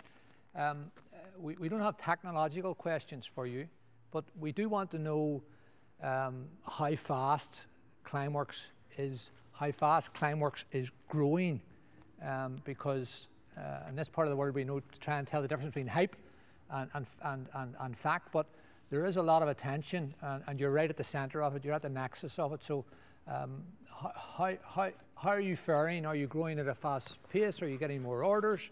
How's the technology progressing? Yeah, we are growing really, really fast. So we're growing in people. So good. I think the company doubled its size, I would say, last year. Now we are about 140. Before we were about 80. So nearly doubled. Another thing we also do, we partnering up with others. So we realized that the challenge is so big, we need to be so fast that we need help also from others. So in technology, but also in other fields, we are partnering up with people in order to be really at the cutting edge. So to have access to the best materials, to have access to money as well. So people supporting us. And as you said, there are more and more companies who are really willing to support us also now, where the technology might be a bit more expensive than it will be in some years, but they really say, okay, I want to be part of the story. We need to do something. So Stripe, you mentioned before, is one of them. And they are others. So there is also Microsoft and others who really do the journey with us and say, hey, we want to be part of it. And Nathalie, that actually extends to countries. We're intrigued here because Switzerland is clearly a powerhouse of innovation, but it's a very independent country. It is known for its independence. And you've also linked up with another very small nation of Iceland with 750,000 people, 800,000 people, again, a very independent-minded people. Is that a relationship at government level with Iceland? Because you're involved in such breakthrough technology, or is it actually just with companies in Iceland? Yeah, I think Carb Fix was a governmental program. So that this whole storage. So Iceland has very good conditions to do storage. So I think there are other places in the world with similar conditions, and they are also now starting all these discussions. But I would say Nordic countries here in Europe are really at the forefront of the fight against climate change, and Iceland is as well. And there has also been some politicians involved. So the support in Iceland was really big. Okay. That's also why Iceland is one of the first ones, or is the first one actually doing the DAC with storage, so with our technology. Well, good for you. Well, look, Nathalie, thank you very much for being with us. You're on an invite to Belfast. You don't have a plant here yet, but you're on an invite to Belfast for Emtech Europe 2022, and hopefully we'll be in person and have a live audience. But you know, Climeworks will always be part of the sustainability story going forward. So thank you again for being with us, and give our regards to the entire Climeworks team. I will, and I will be very happy to be in Belfast next year. Thank you, thank you. Good luck, Paul, Shaws, Stan, Shoes. I want to thank Climeworks. They really are at the cutting edge of this new generation of entrepreneurs and innovators who are really giving us a chance in this race to net zero. So thank you, Nathalie, for being with us. Our next guest is coming all the way from Berlin. We have a very warm relationship here with Berlin as well. Karsten Renke Cullen. Karsten, we still have the walls, unfortunately, here in Belfast, but I was in Berlin when you had the walls, and I've been there since they came down. You're a Glasgow headquartered company, Aggreko, recently bought over by private equity. You're in the generation of power at large scale. So if we're going to find a solution to climate change, Karsten, someone's going to have to find a way to power mines, to power large industrial operations. And Karsten, you have an absolutely magnificent title, because you are the Director of Future Technologies. That's what we say, no pressure, Karsten. But look, it's great to have Aggreko with us all the way from Berlin. Guten Morgen, guten Abend. The floor is yours, Karsten. Thank you for being with us. Thank you, Martin. Thank you for having me. It's an absolute pleasure. So I guess in my session, I want to talk about some of the challenges that the industrial energy users face when they want to decarbonize the energy supply, just as Martin mentioned in the introduction, and why joining forces of different players in the value chains, from technology companies, which we heard of just before, fuel infrastructure and supply chain operators, and adjacent industrial users, is so crucial to manage the challenge that we have. Given the role that I have at Aggreko and the various touch points that temporary power services have with industrial energy users, I will use Aggreko's business as a running example. But at all means, please feel encouraged to think of Aggreko or temporary power as a placeholder for adjacent industries such as aviation, shipping and transportation, or production of chemical goods. So if we could go to the first slide, I'd like to take a look on what industrial energy users are characterized by. So what are the requirements that make it hard to abate their energy supply? As a first step, let's have a look at temporary power, and then I'll take some more general observations. In temporary power, we serve many industrial sectors with various applications and requirements. Some of them I put here on the slide as examples, and we do this globally in more than 90 countries. We have customers that require industrial scale and high-grade power in remote locations where there is no infrastructure in place, like in the top left and the top right for oil and gas customers or mining customers, or where the existing infrastructure cannot cope with their needs, like in the utility sector on the bottom left, where we provide bridging power in emerging economies, or for seasonal peaks in petrochemical and refinery, or for temporary needs in events, like in the Tokyo Olympics just right now, or construction sites. Our customers may need the solution for weeks or years, for fixed loads or seasonal loads, with planning ahead for very complex projects, or without much planning in emergency situations. We will have to deploy the solution in Siberia or the Sahara. We may have the luxury of vast amount of spare land around the facility. So we could maybe even use something like photovoltaic power, or ideally we would need to deploy something at zero footprint on a city center construction site. All customers have in common that power is critical to their mission, and they prioritize reliability, availability, and cost very highly. And so to fulfill all these sets of requirements, and there are more actually, but just let's focus on them, the temporary power industry landed on using liquid hydrocarbon fuels, so mainly fossil diesel.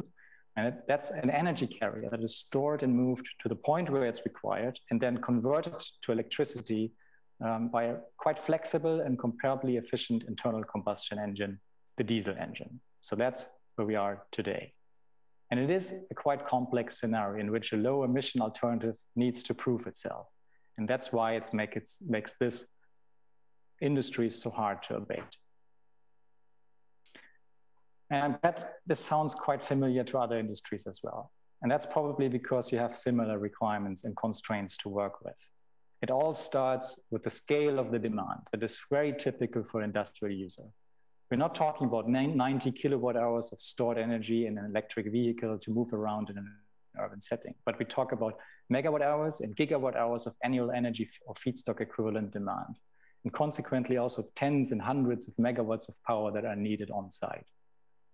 And this high amount of energy needs to be brought to the point of use because typically on-site generation will not be possible. Then it needs to be stored at site and converted to the form of energy you need. In our case, it's mostly electricity, but it can be propulsion for a maritime or heavy-duty transport application. It can be cold, heat, whatever you need. So fundamentally, fuels as a means of energy storage and the conversion back to power play a key role. And historically, of course, it was the easiest to use fossil sources because in the fossil case, the energy that is stored in the fuel is already stored in the crude that we pump out of the oil field. The second requirement that is quite crucial for industrial users are cost and reliability. Industrial processes cannot afford downtimes. As for heavy energy users, competitiveness is also tied to the cost of energy and its reliability. And therefore, adopting costly and non-proven technology is an absolute no-go for most industrial customers. So if you think about a petrochemical or a refining site as depicted in the middle of the slide, for which we provide cooling services during service periods or seasonal demands, but you can also think of refueling times of planes, trucks, the amount of space a fuel takes on a ship, and so on. And this also has an immediate impact on the risk appetite in terms of technology adoption. Large-scale processes, especially in highly competitive and commoditized industries, are cost-optimized end-to-end, and they also have rather long investment cycles. And as a third requirement, you often find that the global availability of a fuel as a commodity is in need. Global industries needs global solutions. When it comes to fuels, that means that you need to be able to access fuels as a commodity at viable pricing wherever the industry needs to produce or service its customers. So an attractive supply chain is a key enabler for any alternative fuel that we want to use. And maybe a last requirement to highlight is operational readiness. Large operations involve the capability of its people. So not only your technical processes and the operations have been optimized and centered around your current energy source or feedstocks that you're using, but also your operational readiness as an organization through the people that you are.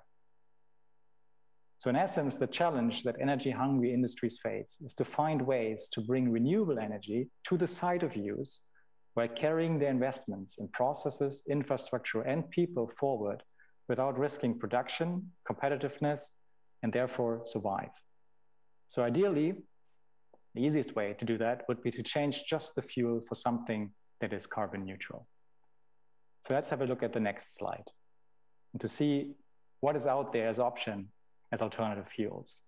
Again, keep in mind that you as a business have invested in your fleet, your production process, your infrastructure, and you just want to decarbonize. So in the first step, an industrial user will probably draw up something like a table on this slide. You will define your baseline supply. So what your processes are running right now. And in this case, it's for businesses running on liquid hydrocarbon fuels like gasoline, diesel, HFO if you're more in Africa, or kerosene in aviation. You then look at the different alternatives you can categorize. You categorize them according to their impact on your existing investments. Drop-in means use directly as is, or with some minor modification of your existing processes and training for your people. Non-drop-in means the opposite. Let's have a look at this obviously non-exhaustive table. There's much more out there. Biofuels are made from biogenic source feedstocks, obviously. E-fuels, we have heard from them also from David before, are made from renewable energy, electrolysis, and then you need a carbon source like just presented by Climeworks. So the carbon is sequestered in the fuel when it's produced, so the same amount of carbon is only released when it's combusted. So in theory, net zero. Fossil fuels in this list also include conventionally sourced hydrogen, as it's made from natural gas, and waste gases. Let's remind ourselves what we need to understand when we look at these alternatives. It's the feasibility and reliability as a solution for the customer or the industry we're working in, the global availability as a commodity, and of course, the total economics. This is why I put some colored boxes around them, clearly from just my limited point of view. Let's start on the top with the biofuels. The second generation biofuels like HVO or HEFA, they work great with today's engines and turbines in aviation. They are true drop-in fuels, unlike the first generation FAME. However, all biofuels face some challenges on the feedstock.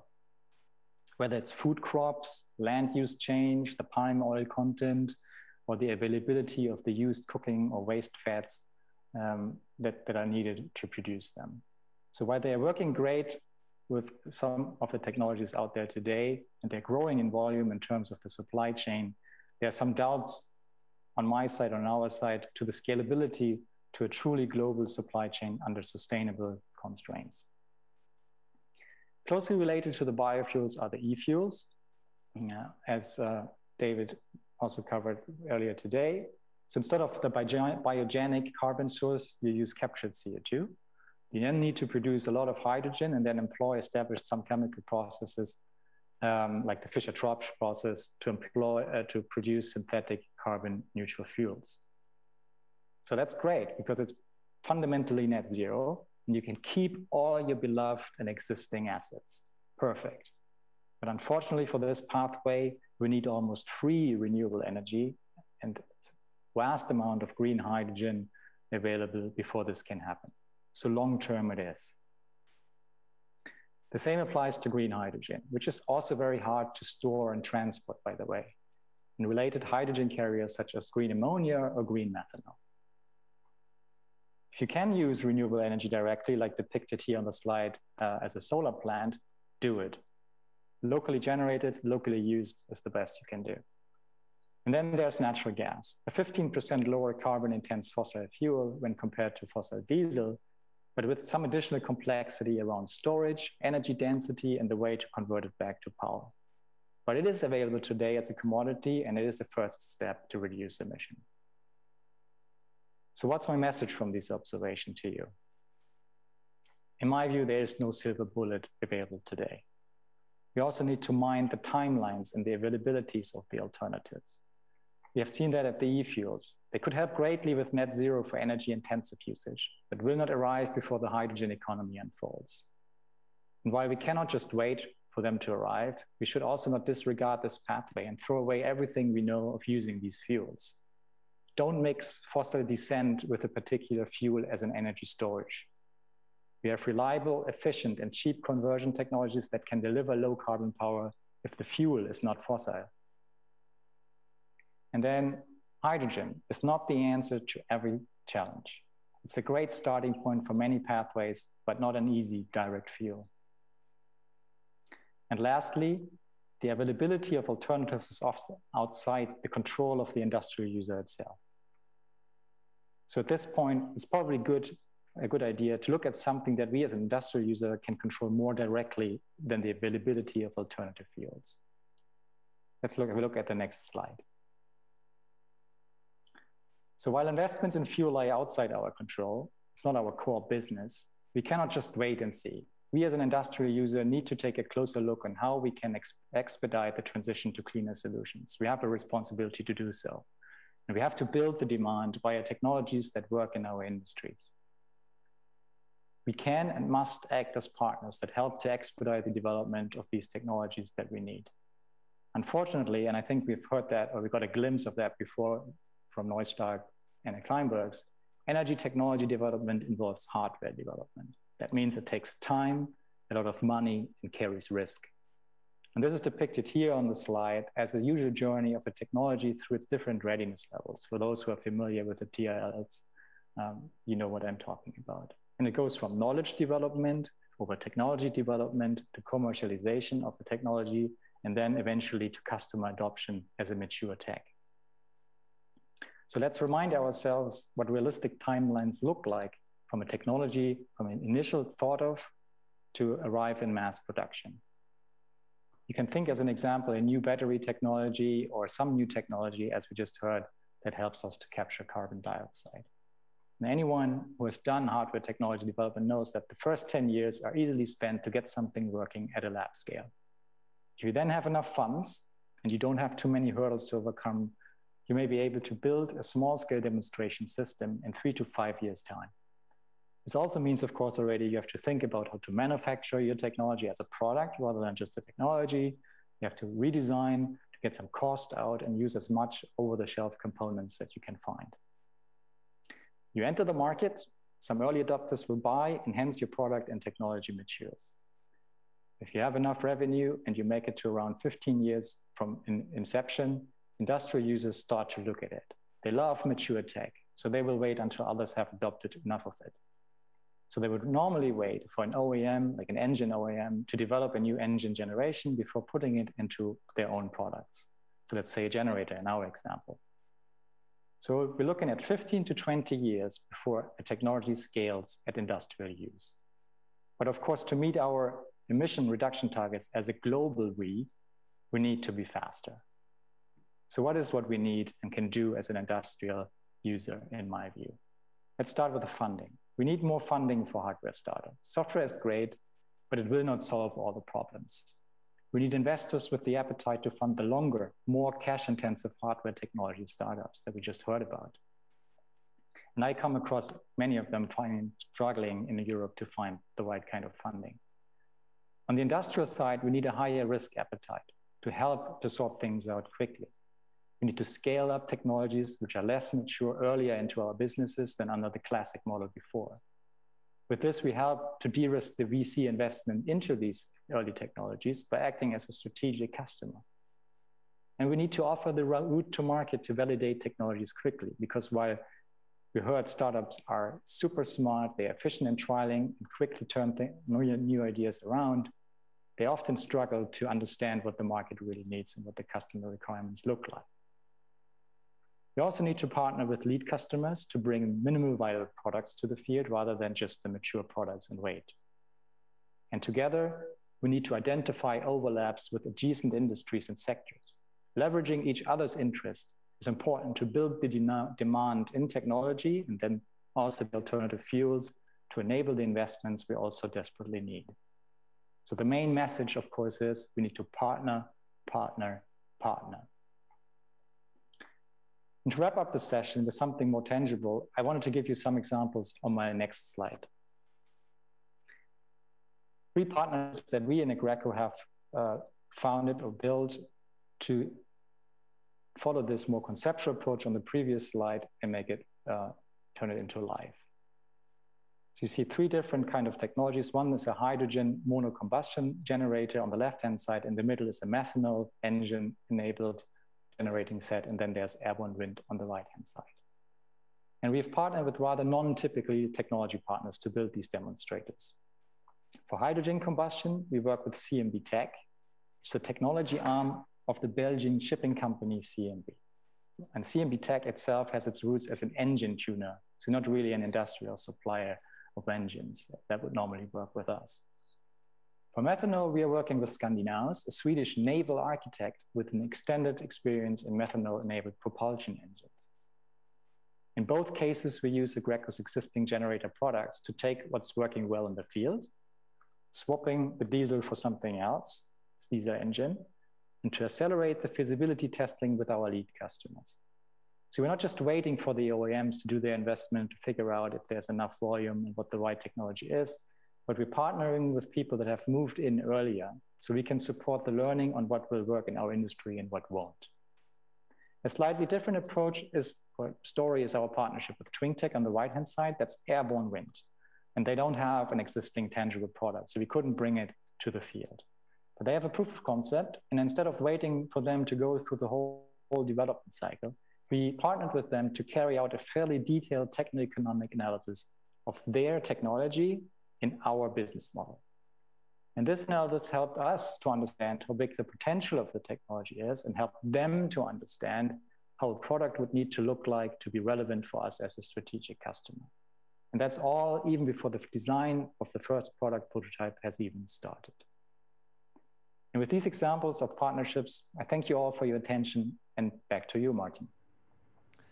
Karsten, Renke, Colin, Director of Future Technologies in Agreco in Berlin. Our warm greetings to Berlin this morning. You're the first representative of Germany. You won't be the last before we're finished. We wish you well. We have heard from many small companies this morning. You're the largest company we have heard from, but of course we need the large companies to get engaged. So very pragmatic. I hope it wasn't a pessimistic presentation. You said 15 years, very pragmatic, clear-eyed, and you're getting it done, Karsten, please God. So, thanks, Martin. So thank you, Tschüss, schön, Tschüss. Cheers, bye-bye. Thank you, Karsten in Berlin. And now we're going to go to Henrietta Moon of Carbo Culture, and it's in Finland. And we'll be hearing quite a lot from Finland. Switzerland dominated the start of the day, but we'll be hearing quite a lot from Finland before we go home tomorrow afternoon. So Henrietta Moon is an entrepreneur of some standing, has founded at least 2 companies of some repute before Carbo Culture. Henrietta is a graduate of the Stanford StartX Accelerator. She is, has the gift of at least bilocation, perhaps trilocation, because Carbo Culture is in Finland, but it's also in San Francisco, as I understand, with a pilot project. And you're known from time to time to be in London as well. So Henrietta, where are you this morning? I'm calling in from London actually this morning. So hello everybody. Well, look, it's great to see you. I mean, you're again at the very cutting edge. You're removing carbon from the air. You're sequestering it for at least 1,000 years. In this country, Henrietta, sometimes we have arguments which last 1,000 years, but nevertheless, it's a long time. So it is a breakthrough technology. So the floor is yours, Henrietta. Thank you for joining us, and thank you to Carbo Culture. So over to Henrietta Moon, founder and CEO of Carbo Culture. Thank you, Martin. Excellent to be here today, and thanks for listening in wherever you are. I know you've heard a lot about carbon removal today, and it's very exciting what's happening in this space, and I hope you'll stay with me while I'll tell you how we're doing it and what our approach is. And so we founded Carbo Culture because we were thinking that about the most elegant solution to actually physically remove the carbon from the atmosphere.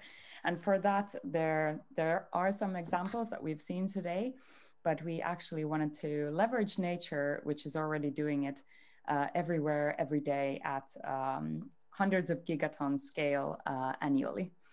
But let's dive in. So firstly, let's talk about carbon removal and storage, which we've already heard a couple of speakers from today, but I'd like to iterate a couple of things. So here's the timeline. This is from McKinsey. There are similar timelines that you can find from the IPCC or other. And so the black line in the middle is our current trend, where we're going towards, without rapid decarbonization, more than we're actually doing right now. But the 1.5 degree pathway is the safe zone that we need to meet to actually keep global warming in a status that we know we can still safely operate on this planet.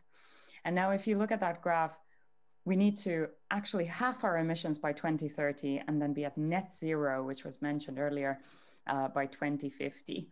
And net zero means we need to actually be emitting zero, or whatever we're emitting, we actually need to be removing. And now I work in carbon removal. My company does scalable and rapid carbon removal from the atmosphere and storage. But I still want to emphasize that carbon removal is not a substitute for rapid decarbonization. All the carbon removal in the world can maybe do 1/3 of the Paris Agreement targets, but 2/3 definitely need to be carbon reduction. So essentially decarbonizing every sector of our society as fast as possible. And for that, we'll look at the carbon removal part, but I'm sure there's going to be a lot of exciting topics around the carbon reductions as well. So here's the thing. Before, we didn't have any strategy for how are we going to do this. And before 2020, we were thinking about carbon offsetting. So if you emit 1 ton, you buy 1 carbon offset. You're actually buying avoidance of further emissions. So let's say you're buying green energy offsets or protecting a forest or something, which are all very needed. But the net emissions into the atmosphere are still 1 ton, even if you've avoided that other ton. Now that's better than 2 tons. But where we're heading now towards 2030 and onwards is that if we're actually emitting something into the atmosphere, we need to physically bring it down. And now this is something that when you see brands or countries make strategies on how to actually get to net zero, you can actually ask the people that, hey, how are you thinking about your carbon removal strategy, and what part of your portfolio today is carbon offsets versus carbon removals? Because today, the voluntary market where we sell our carbon removal credits is 97% carbon offsetting and only 3% removals. So from about today's 3 million tons, if I go back to the previous slide, today the removal capacity is 3 million tons. And by 2050, we may need to get to tens of billions of tons. That is us and Climeworks and everybody else combined who was here today, and everybody else in the world who's working on this. So it's quite a steep ramp up. So how do we actually do this? So as said, all the crops and trees and biomass already draw down carbon in hundreds of billions of tons annually. But if you think of leaves in the autumn, when they fall on the ground, they rapidly decompose and return to the atmosphere as greenhouse gases. So we take that biomass before it decomposes, we put it into a patented reactor, and then we take it to a very high temperature for a split second. And in that way, we carbonize it, or we change the form of the biomass. And then the resulting products are 3 things that we sell. One is the renewable heat. So our process is, I'll get to it soon, but it's an exothermic process, meaning it actually generates more heat. We don't actually need external heat. So we are generating heat that is a valuable source of regenerative heat or renewable heat that can be plugged into a district heating system or into industrial processes or food production units or any industrial scale heat meter. And of course, a lot of the technologies that are other forms of decarbonization or alternative protein manufacturing or other things that are related to climate change mitigation actually need a lot of heat. So we could actually partner with these companies. The second product is biocarbon, so physical biochar or biocarbons. It's a very pure form of carbon and it's very stable. And this we sell to soil enhancing and to soil inputs and sometimes to water treatment as well. And the third part, of course, is the carbon removal credits that we're trading today in the voluntary market, not in the regulated market, which is growing rapidly. So why is this? Why are our carbon credits interesting to clients? We mainly have corporate clients at the moment, no governments, but mainly corporate clients who are wishing to actually get to their net zero targets with very tangible ways. And so first of all, you can of course weigh the carbon. That carbon you see on the screen is made from walnut shells in our pilot facility in California. So you can actually weigh it, you can measure it, you can send it to a laboratory and see how much exact fixed carbon is in the material. And so you can actually very easily calculate how much physical carbon you brought down. And this is why it's such a great way to verify it and audit it is quite simple. The long permanence our material has, again, through lab tests and verified literature, we have derived that our half-life is over 1,000 years, and partially it could be up to 1 million years, for example. But 1,000 years is a very long time. And why that's important is that if you're promising to take away your emissions that you've done today, you want to know how long those emissions are going to stay down. Because if you can only promise a half-life of, let's say, 10 years, technically after 10 years, you should go and remove those emissions again. So in this way, the people who want to get to net zero targets or countries should think about longer lasting offsets or carbon removal strategies, or then, repeatedly come back to them. And the third thing, of course, is that instead of actually hindering the transition to a green grid and clean electricity and clean energy, we're actually helping this transition by being a source for renewable heat. So if we partner up next to a food processing unit, they might have been using propane before, and we can actually bring that biomass generated heat to them. Or in district heating, we may be able to delay an investment of a bioenergy plant by just bringing more capacity to them from our waste heat. So this is how we can help the transition instead of hindering it. And this is, again, another way that we can actually partner with other carbon removal units instead of just saying that we need to compete against everybody. There's a lot of work to do. What our crazy North Star goal is 1 gigaton of carbon dioxide removal. And I hope to see a lot of other companies with this kind of a target as well. And 1 gigaton is 1 billion tons of carbon dioxide. And now, like the first slide, you remember, we need to halve our emissions by 2030. And by 2050, we need to remove everything that we haven't been able to decarbonize. So McKinsey estimates that that might be up to 10 billion tons of carbon dioxide removal from the atmosphere annually. And now, us and everybody here today could not do that. We're very far from that capacity. This year, the annual global carbon dioxide removal capacity is somewhere like 3 million tons, maybe. So it's a steep ramp up, like said, and we need these kinds of crazy ambitious targets, and we need to work together towards actually making them so we can keep this planet under 1.5 degrees Celsius.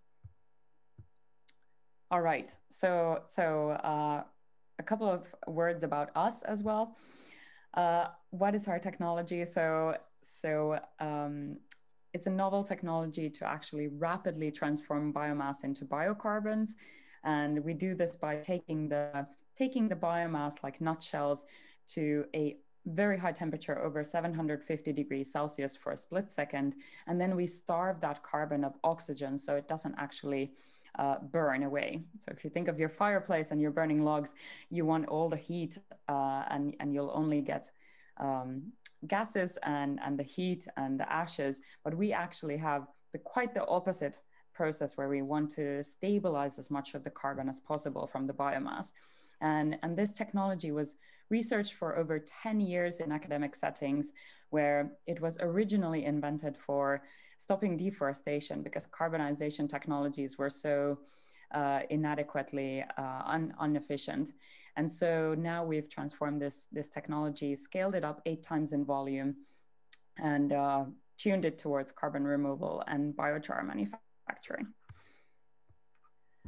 And why is this a great way to draw down carbon? Again, capturing parts per million from the atmosphere is extremely tedious. You can imagine, if you go out now, what kind of a machine or what things do you need to build to actually be able to remove parts per million? So we outsource this to our plant allies who do it via photosynthesis every day for free by using solar power. So this is a clean way to capture the carbon without needing to plug in a lot of electricity or energy needs or chemicals or anything. Secondly, our conversion is exothermic, so we're actually donating heat. Again, we don't need that huge amount of energy into the actual conversion, but instead we use part of the energy that's stored in the biomass itself.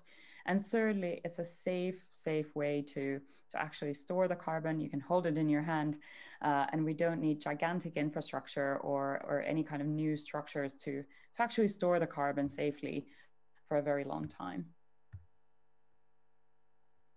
Now, what do we do with the carbons? So each ton of this material that we manufacture contains over 3.2 tons of CO2 in a stable form. And biocarbon has been mentioned as one of the most scalable ways that we can do carbon removal today at scale, because again, we're leveraging biology that's doing it already with us.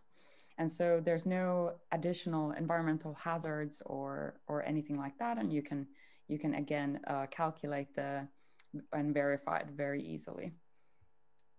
So we're using our carbons today to build soil resilience. So sometimes people think that, oh, biochar is some miracle thing that you can put in your soil and your crops grow 40% more in the first year. No, that doesn't happen. Carbon is structure. Each gram of it has 400 square meters of surface area, and you can imagine what that does for all the soil microbial activity. It can also help sandy soils actually maintain some of the structure so that nutrients and water cannot leach away.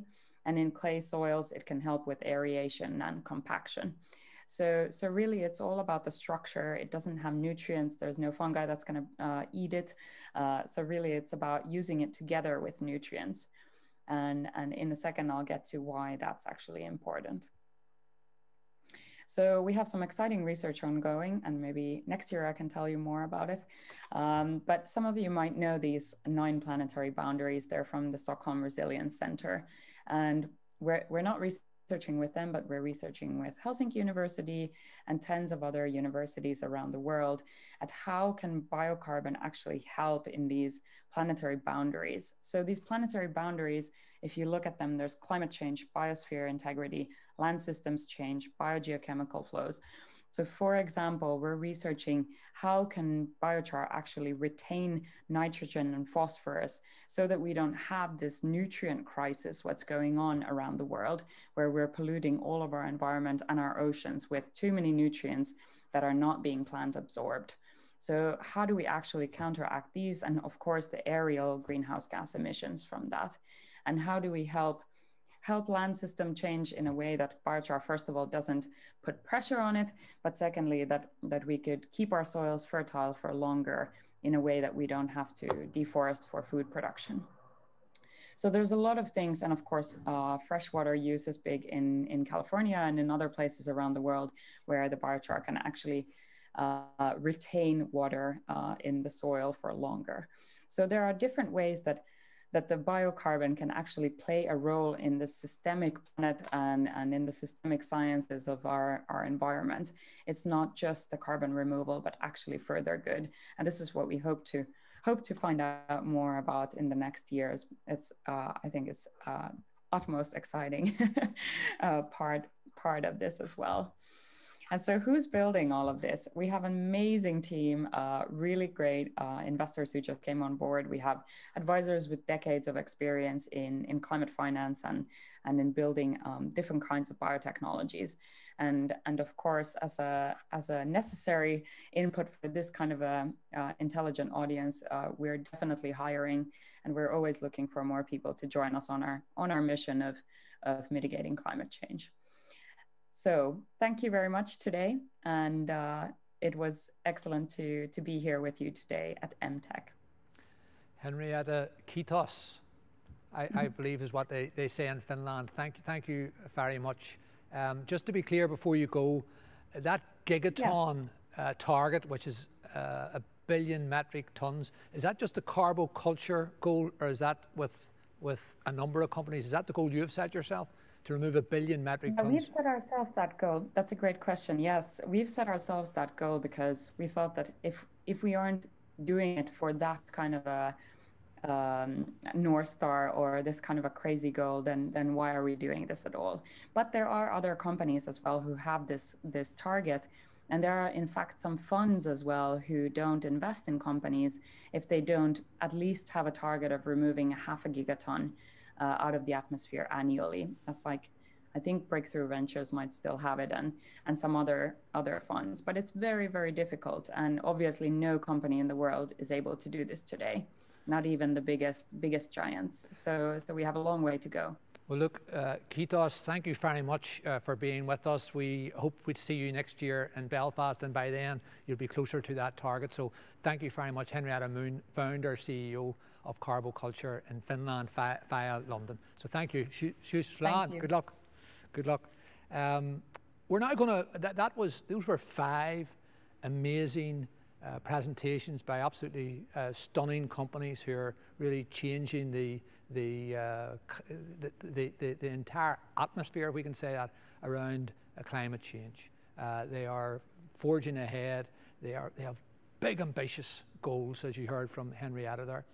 And now we're going to move on. The next section, we're going to look at tomorrow's transport. We were lucky this morning that we heard from Ian Percy, CEO of Artemis Technologies right here in Belfast, which is trying to build an electric catamaran.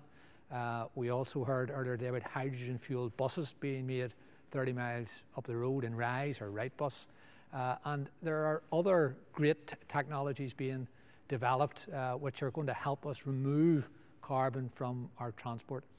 And one of those breakthrough companies is a company called Lucid Motors in California. Now, this is Emtech Europe. So you've noticed so far today we've avoided, as far as possible, going to any companies or CEOs or founders or entrepreneurs in America. We're going to make an exception for Peter Rawlinson, who is the CEO of Lucid Motors, because he's Welsh, and we were chatting to him earlier in the week. This is a pre-record. We were chatting to Peter earlier in the week, and he speaks wonderful Welsh as well. So a Welshman in Los Angeles with a new factory being built in Arizona, and we are really grateful that he agreed to take part in this to talk about battery technology in cars at this moment, but battery technology we rolled out into other forms of transport. So Tate Ryan Mosley, who's a journalist with the Technology Review in Boston, she interviews our dear friend Peter Rawlinson, CEO of Lucid Motors. So I'm going to hand over to Tate Ryan and Peter now. Thank you so much. I am Tate Ryan Mosley, and I'm a reporter at MIT Technology Review. And today we are here to talk about battery technology. So as the pressures of climate change increase, one thing that we know for sure is that we need to limit the number of gas-powered cars on the road. And we already have electric vehicles. So why aren't we all driving electric vehicles already? In short, the batteries that power EVs are still too expensive for widespread adoption. Just recently, the European Union announced a big initiative to produce millions more of lithium-ion batteries and create jobs in the process by 2025. But it's not simply a matter of supply and demand. We need real technological breakthroughs for widespread adoption of these electric vehicles. So today we're talking with Peter Rawlinson. He's the CEO and CTO of Lucid Motors, and he's here to talk to us about all of this. If you haven't heard of Lucid Motors, you're likely about to soon. Lucid Motors first started as a battery company and now supplies some of the technology for the most advanced electric race cars. It's working on a fleet of luxury electric vehicles for personal use, the first of which is likely to be released towards the end of this year. And you can see a little bit of a model in the background. And they've also promised to develop more affordable versions in several years for more of a wide-scale adoption. Prior to Lucid, Peter was the vice president of vehicle engineering at Tesla and the chief engineer of the Model S, where he led the engineering for the car from clean sheet to production readiness. Peter, thank you so much for being here today. And I'm going to start by asking you, what is behind you? Well, it's not a green screen at all, Tate. It's here I am in Los Angeles in our studio, and behind me is the Lucid Air car, and I can prove this to you.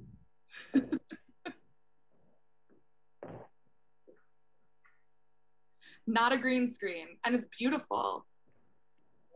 It's either a real car or it's a new high-tech green screen that you can walk behind. I think it's the former. So tell us a little bit about the car that we're looking at. So this is our Lucid Air. We're making this in our factory in Arizona. We've built the first purpose-built electric car factory in North America in Arizona. And we're going to get this car into production into the hands of customers in the second half of 2021. The car has versions which has over 500-mile range on an EPA cycle. It's got over 1,000 horsepower. It's state-of-the-art. All the technology is brand new, and it's all created internally in Lucid. The car operates ultra-high voltage, 924 volts, and it's just an incredible machine. And it's all around this space concept idea, where we miniaturize the powertrain, miniaturize and sculpt the battery shape around the people package to make a car which is more compact on the outside and much larger on the inside. So it's actually, in plan view, it's more compact than a Porsche Taycan, and it's or a Tesla Model S. But it's actually got more interior space and legroom than a long wheelbase S-Class Mercedes. And this is through the miniaturization of the powertrain that we've created in-house. So is the space concept that you're talking about kind of like the key difference with the Lucid Air when you compare it to the Model S, for example? Well, I think it is a big differentiator. It's where the whole is greater than the sum of the individual parts. But each of those individual parts are not to be underestimated. And when we've been a battery tech company for many years now, we're the sole battery supplier to the World Championship single-seater electric race car series. All 24 cars on that grid use our battery technology, designed, engineered, and manufactured in our headquarters in Silicon Valley. We're embodying all that learning, all that knowledge into this, our road car. That race car engineering technology is embodied into Lucid Air. That's the battery pack. But we've got miniaturized drive units, which are just incredibly efficient and power dense. They're about 15% more efficient than the nearest industry-leading competitor. And they're nearly 3 times the gravimetric power density. So we can get about 9 horsepower per kilogram from our drive unit. And the nearest competitor is getting about 3.1, 3.2. We're nearly 3 times better. And why does that matter?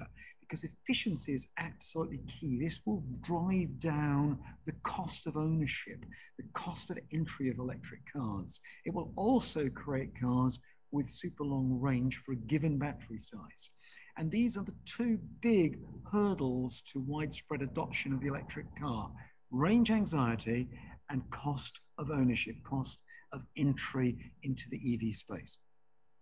Yeah, so let's kind of start a little bit at the beginning. You were talking about how what's great about your car is that the whole is better than the sum of its parts. And you know, the part that everybody is talking about are electric batteries. So can you tell me a little bit about why it is so important and whether you think it's as important as it should be? Right, so this is very interesting. So if you look at the battery pack of a car with long range, typically those battery packs weigh over half a ton. You know, wow. 500 kilos to 600 kilos. And they cost typically $20-something thousand, not to sell to the customer, but actually to make internally. So if you're going to make an electric car with something like 100 kilowatt hour battery pack, that may cost you as an electric car company over $20,000 to make the thing. That's just the pack to put in your electric car before you sell it on with a margin. So this is a really significant mass and cost driver for the EV. There isn't really an equivalent in a gasoline car, petrol car.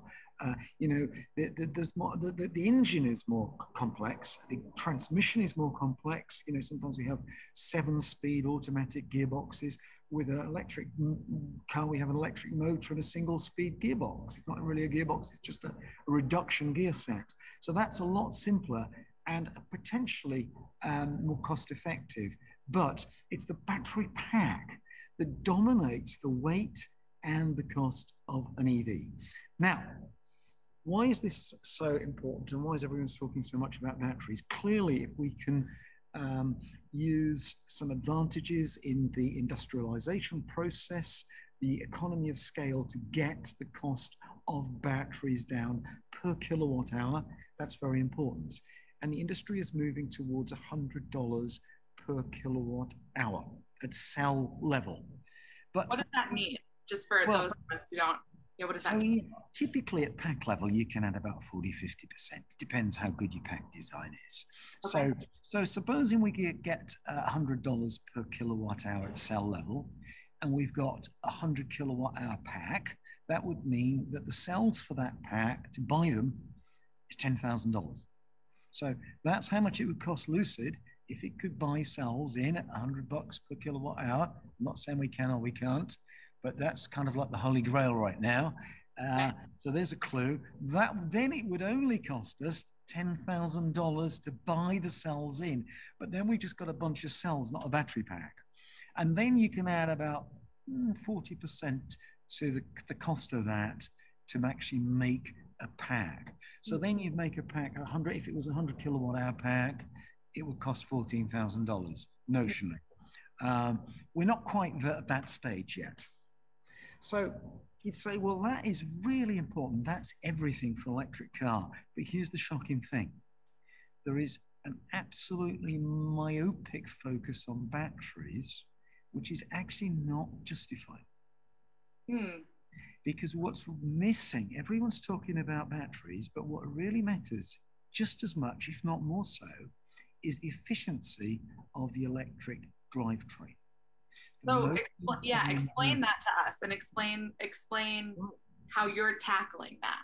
Right, so supposing I could make a 20%, supposing I had an option, Tate, I can either reduce the cost of batteries by having a gigafactory and great new processes and breakthroughs in cell chemistry, and maybe I go for the dry electrode technology, and I could get 20% out of my battery costs. Everyone would say, hurrah, electric cars are here for everybody. Now, alternatively, imagine I could make a breakthrough in my efficiency of my electric motor and my inverter, and the inverter is the thing that switches the DC from the battery into alternating current, and in our case, three-phase alternating current to control the motor. And it's the frequency of that alternating current that determines how fast the motor spins and therefore how fast the car goes, right? So supposing I could either get 20% cost out of batteries, or I could do 20% more efficiency in my inverter and motor. Which would I choose as an engineer? I choose the latter. And you think, what? No. Well, let me tell you why. Because if I got 20% more efficiency in my drivetrain, I could go the same, I could go 20% further for the same size battery. Alternatively, I could go the same distance with a 20% smaller battery. And if one battery is 20% smaller, not only would it cost 20% less, it would save 20% weight. And because of that, and it would be 20% smaller in terms of using up leg room and space inside the car.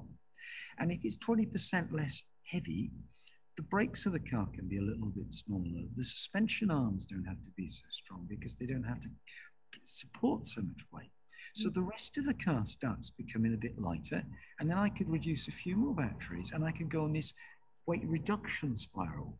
Now, I'm not saying that battery industrialization and the cost of batteries isn't critically important, but I'm saying there's something else which is even more important that hardly anyone is talking about, and that is efficiency. And the reason is, what really matters, the huge challenge here, is to produce a car at a set cost that does a certain number of miles. So what really matters to get the mass adoption of electric cars isn't the price of batteries per se, but it's the price of endowing an electric car with a certain number of miles of range. For example, I think cars in the future are going to have less range, not more, because the infrastructure charging will improve. We will have fast charging stations on every street corner, and we won't need to carry the antidote to range anxiety in the car. Lucid Air can have over 500 miles range. That's the antidote for range anxiety. But I think with a more mature infrastructure, charging infrastructure, you know, I can see a car, very usable car with 150-mile range. If we could get from the efficiency level we've got with this, 4.5 miles per kilowatt hour, to a little car, a mass-produced car, that's a family car, with some new technologies, I think we could get to about 6 miles per kilowatt hour. And if we only need to get 150 miles range in that car, the 150 miles divided by 6 miles per kilowatt hour, that's 25 kilowatt hour battery pack. Now, that 25 kilowatt hour battery pack would no longer weigh 500, 600 kilos. It would weigh about 125, 140 kilos. Wow. And it would take up tiny amount of space, so we'd have lots of leg room. And if it's only 25 kilowatt hours, supposing we can get cells down to $90 per kilowatt hour, that would cost $22.50 for a 25 kilowatt hour pack. Maybe the pack would cost $2,800 to $2,900. Now you're talking, it's not $21,000, it's under $3,000. That's when we can build a car which is $25,000 car, and that's what's going to get mankind mass mobilized into electric sustainable mobility. I mean, I think that's so fascinating. Is that part of why, I mean, one thing that I think Lucid Motors did when you first announced the Air was say, we are going to make a car that is under $70,000, I believe that's right. Yes, that's right. And that type of promise was kind of shocking at the onset, because it was, how do you have the confidence that you can make money from a car that's priced that low? And it seems to me like you're telling me it's part of this vision that you have for rethinking, you know, where you put your resources. Totally. I'll tell you how we make more money, because we make the car more efficient. And if it's more efficient, we can start with a car which has got a big battery pack, and we can go further. We can get 500 miles. And this is our dream edition. It starts at $169,000. But we want to get down to $69,000 with the same car, with the Air, with the pure version. And we really hope to be able to get that into production about 18 months after the launch of Dream Edition. Get down from $169,000 to $69,000. How can we get to $69,000? If we've got 4.5 miles per kilowatt hour efficiency, we can have the converse of going for the big range, the 500-mile ranges. We could go for a competitive range compared with other electric vehicles. For example, the new Tesla Plaid, which was launched last week, 2 weeks ago, with 21-inch rims, the EPA range of the Plaid with 21s is 348 miles. That is the range of the Plaid. Now, if we had a pure version of Lucid Air that could do maybe 370 miles range, we could actually make that work with a commensurately smaller battery pack, because we've got better efficiency. And if we've got a smaller battery pack, we can pass on those savings to our customer and get that price down. Do you see yourself as a competitor to Tesla? I think that we're primarily a competitor of Mercedes-Benz. Because we're true luxury. That's one of the key differentiators of Lucid. And I'm not being disparaging about Tesla. I was a big part of Tesla for a number of years, and I think they've done an amazing job. And I think the cars are super well engineered. I would say that, wouldn't I? High tech, fantastic. I built the engineering team there, and I know so many of the engineers who are still there. My engineers are still at Tesla. And, you know, I think they've done an amazing job. But I think that the Tesla's not truly luxury. Lucid is going into this luxury arena as a product primarily competing with Mercedes-Benz. But since Tesla is the preeminent manufacturer and preeminent benchmark of EV technology in the world today, I think it is definitely a benchmark, a comparison point for us in terms of EV tech prowess. So in that sense, yes. Yeah, that makes a lot of sense. So can you tell me how you've mentioned, you know, the Lucid Air and the cars that you're going to be producing are going to be luxury vehicles. How do you kind of tackle this grander vision that you have, which is, you know, electric vehicles for everybody? How do you manage that? How do you do both luxury and affordability? Well, I don't know if we can. This is my great dichotomy, because my shareholders may not allow me to, and look, we have to start with the high-end product first, because there's a great misunderstanding here that the cost of a car is almost inversely proportional to the cost of industrializing it. Mm. So let me give you two examples. Rolls-Royce, a new Rolls-Royce or a new Volkswagen Golf. So the Rolls-Royce costs a fortune, so hardly anyone can afford it. So you're not going to have to make many. So you go for low-cost soft tools, which doesn't cost a lot. You make it in a small factory, a lot of manual work. Actually, the cost of setting up the production of a Rolls-Royce is pretty small, but it's a very expensive product. The converse is, say, a new Volkswagen Golf, which is a numbers game. You're literally going to make millions and millions. You need a mega factory. You need thousands of robots. You need to spend billions to industrialize the Volkswagen Golf. You need super high quality tools which are fit for making millions of parts, literally millions of parts. The investment in the tooling is an order of magnitude greater than in the Rolls-Royce. So we have to start with a high-end product, because that's, you know, I would have to go to the market. If I was going to start with a $25,000 car, Lucid would never exist, because we'd have to go to the market and I'd have to say, well, I want $20 billion, not $2 billion. You know, and no one's going to give me that, because we're a startup. So we have to cut our cloth. So we start with a high-end product, because that defines the brand, and we can actually get it to market with the sort of capital that I can access. So now, oh, go ahead.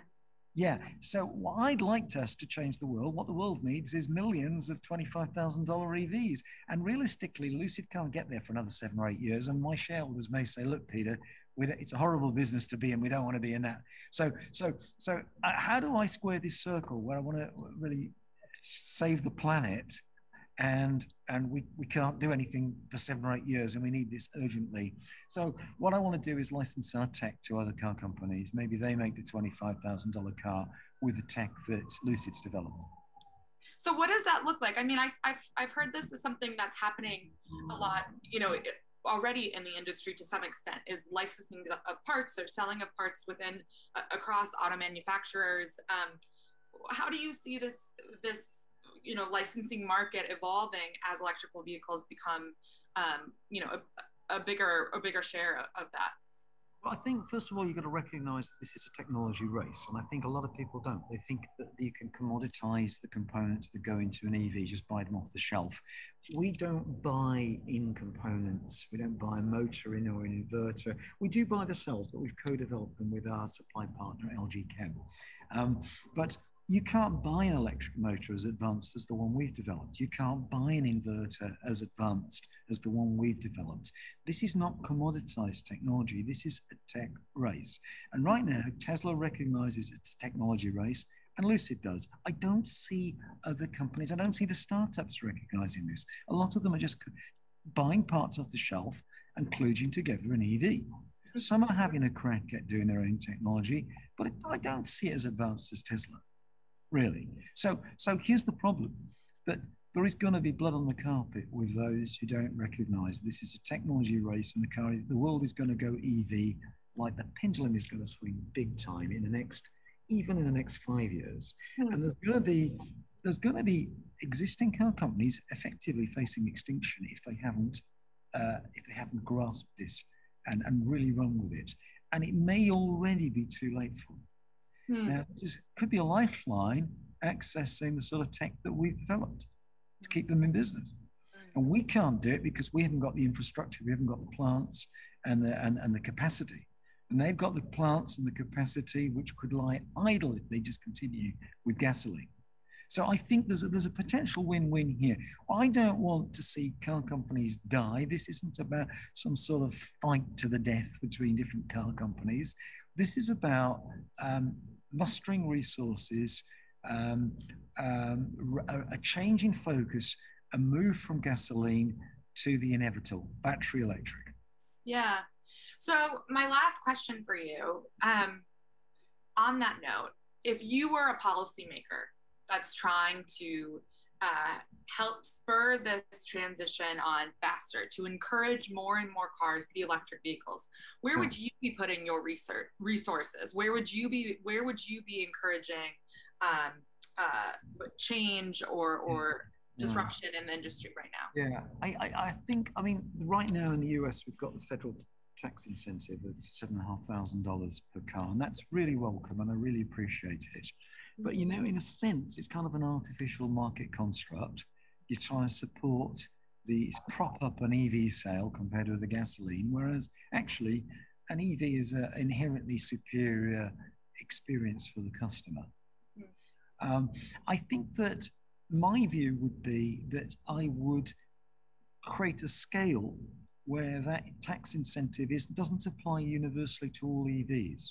It applies to the most efficient and high-tech EVs, because we recognize that not all gasoline cars are the same. There are some gas guzzlers and some are lean burn and efficient. We tend to sort of compartmentalize all EVs as equal, and they're not. So, I mean, we got 4.5 miles per kilowatt hour efficiency with our car. There are other EVs from renowned manufacturers out there now that can only get about half that. So that EV is having twice the environmental impact per mile than a Lucid Air. So there are kind of gas guzzlers within the EV spectrum. So I would incentivize that federal tax towards the more efficient EVs, and against the gas guzzling EVs, because there are gas guzzling EVs out there. The other thing I would do is I would incentivize and catalyze innovation, catalyze a space race. Lucid very nearly went bankrupt on multiple occasions. We're only here through utter perseverance. And now we're going to bring the world's best technology here in the US. Now, that shouldn't have happened. You know, Tesla survived because it had the DOE loan, the ATVM loan. And that was a real foresight of the US government. Tesla only exists because of US government support. I think the best way government support can take place is to catalyze and invest in technology, tech companies, EV tech companies. And I think the other area is going to be on overnight charging facilities for those who can't access charging at a garage. But a lot of people live in shared accommodation setups where they've got on-street parking overnight. I do think to get the widespread adoption of EVs that we mustn't put too much focus upon fast charging. I think there's too much focus on battery tech, not on efficiency. And I think there's too much focus on fast charging rather than slow charging overnight, supporting those who haven't got access to a garage to do that. Yeah, I think those are great points. And with that, we need to close. So I want to thank you so very much for being with us today and showing us the car. This was a very fun, unexpected demo that we got. Yeah, that's wonderful. And now it's back in the studio in Titanic Belfast. Thank you.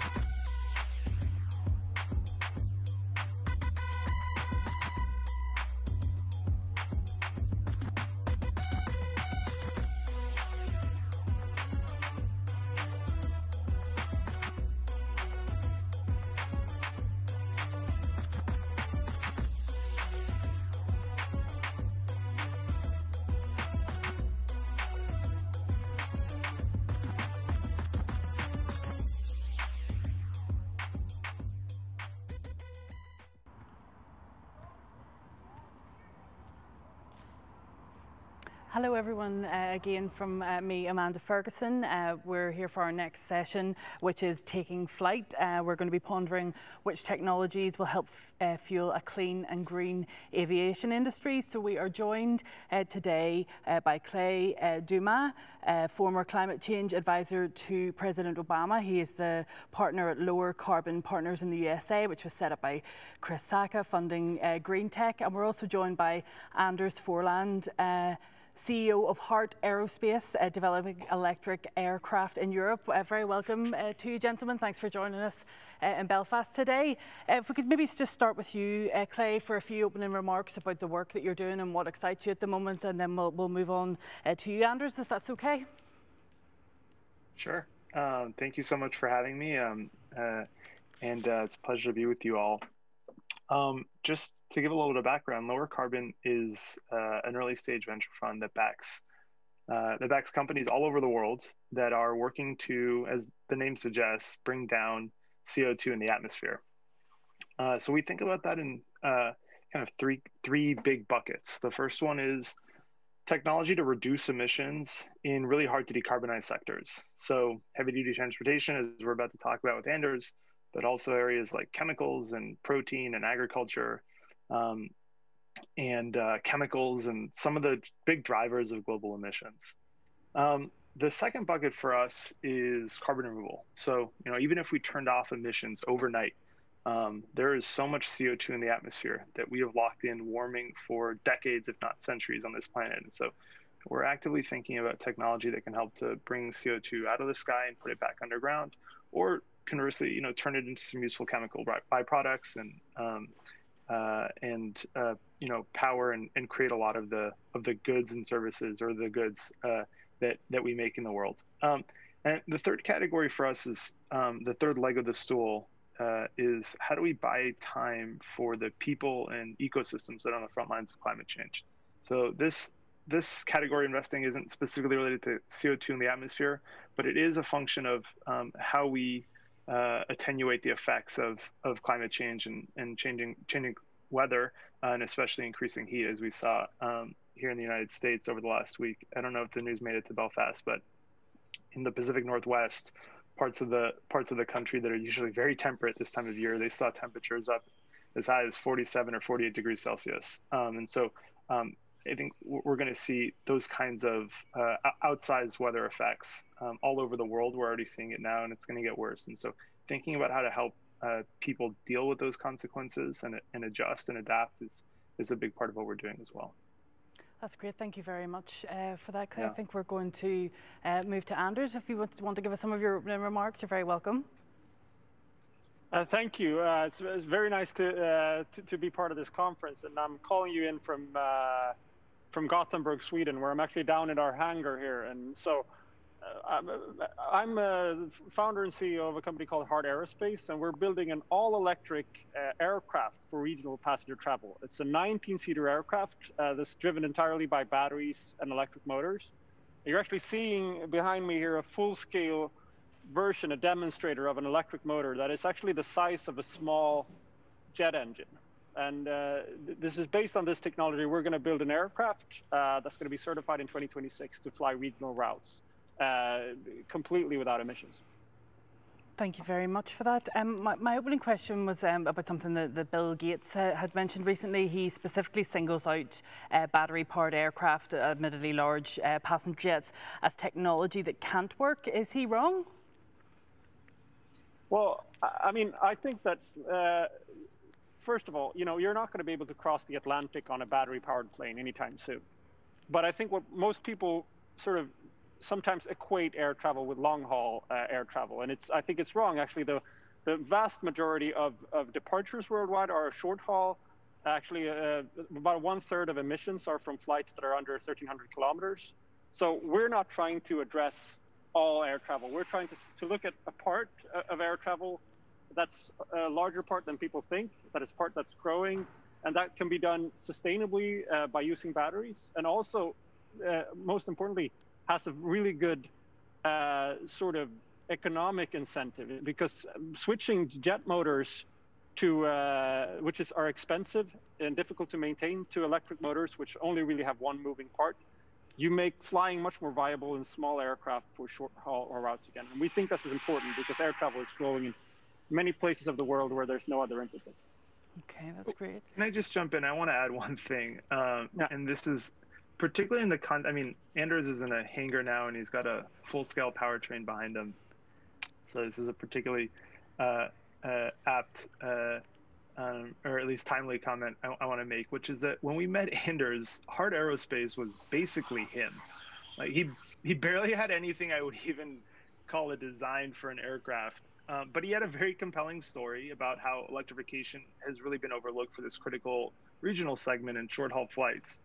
That was like 2.5 years ago. And at that time, basically every aerospace engineer we spoke to as part of our diligence, I mean, people out of Boeing and Airbus, they all told us, forget about it. An electric plane is never going to fly. The battery's too heavy. And fortunately, my partner Chris and I came in with zero preconceived ideas about the aerospace industry, and we arrived at a very different conclusion, obviously. And you know, just to be explicit, we're backers of Hard Aerospace, and just in those 2.5 years, you know, spending, I mean, I don't know if this is totally public, but you know, not more than a few $1 million on a team that could, I think, still probably fit inside one of your planes, Anders. Yeah, at least when we build this, we could comfortably fit in the plane. Now I think we can fit in 2 planes. Okay, great. And that team has built out a full electric powertrain, subscale prototypes of the plane itself, and you know, thanks to all the fancy software that's out there, they've actually flown this thing in cyberspace. It's gonna be a little bit longer, admittedly, before there's a physical plane in the sky. But you know, at this point, there's really no mystery about whether it's gonna get up there. So one thing I would just emphasize, and this is true, you know, from my perspective, not just in electric aviation, but in so many categories that are going to be really relevant to emissions and the climate, is that innovation is happening so fast today, and the costs of building hard tech are coming down so quickly that I think even people like Bill Gates who do this work for a living are going to be surprised once in a while. Okay, thank you very much.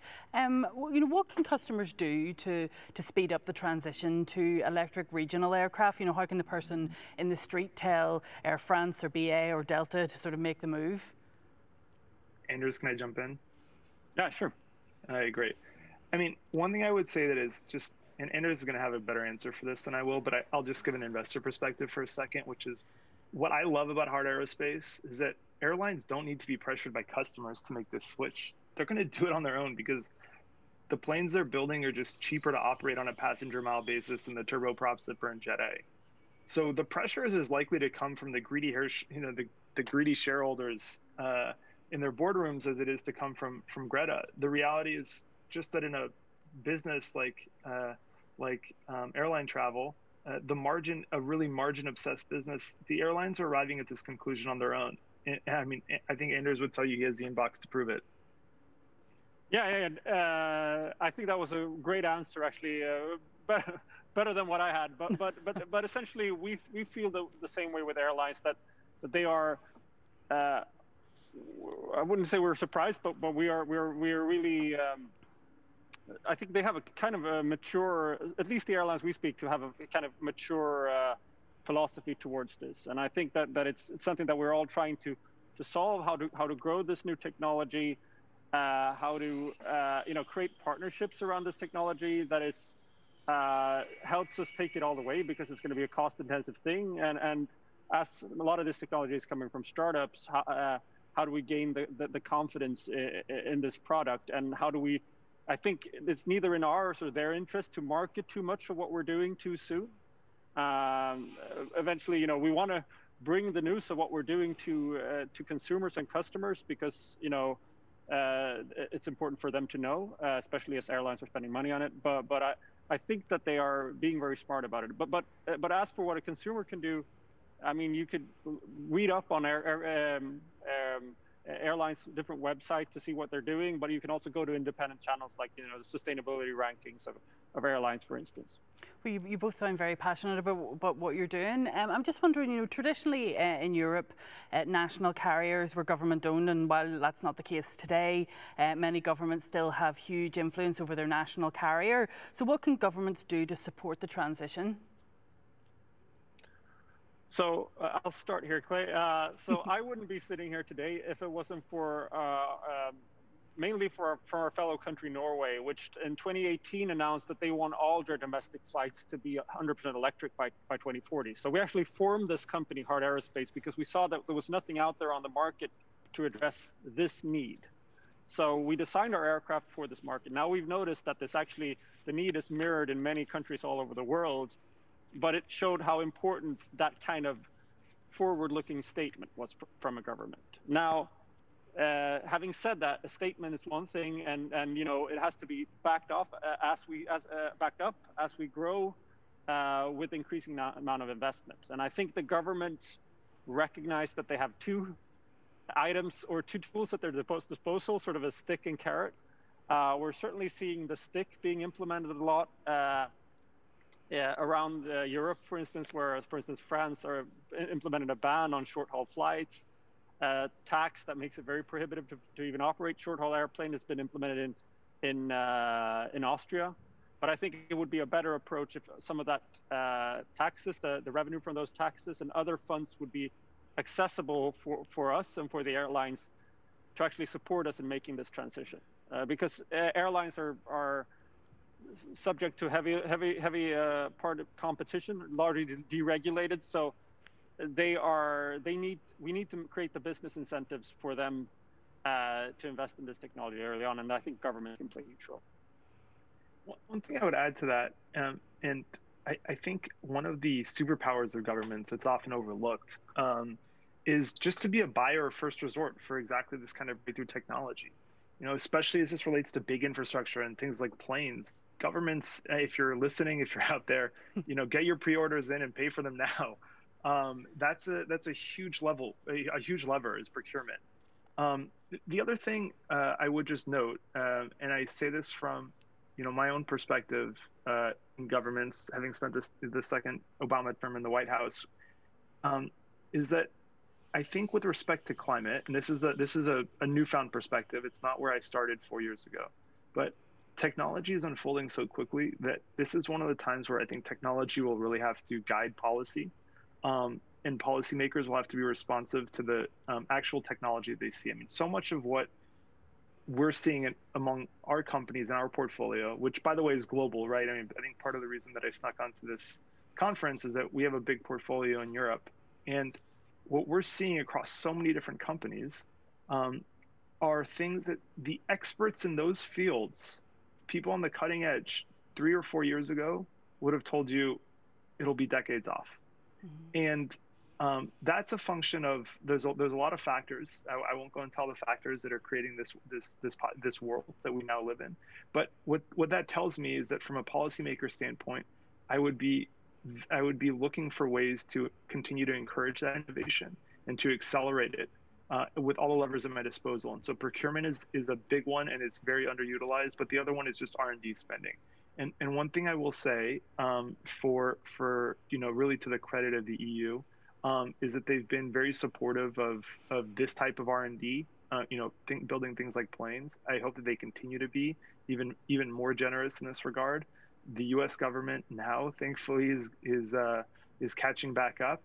We spent a few years in the dark ages, but we're catching back up, and so I think just, you know, dedicating a bigger portion of budgets for R&D, letting technology, you know, get ahead, and then designing policy around the technology that I think from a policymaker standpoint they're not able to predict. They're not yet seeing the future in the way that entrepreneurs are, and I think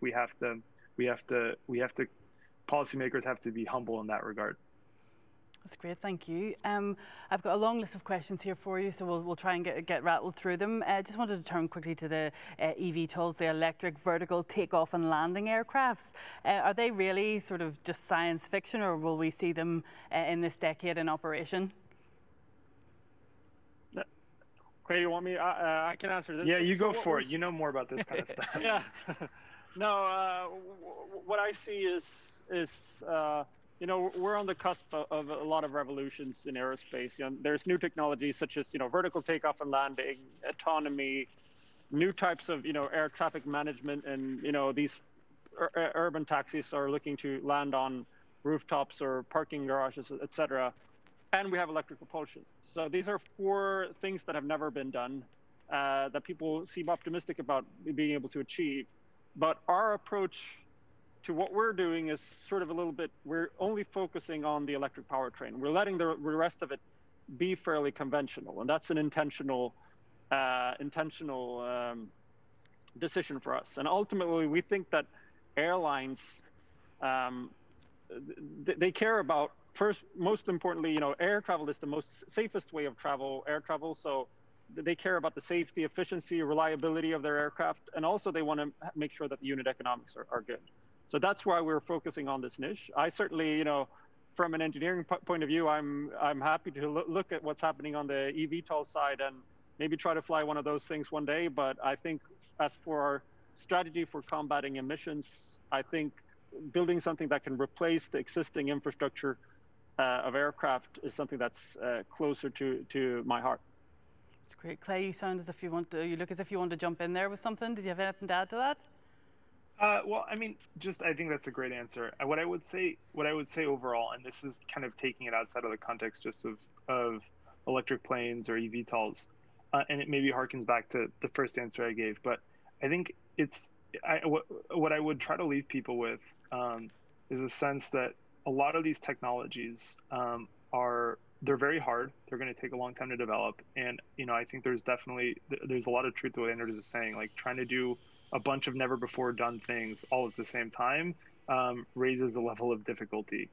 At the same time, what I see right now, and this is as true in the big research centers of Europe as it is anywhere in the US, is that thanks to decades of declining cost for renewable electricity, thanks to decades of scaling up battery supply chains, which by the way has big impacts for decarbonization and energy storage, but also just for other applications of electrochemistry outside of batteries. Scaling up mRNA supply chains and beginning to develop applications around different forms of synthetic biology. And then, taking advantage of just like broad-based trends like the advent of machine learning and the, generation of engineers now that are very fluent in those kinds of technologies. I think that you're going to see, particularly in hard tech, some very surprising innovations over the course of the next decade. And it's going to be true for the kinds of things that are able to fly in the air for large distances. We're already obviously seeing it with cars, but I think you're going to see it with even, further and more surprising technology like fusion, which people laugh at me sometimes, but I think we're going to see net energy gain not just this decade, but in the next handful of years. And so that's, I think, something I would leave people with. As much as it concerns eVTOLs as any other kind of technology, is we're conditioned to believe that it's going to take a long time, and these are really hard problems. But this is going to be a special period, I think, in hard tech innovation, and it's really exciting. Thank you very much for that. If we could turn to Northern Ireland, to the north of Ireland, for a little moment now. You were mentioning there, Clay, a bit about Europe. Now, obviously, where we are in the world, in Belfast, we're in a unique position in Europe because of the Brexit protocol, meaning that we have access to both the EU and the UK markets. Have you any observations of that, and can you identify maybe there's any opportunities in manufacturing or other areas that we could focus in on? That's a great question. I have to say we have a breadth of coverage, but we're still looking for the first company that we're gonna invest in your neck of the woods. But I'm sure that it's gonna happen. And I think part of that is, one of the exciting things about doing this work the last few years is how distributed the talent has been. I think traditionally when people think of venture capital and they think of innovation, they often think of Silicon Valley and what's happening in the San Francisco Bay Area. And one thing that's absolutely true about our portfolio, if you go to our website and you look at, for every single company, we list the city that the company is headquartered in, and it's truly global. I mean, today we have investments and of course across the United States, but all over Europe. In Gothenburg, Sweden, we have a company operating in Nairobi. We have multiple companies in Australia, in Singapore. We're talking to companies right now in India and Latin America. And so the thing that's really, I think, exciting, and this is true for your government, and it's true for governments around the world, is keep investing in R&D and in innovation, because and then to the entrepreneurs, I would say, you can increasingly do this work from anywhere, and the talent really is distributed. And the chemistry and the physics are the same in Belfast as they are in as they are in Hong Kong, as they are in Palo Alto. And so I think look at Anders as an inspiration, as an example. Someone who had a big idea, and who Anders, you have traveled sometimes to talk to investors and go find suppliers, but he's doing this in Gothenburg. He didn't move his entire life halfway around the world to go build this. And I think that's a testament to hopefully how more technology will get built in the decades to come. Anders, have you any thoughts on that? Because obviously we find ourselves in a sort of politically difficult time at the moment, but in a unique position trade-wise. No. I think Clay would know more, but what I do know is that Belfast has a proud tradition in aerospace, and I know we have communication with several companies that are working there as well. So I think that this is obviously aerospace is, I think, going through this sort of metamorphosis. I can't even say that word in English. But it's going through, it's changing its mode, and we're seeing different technologies pop up, and I think that there's a good time to make these investments in the aerospace industry and try to rejuvenate and get a new generation as excited about this as they can. And I think we have a tremendous opportunity. There's a new generation that have worked, spend their teenage years tinkering with drones and stuff like that. They can approach these hard aerospace things with a very sort of unintimidated by them. So I think you just need to capture all of that enthusiasm, all of that talent, and get them into the world of formal aerospace development. And it's also a little bit of a, to me, I think there's these generations of where we have good aerospace engineers, and a large part of that generation that sits on a lot of knowledge is retiring or close to retiring, and making sure that we don't lose that competence as we make sort of a generational transition, and so we can actually increase at this. Because I think the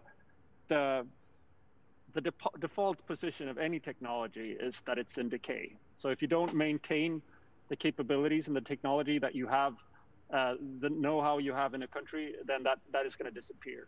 And so I think that this is really important. And when people ask me, some people say that electric planes are, it's not going to happen in 2026. It's going to happen in 2050. Well, it really matters on. It's not the act of time passing. It's the act of engineers coming together, doing things, money being spent, all of this stuff that actually pushes the technology. And I think what hopefully we've shown with the demonstrator that we have back here and the time in which we've scaled this company is that we can actually do things a lot faster, but they're not going to happen by themselves. That's great, thank you. It sounds as if governments and the universities and colleges all have a big role to play in this to keep up, and what you're both doing sounds very exciting. Time has beaten us today, gentlemen, but thank you very much for your contributions today. Thank you very much for joining us, and we hope to see you in Belfast next year. Thanks so much. Pleasure's all mine. Thank you. Thank you. Okay, thanks to Clay and Anders again. That was a great conversation. We probably could have continued that on for a while. Earlier this week, I was joined on Zoom by Eric Asuncion, the CEO of Wallbox in Spain, for a fascinating chat about his company and about electric vehicles and about the vehicle-to-grid technology that's being developed. So we are going to enjoy that following a quick break, and we'll be back with that shortly. Thank you. So it's about empowerment, it's about having fun, it's about recognising people's talent, it's about people given a chance to develop. We will continue to grow as we can continue to find good people, and we will find those good people. I think our culture is quite unique. It's about teamwork, it's about trust, it's about empowerment. I would recommend it to family and friends because it already feels like people here are family and friends. There's a lot of sharing of knowledge, a lot of collaboration, And I think to be in that sort of environment sort of pushes you to always sort of be looking for that improvement in yourself as well. They've been so helpful and welcoming to me. One of the most ambitious and innovative companies I've ever worked for in my life. I would say Nueda is friendly, communicative, unique, is challenging, fresh, innovative, open, and just generally fun. A key focus of our responsible business programme at Phoenix Natural Gas is investing in initiatives that add value to the local community we serve, and that's done in a number of different ways. Adding value by introducing lower carbon fuel to householders and businesses in Northern Ireland, by reducing our own carbon emissions footprint operationally, and also by investing in educational environmental programmes such as this one today in a primary school in Newtownards, where we're teaching kids about the value of forestry, trees, and the value of the local environment around them.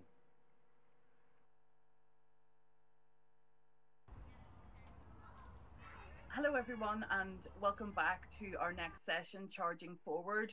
We're joined today by Enrique Asuncion, the CEO and co-founder of Wallbox, and we're going to have a presentation from Enrique now.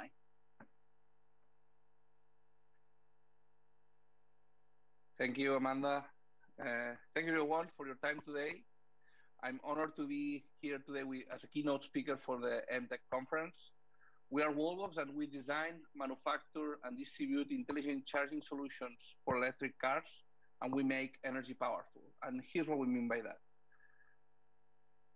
First of all is that we make charging simple, but because when you hear about charging, there's volts, amps, CCS, CHAdeMO, kilowatt, kilowatt hour. Charging is difficult.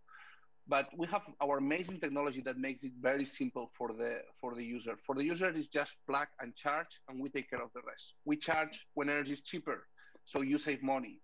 We adapt to the power of your installation, so you always charge as fast as possible, regardless if you have your heating, your air conditioning on. All of this is managed in a transparent way for the user, so for the user, it's just plug and charge, thanks to our technology. Also, we have a smart hardware and software, because to accommodate all the millions of electric cars that will come into the grid in the following decades. And to make possible the energy transition to renewable energies, we will need vehicle-to-grid, vehicle-to-home technology, and energy management functionalities. And our hardware and software is already capable of doing all these things today. An example of that is Quasar. Quasar is the first bidirectional charger for home. With Quasar, you can not only charge your car, you can also discharge your car and use your electric vehicle battery to power your home or even power the grid, because an electric vehicle battery can power a home for more than 4 days. So if we can unlock this potential, we're really making possible the transition to renewable energies, and all of this is already possible with our products.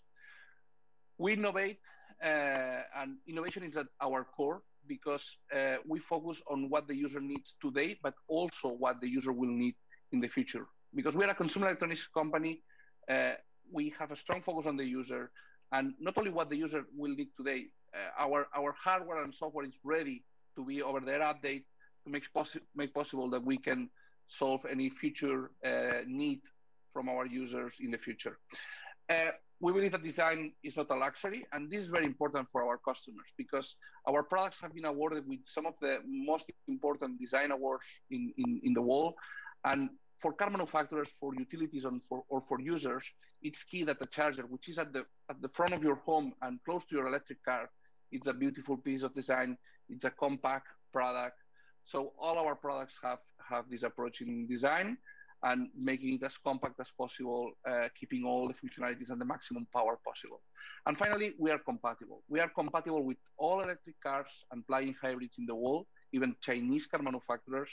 But more important than that is that we are certified to sell our products in more than 67 countries. We are a global company which has the certifications on more than 6 continents to provide our products.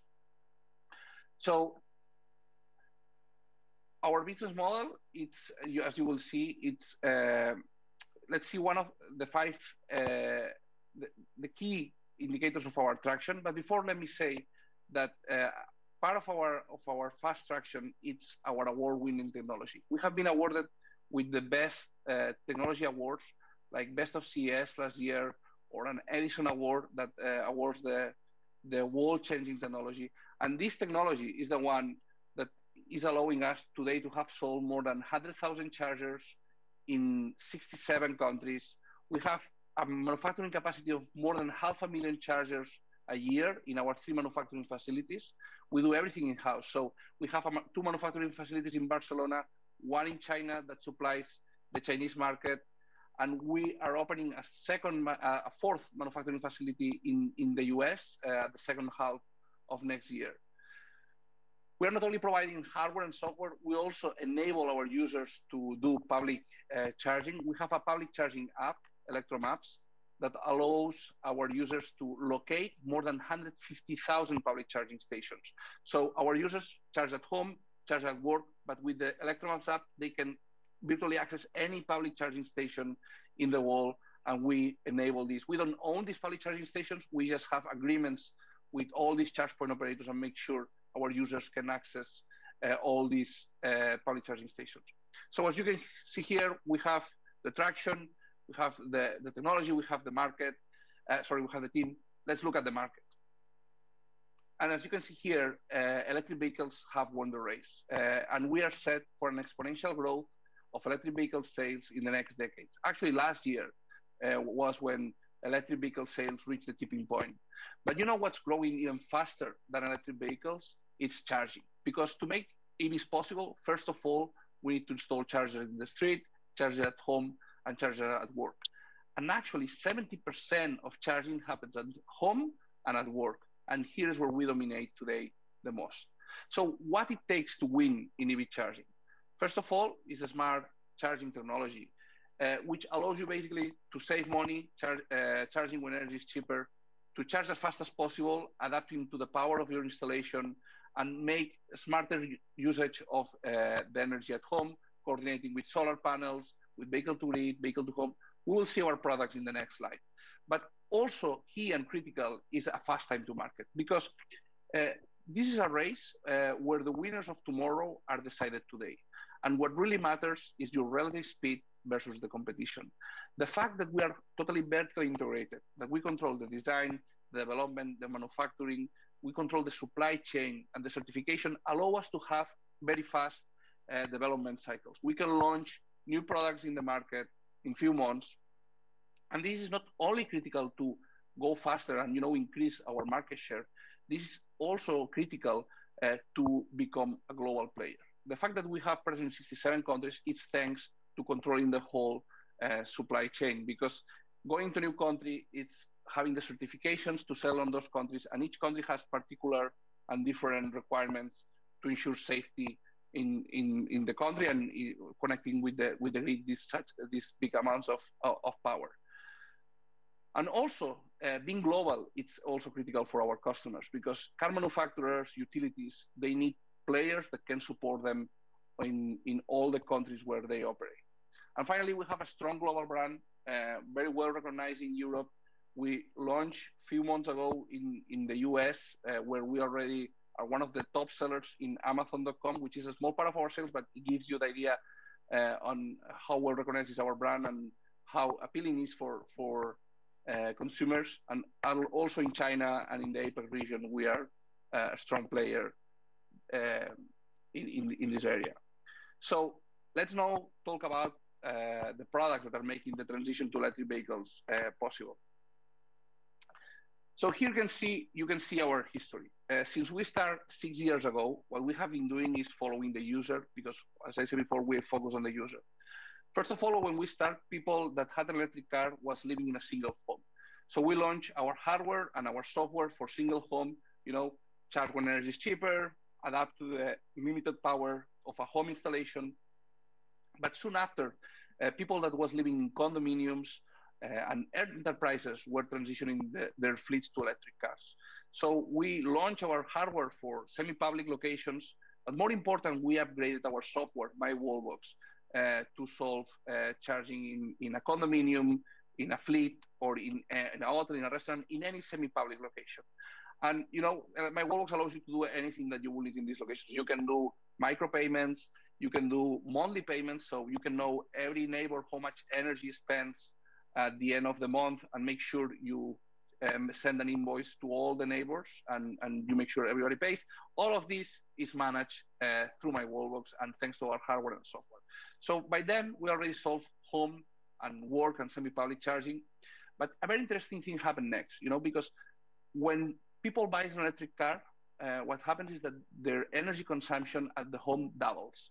So there's 3 times more possibilities that you will buy solar power and solar panels at your home if you have an electric car than if you don't. So first comes the electric car, then comes solar power. And we decided to launch Quasar. Quasar is the first bidirectional charger for home, allows you to charge your car and also to discharge your car and use the battery of your electric car to power your home and power the grid. And this is a disruptive product, not only because this functionality, but more important is the technology that allows us to make the product compact, that can be installed in any home in a wall. Until Quasar products, these products were huge cabinets, very expensive, very heavy. And Quasar is a product that we are already selling by thousands in many countries, in the UK, with Octopus Energy, in Germany with Mitsubishi, or in Australia with Nissan and JetCharge. And by this summer, we're going to make this product available in all European countries at a very affordable price. And last year, as electric vehicles reached the tipping point, we focused on public charging. And we launched ElectroMaps, our public charging app. This is a leading public charging app in Southern Europe, where people can locate their charging points, they can pay for them, but more important is the social aspect, because public charging today is not very reliable. So our users are saying in real time which is the best charger to stop. If there's any issue with the chargers, they found in real time. So a little bit like Waze, where people is telling in real time what's the status of the road. Same is happening in ElectroMaps, and this data is so valuable that companies like TomTom buy this data to improve their navigation maps. And finally, one of the most disruptive products we launched, and today we launch Supernova, our fast charger, 60 to 120 kilowatts. It solved the 2 main issues of public charging: reliability, thanks to its modular design. So if there's any module that fails, the rest of the charger keeps working, and we make sure we always charge our customers. And the second is affordability. It's a very competitive product, thanks to the high frequency switching technology. And we already showed this product to many utilities in the world, and already have more than 8,000 units to be installed in the next 2 years of this product, Supernova. So why do we have all these amazing products? So thanks to our great customers. And we are trusted by some of the most important automotive car manufacturers and energy companies. Companies like Nissan, we work with them in 36 countries, and they choose us because they want a global player that can install, certify, and provide support on all those countries. Or SEAT, which is a Volkswagen Group brand, where we help support them at a global scale. Or Hongqi, which is a state-owned Chinese car manufacturer that choose us thanks to our technology in the Chinese market. But also Iberdrola and Scottish Power. These are some of the biggest utilities in the world. Iberdrola is not only one of our customers, also one of our shareholders, and they have an ambitious plan to install more than 150,000 charging stations in Europe in the next 5 years, and we are part of this plan. And also, apart from car manufacturers and utilities, which amount to 40% of our sales, we have what we call our mid-markets, which include distributors like Ingram Micro, Rexel, Yes Electrical. These are 40% of our sales also, and these are companies that make sure we reach installers and retailers. And finally, the last 20% is our direct sales. These are sales that we do directly through Wallbox.com, Amazon.com, or we directly sell to enterprises. So after all we've seen, for us, it's clear, and with our technology, how we're going to dominate the transition to electric vehicles. But let me spend a few seconds talking about the next step. And the next step, it's energy. Because we are going to be the center of your energy at home. We're going to be the center of your home. Because the charger, you use it to charge your car, which is 50% of your home consumption. But also, thanks to Quasar, the charger becomes and enables your car to become the battery for your home, because an electric vehicle car battery It's a massive battery. So enabling this, we make possible, to support your home when energy is more expensive, or to use your renewable energy production when needed in your car.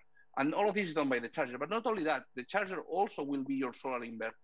With Quasar, you can in the next version of Quasar, actually, you can directly connect the solar panels to your charger. So you don't need a solar inverter, these $2,000, $3,000 pieces to convert from solar panels to the grid. So the charger becomes your storage, your production, your charger, and so at the end, your energy management. So the charger fulfills all your energy needs for your home. And from here is what we are doing in many countries, like grid services, frequency regulation, demand response. But even in the future, we can even provide peer-to-peer energy transactions between our community of users where regulations allow it. But what's important is that every charger we're selling today, it's already grabbing this land and becoming the center of the energy at home. Thank you.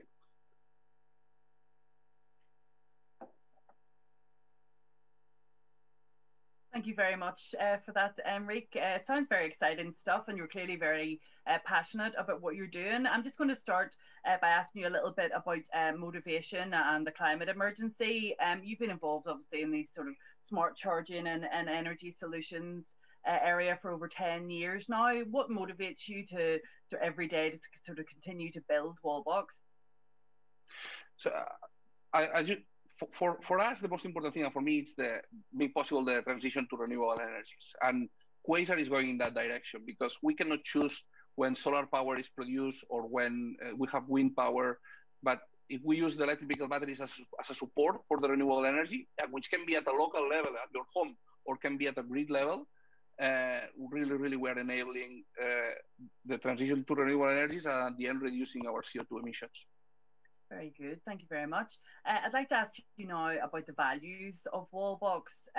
What are they and how were they evident in your response to the COVID pandemic, which has been so disruptive and harmful across the globe over the last year or so?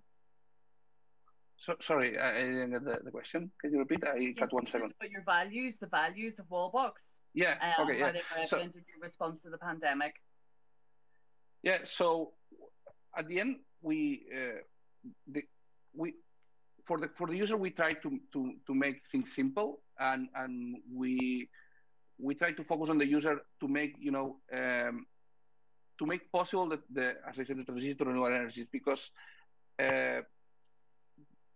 our passion and our commitment it's make this possible. And regarding the pandemic, I think we have been able to translate this to our employees even, because we give the option to all our employees at one point to buy stocks from Wallbox to support Wallbox and to be even increase our production capacity, because the company was growing, but with the pandemic there was certain uncertainty. So today we have more than 150 employees of the company that are also shareholders.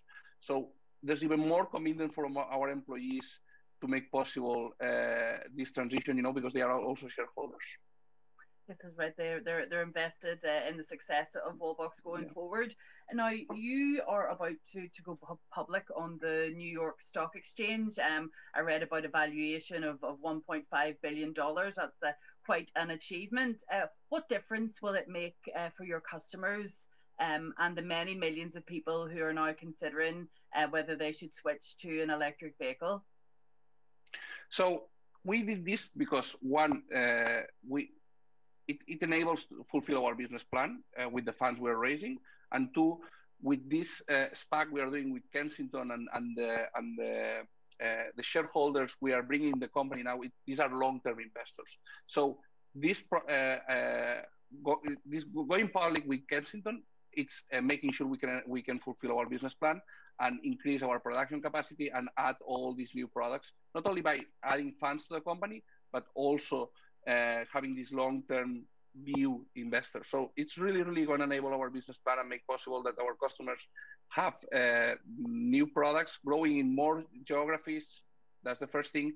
The second is increasing our product portfolio We are, launching now Supernova, the fast charging, but we are also looking into even faster charging solutions.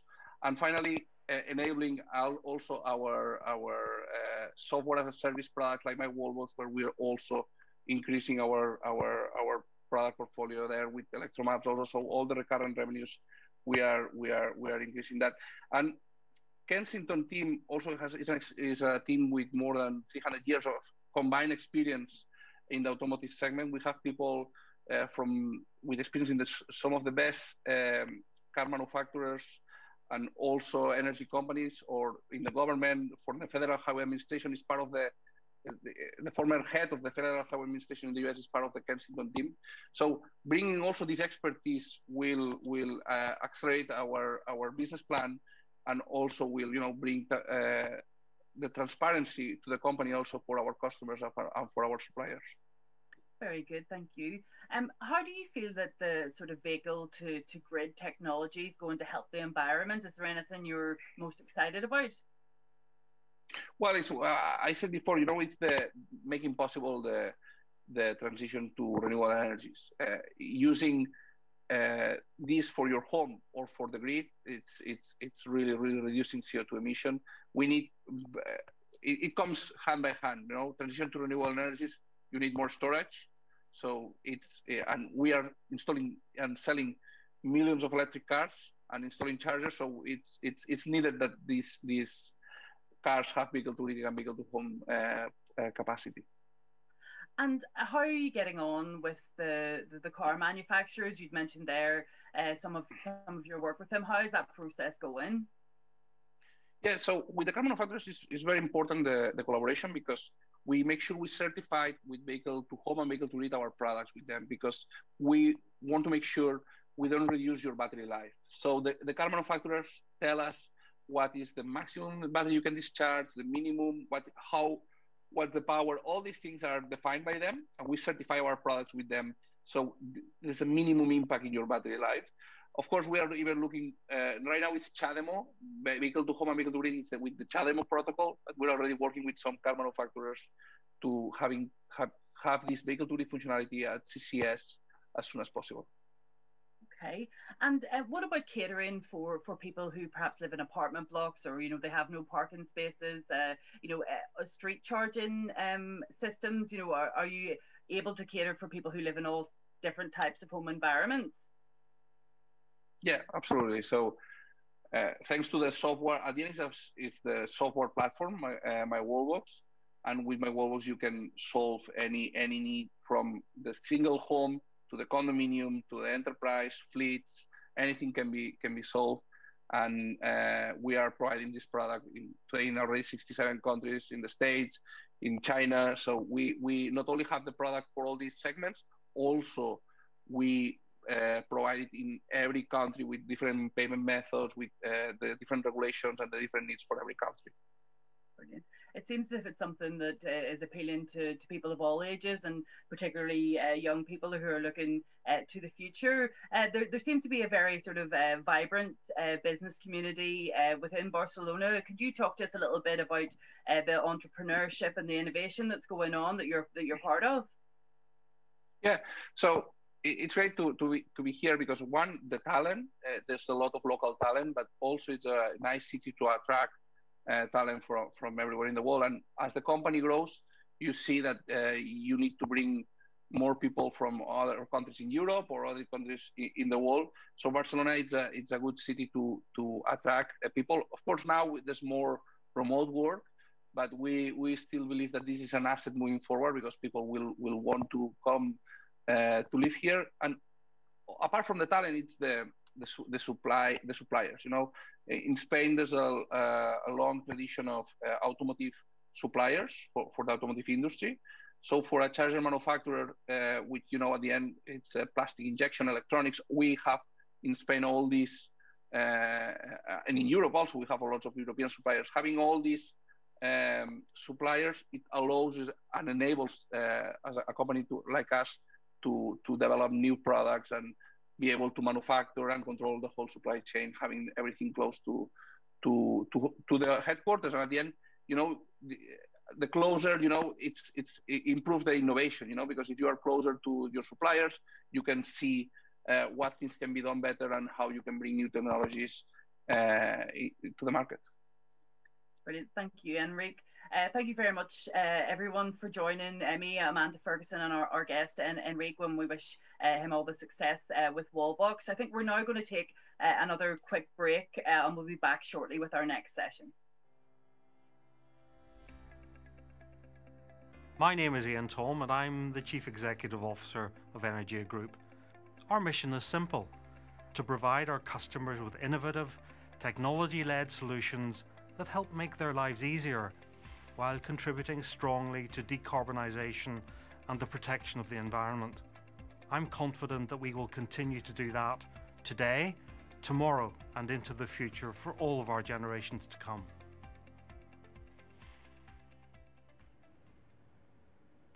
Good afternoon, everyone, and it's my pleasure to welcome you here to Titanic Belfast, a world-leading tourist attraction that has welcomed in excess of 2 million visitors since it opened in 2012. We're just a few metres here from where the original Titanic was built, and it wasn't just a magnificent ship. It was one of the most powerful symbols of what can be achieved when you create an ecosystem of excellence that brings together visionary entrepreneurs, also designers, engineers, craftspeople, all manner of great talents and skills, and availability of capital. And all that wrapped up in a supreme self-confidence of a city that comes from being on top of your game on a world stage.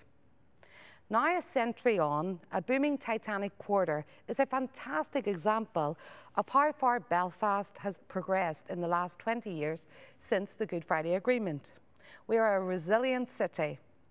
Once again, it's a hotbed of all of those talents, ambition, visionaries, and the confidence of knowing that we're at the cutting edge of our industry, enjoying global recognition. And yes, we are that corner of Europe that has full access to the European market and the market of the United Kingdom, and that's unique. Leading the way with innovation in the creative industries here are Catalyst Inc., Belfast Met and Queen's University, to name a few, supporting our next generation's education, building the knowledge and confidence to achieve. By a way of an example of this confident creativity, the nearby Titanic studios are to the fore in the global film and television industry, hosting some of the world's biggest stars as we speak, and putting Northern Ireland firmly on the map as a premier location for movie production. And I did hear that the one and only Hugh Grant is in our town this week. Keep your eyes out. As a Northern Ireland business leader, I was honoured to be appointed in 2017 to the role of Honorary Consul for Finland, charging with promoting economic, political and academic, as well as cultural relationships between Finland and Northern Ireland. Finland has long been a friend to this place. In 1998, we had much support for our peace process from the people of Finland, so I was absolutely delighted to accept. Finland's willingness to embrace new ideas and innovative social constructs sets a great example for us here in Belfast, something we can also aspire to. Finland is renowned as one of the most innovative and prosperous nations in Europe today, and I firmly believe that a modern Northern Ireland has the potential to do the same. They have not been afraid to stray from the norm in their pursuit of excellence in education. We're talking about reform here in education. Finland did major reform 40 years ago. The transformative approach, has created a world-leading system, not only fit for purpose for the Finnish economy, but also showing the way for many other smaller economies like ours that are battling with skill shortages and the brain drain. As I mentioned, Northern Ireland has achieved a lot with peace since the Good Friday Agreement 2 decades ago. However, we cannot be complacent. As business, political and civic leaders, we have a duty to push Northern Ireland to be the very best it can be, both economically and socially. Jobs and prosperity have been shown to be the best ingredients for embedding peace in post-conflict societies. So we must be restless in capitalising on our strengths and reinvigorate the confident entrepreneurial spirit of our past.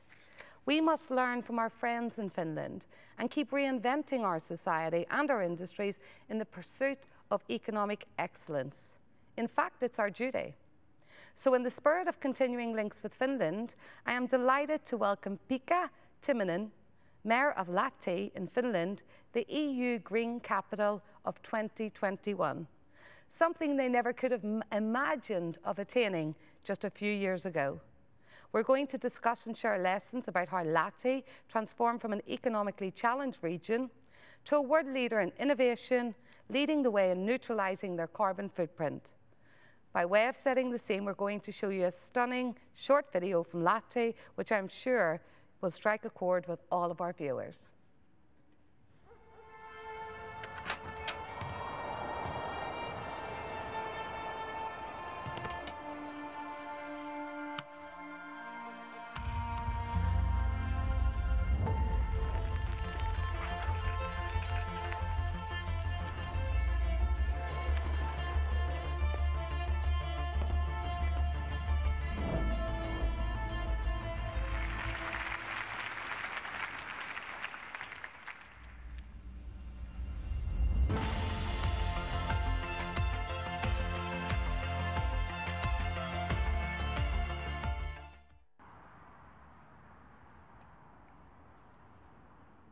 Pekka, greetings from Belfast. Thank you, and it was nice to see our video today, and I must ensure that today it's not dark and it's not cold. It's a very hot day here in Lahti today. Well, now in Belfast, it's a little bit warm, but it's never that hot here. We're always glad when we get the sunshine. It's so nice to see you again, my friend, and I've learned so much about what you're doing, and you're very inspirational, but you've also got a good personal history and how you came through the business world and the political world. Maybe you just want to give your background to our viewers? Well, that might be interesting for everyone. I have a background. I've been working both for private sector. I've been a CEO for 2 companies, but also for the government. I came before I became a mayor of Lahti. I worked at the Prime Minister's office for 5 years. And in Finland, cities can also choose so-called professional mayor. So that means that I'm not directly elected by the people, but the city council elects the mayor they think is fit for the job. And that's how I was elected a little over 3 years ago to become the mayor of Lahti. So I have even in Finland, it's not very typical to have a background both in the public sector but also being in the business life and then a CEO for 2 companies. And I think that's a real nice mix of skills that you bring together. Obviously very different environments, but certainly you can bring expertise from both to the other. It's really interesting learning about the history of Finland, because not just with Lahti and the correlation with the history of our own city here in Belfast, but Finland is around 100 years old. You had a massive civil war like us, and you rebuilt from there. It's fascinating the similarities in our countries. Exactly, and we are also kind of 2 corners of Europe, and I already said before that I like think about that in Europe we move forward as an old LP record. You know, the further you go from the center, the faster you move. Yes, I'm sure you were popular when you said that in Barcelona. Yeah, I did say that also in Brussels. It's maybe not that popular. But anyway, but you have a good point. I think even more today, different cities and regions and nations, they make the decisions. They must find a good strategies and good actions how they move forward. But also, the world is more open today, so it's not about distance that much. It's not about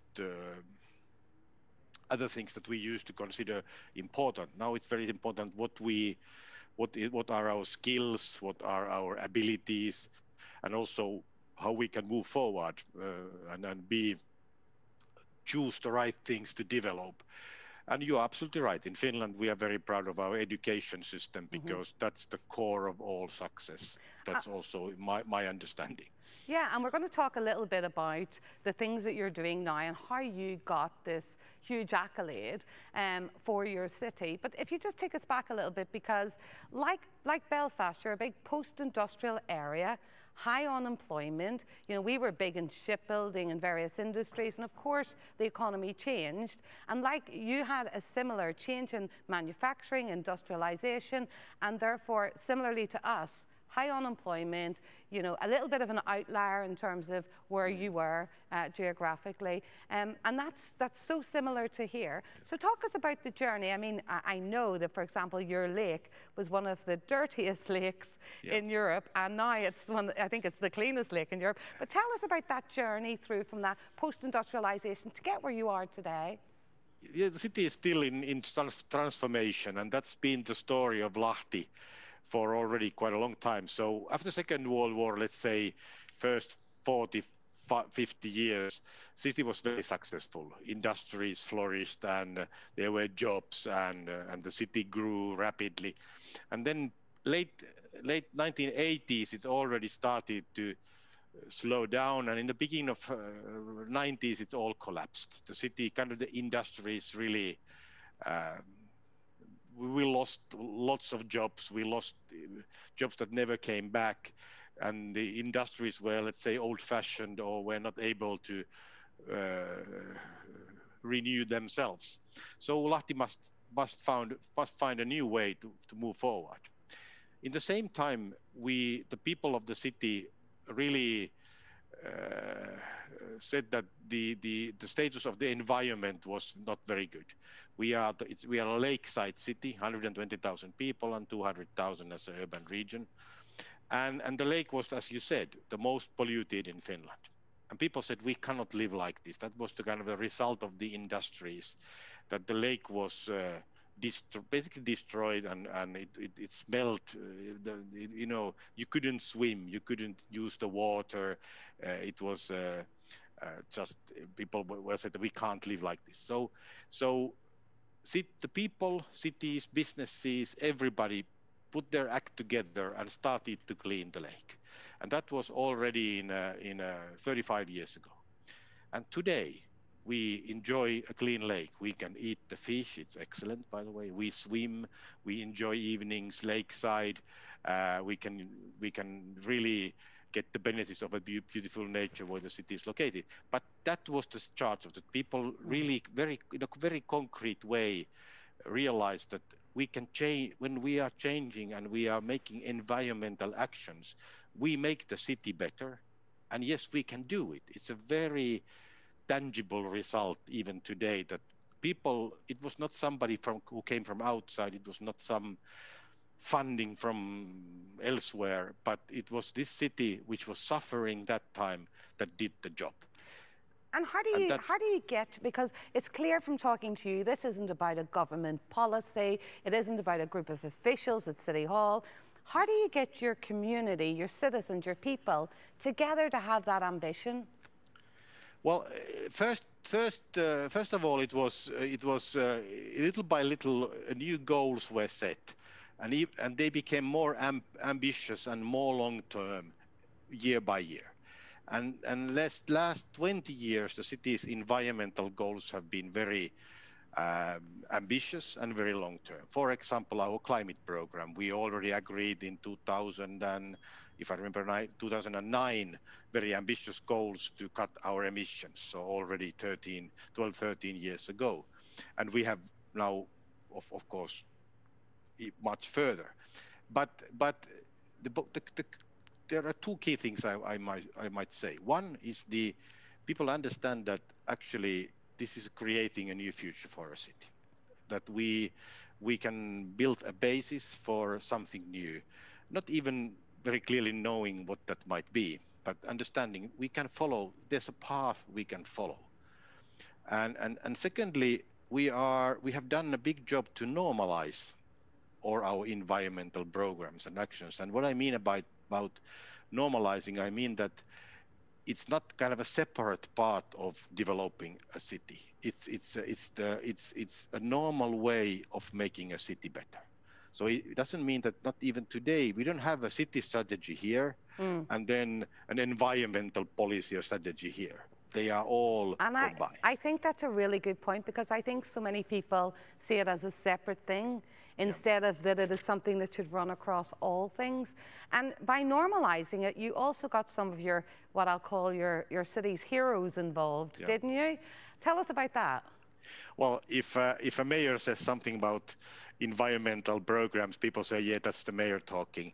And if other city politicians or experts say something, people say, okay, that's an expert talk, and then move on.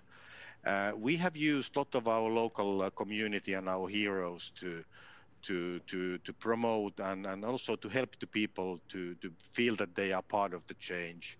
For example, ice hockey is a big thing in Finland. It's our football. And we have our team is very good and plays in the Premier League in Finland. So the captain of the ice hockey team talks to people and say, our team is dedicated to be the world's first carbon neutral professional team.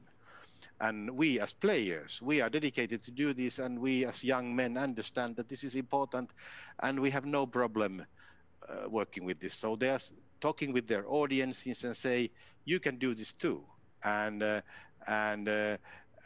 that's very important, that it's not me, but it's the local sports heroes. Also our, as you saw from the video, our symphony orchestra, which is excellent, is the world's first carbon neutral symphony orchestra. So communicating and having a dialogue with different people and using different voices in the community has been very important. And, you know, translating that between the heroes saying it and the city officials saying it and the children, I guess, getting it early in education. And you obviously reformed your education system a long time ago, but you're really driving it through education, aren't you? Yeah, children are in our, now when we are the European Green Capital this year, I think the most crucial element has been our great educational programs and the role of children. We have a lot of different environmental programs in our schools and already actually in our daycare centers. They are environmental programs. And we call our children environmental agents. So they collect the data and they make observations in their environment. And we really collect and analyze that data, what children collect. But there's also another aspect. When our school children learn in school what they can do and how they, for example, should recycle different materials in their home. When they go home, they tell to the parents, hey, what you are doing, this is what we should be doing. And when children say, parents say, okay, we listen. You listen. Yes, that's how it works. Yes, the children definitely like to tell us how we should be doing things and scold us. And it's just right, because they're more in tune.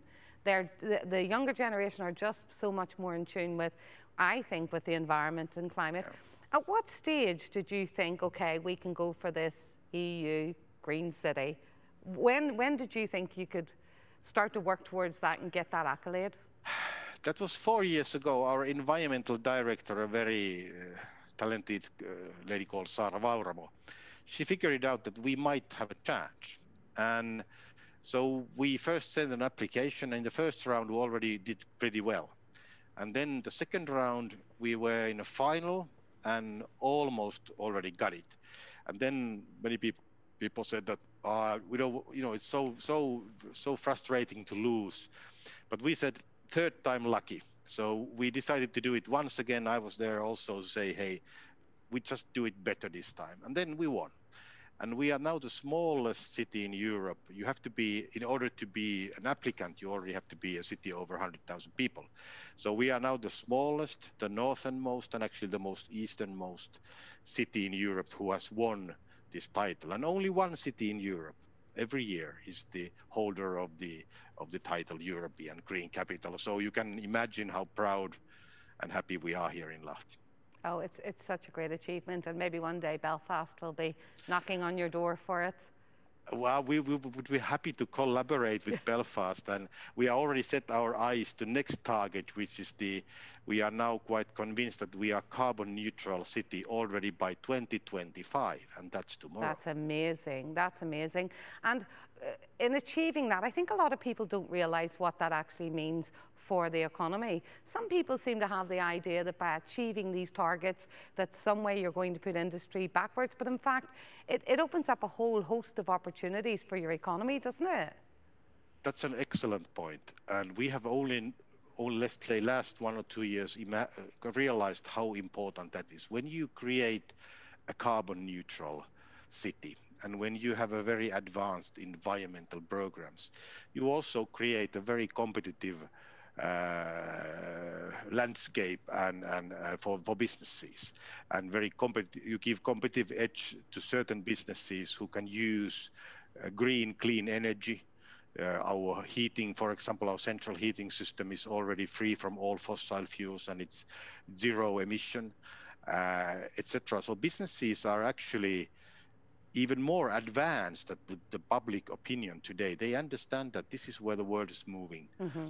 And now basically with every new business we are discussing about investing or making the business bigger in Lahti region.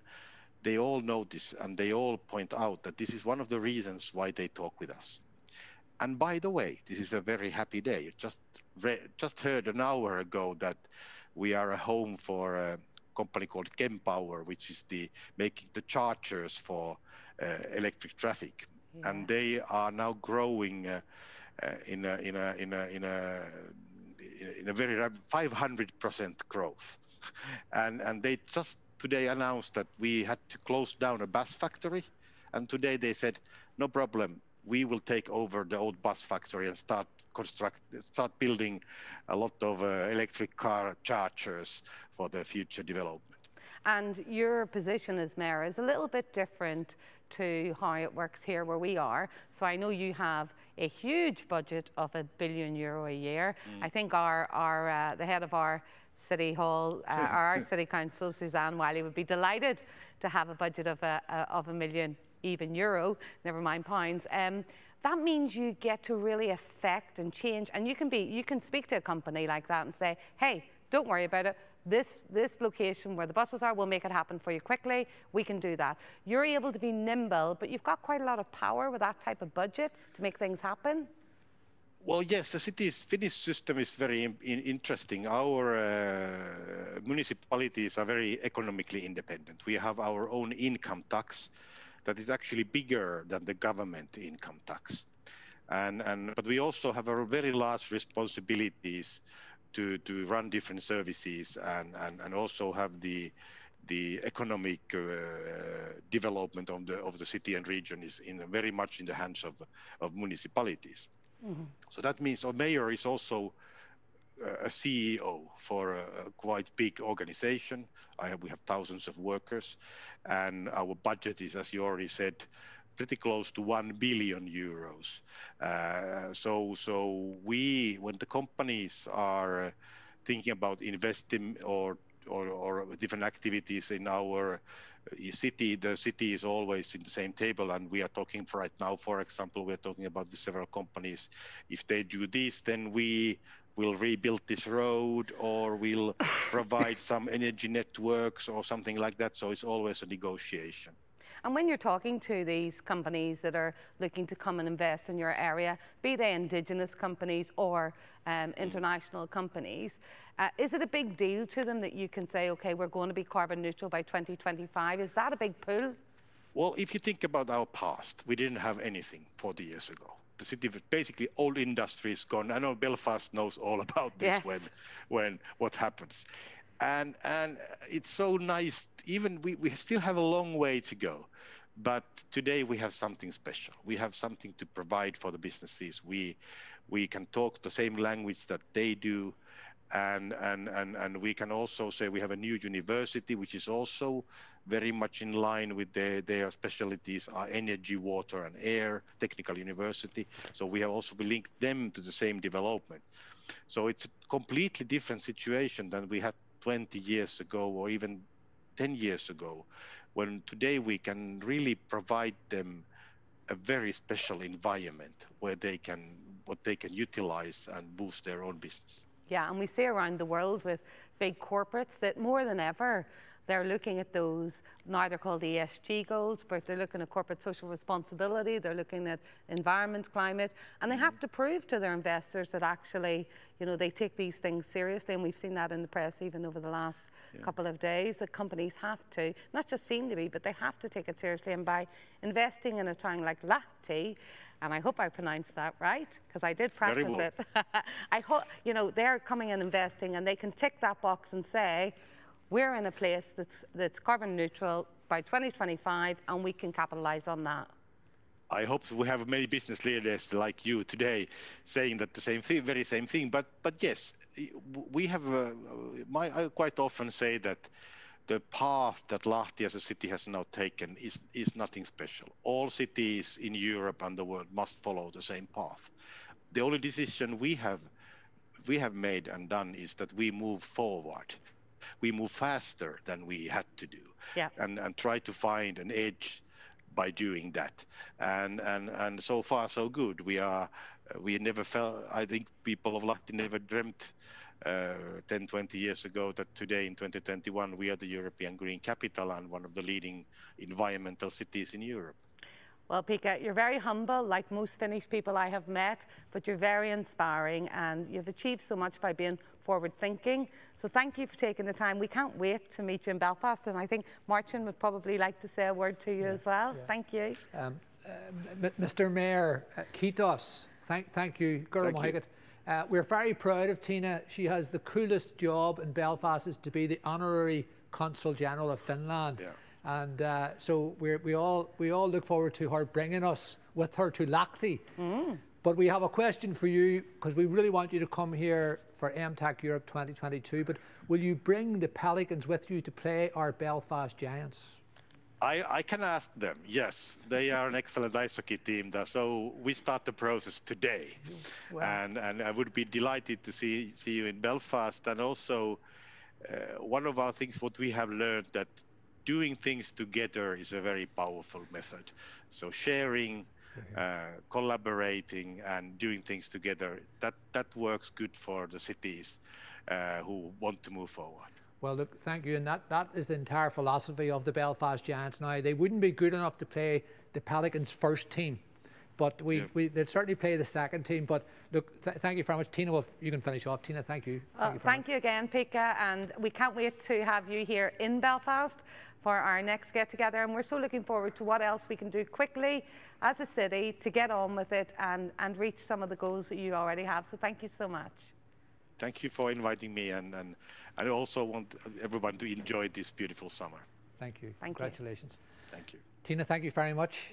Thank you to Tina Mackenzie, CEO of Staffline, Honorary Consul General of Finland in Belfast, and that was a wonderful interview with Mayor Pekka Timonen of Lahti, and that is quite an honour to have, to be Europe's Green Capital 2021, and the story of Lahti is absolutely inspiring. I want to introduce now Derek Scully. Derek is here from Energia. He's the head of corporate affairs from Energia. Energia, as you know, is our preeminent energy company on the island of Ireland.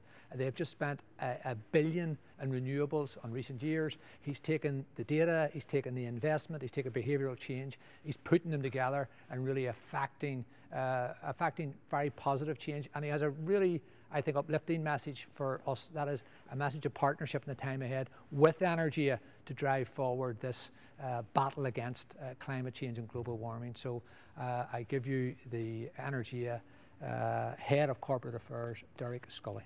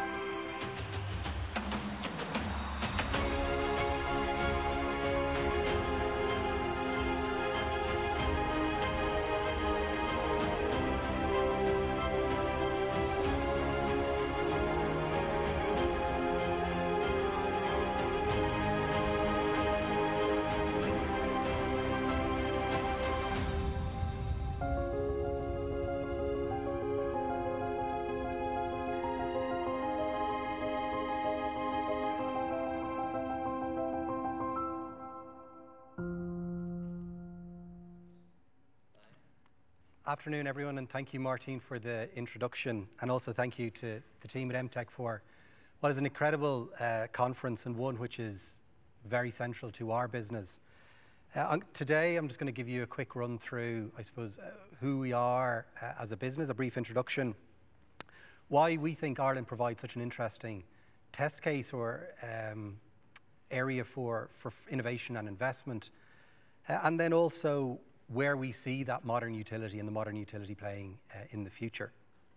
So very quickly, in terms of who we are, the Energia Group is an all-island utility.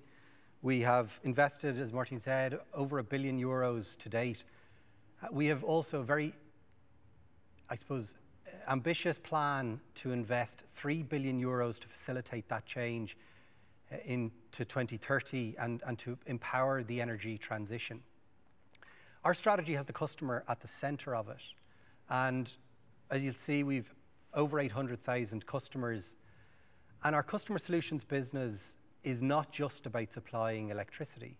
It's about supplying new energy services to customers across the island, including with our brand in Northern Ireland, Power NI, the leading supplier in Northern Ireland, and through Energia in the Republic of Ireland. So this requires a change, not just in how we do business, but in how we approach things. And I'll touch on this in a few minutes, but data becomes key. And again, really heartened to see data as a core aspect of this conference and the importance of cybersecurity. On renewables, then, another area where the group strategy is predominantly focused. Today, we've 309 megawatts of owned and operating wind farms, but under contract, we have almost 1,300 megawatts, which represents almost 25% of all of the wind on the island of Ireland. We are also investing heavily in battery storage, looking at the future. We're also the energy partner on the hydrogen buses that were mentioned earlier that are being driven around Belfast today. And we've also a very ambitious plan for over 3 gigawatts more investment in onshore wind, to very significant offshore wind projects with the potential for that to grow further, in solar and a number of other areas.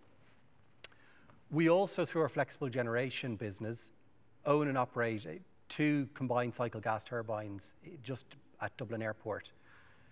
And the combined capacity of those is 747 megawatts. And in a company that is focused on the future, there is probably a question mark as to what role gas will play. Well, we've spent the last year or more looking at the energy transition, looking at the pathways to 2030, the pathways to 2050. And large combined cycle or large gas-fired units, such as Huntstown, which are strategically located in the demand centres, will be crucial to meeting demand when electricity from renewable sources is not there. And while it may not in the distant future be powered on natural gas, nevertheless, the technology itself and the role it plays in the system is important, integral, and is therefore core to our strategy. I think one of the things I'm going to want to sort of move to, and this is, I suppose, where Ireland is a little bit interesting, perhaps for this international audience, but also where we're changing our business and our strategy, is if we look at the old traditional model of a utility, okay, you have a small number of very large generators. It's a unidirectional flow whereby it goes into a relatively easy to plan transmission grid, which then goes to suppliers and who move it on then to a fairly predictable demand from businesses and customers. Ultimately, the customer then sees a bill for their electricity. This is the old model, if you like. Not terribly efficient, not terribly good for the environment, not very good for competition, as it was predominantly a monopoly, state-run monopoly type business, but also pretty poor for innovation, right? And this is where policy has played a part. Through successive packages from governments and the European Commission, we've seen a transformation in energy markets and in energy regulation, trying to bring in and introduce competition. But core to this traditional model was a safe and secure system. That safe and secure system, those 2 principles, still remain at the core of what we're trying to do. It is, I think, for debate as to whether that assists or inhibits the innovation that's going to be required, for example, to halve our carbon emissions in the next during the next decade. So, as I said, policy has changed. We're now looking at least 70% renewable electricity on the island of Ireland. We don't have a large amount of hydro, so we are looking at intermittent technologies, predominantly onshore, offshore wind, and also solar. That brings its own challenges.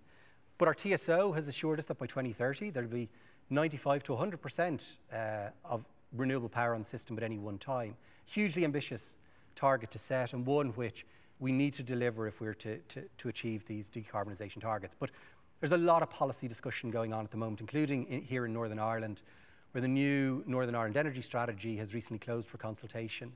And we've set out in our response to that what we think is a really ambitious but attainable vision for Northern Ireland. And this is where I think Northern Ireland is particularly interesting. It is and can be a microcosm for the transformation that needs to happen across the world. In Northern Ireland you have, and indeed across the island of Ireland, you have a relatively small system, but it has limited interconnection. It has a huge dependence in terms of renewable targets on intermittent technologies, and it has a grid that will have to deal with that and manage it. If we fast forward in Europe to 2030 and beyond, that's essentially what has to be in place, albeit at a far greater scale. Northern Ireland, therefore, presents this really interesting sandbox, I think, for overall innovation and attempts to look through to the future of this. And we're involved in a number of these already. So if we look at the hydrogen buses, as I said, around Belfast, we're the energy partner there. Artemis, earlier on, you'll have heard from, again, really, really interesting project. And again, we're the energy partner here, where hydrogen plays and can play a significant role in the future in terms of maritime transport. These projects are enabled by funding, and it's that funding which allows us to start to look at these really interesting aspects of the future. If I look at the future, I'm not going to go through a lot of the stuff that I've put up on the slide today. The main message from this is that all of the areas have now expanded. They haven't just expanded, but they are now interrelated. So we have large volumes of wind, which now customers can directly contract for through renewable corporate power purchase agreements. We have customers who've become generators.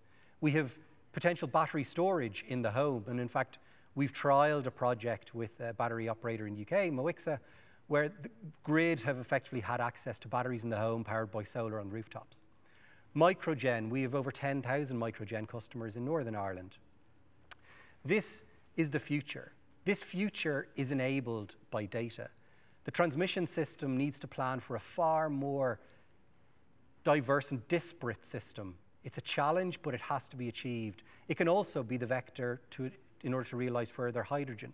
But balancing of all of this, and this is where I get to the role of the utility, it isn't about doing all of these things or turning customers up and down. It is about how do we bring it all together? How do we operate it efficiently and effectively? And here utilities have vast experience in terms of trading all of these aspects of electricity, and indeed have a large pool of customers.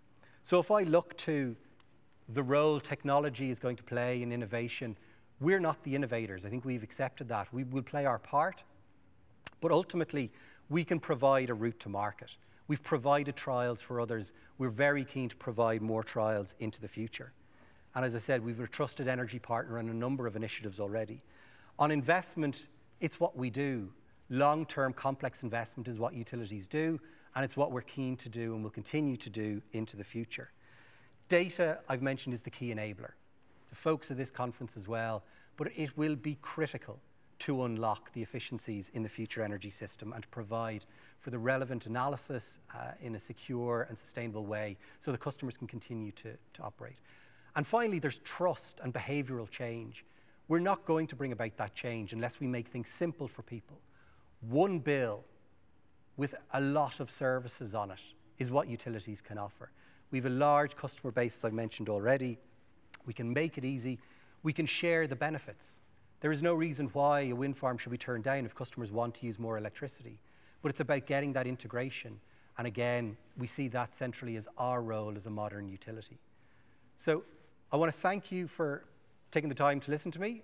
we're very keen to talk to people out there who are keen and interested in getting involved and investing or trialling products in Ireland and Northern Ireland. Northern Ireland, as I said, can really be a sandbox for this change. It brings forward the challenges that are going to be faced in the future. So with that, I just want to thank everybody, and I want to obviously look forward to hopefully seeing you all in this amazing venue next year. Thank you.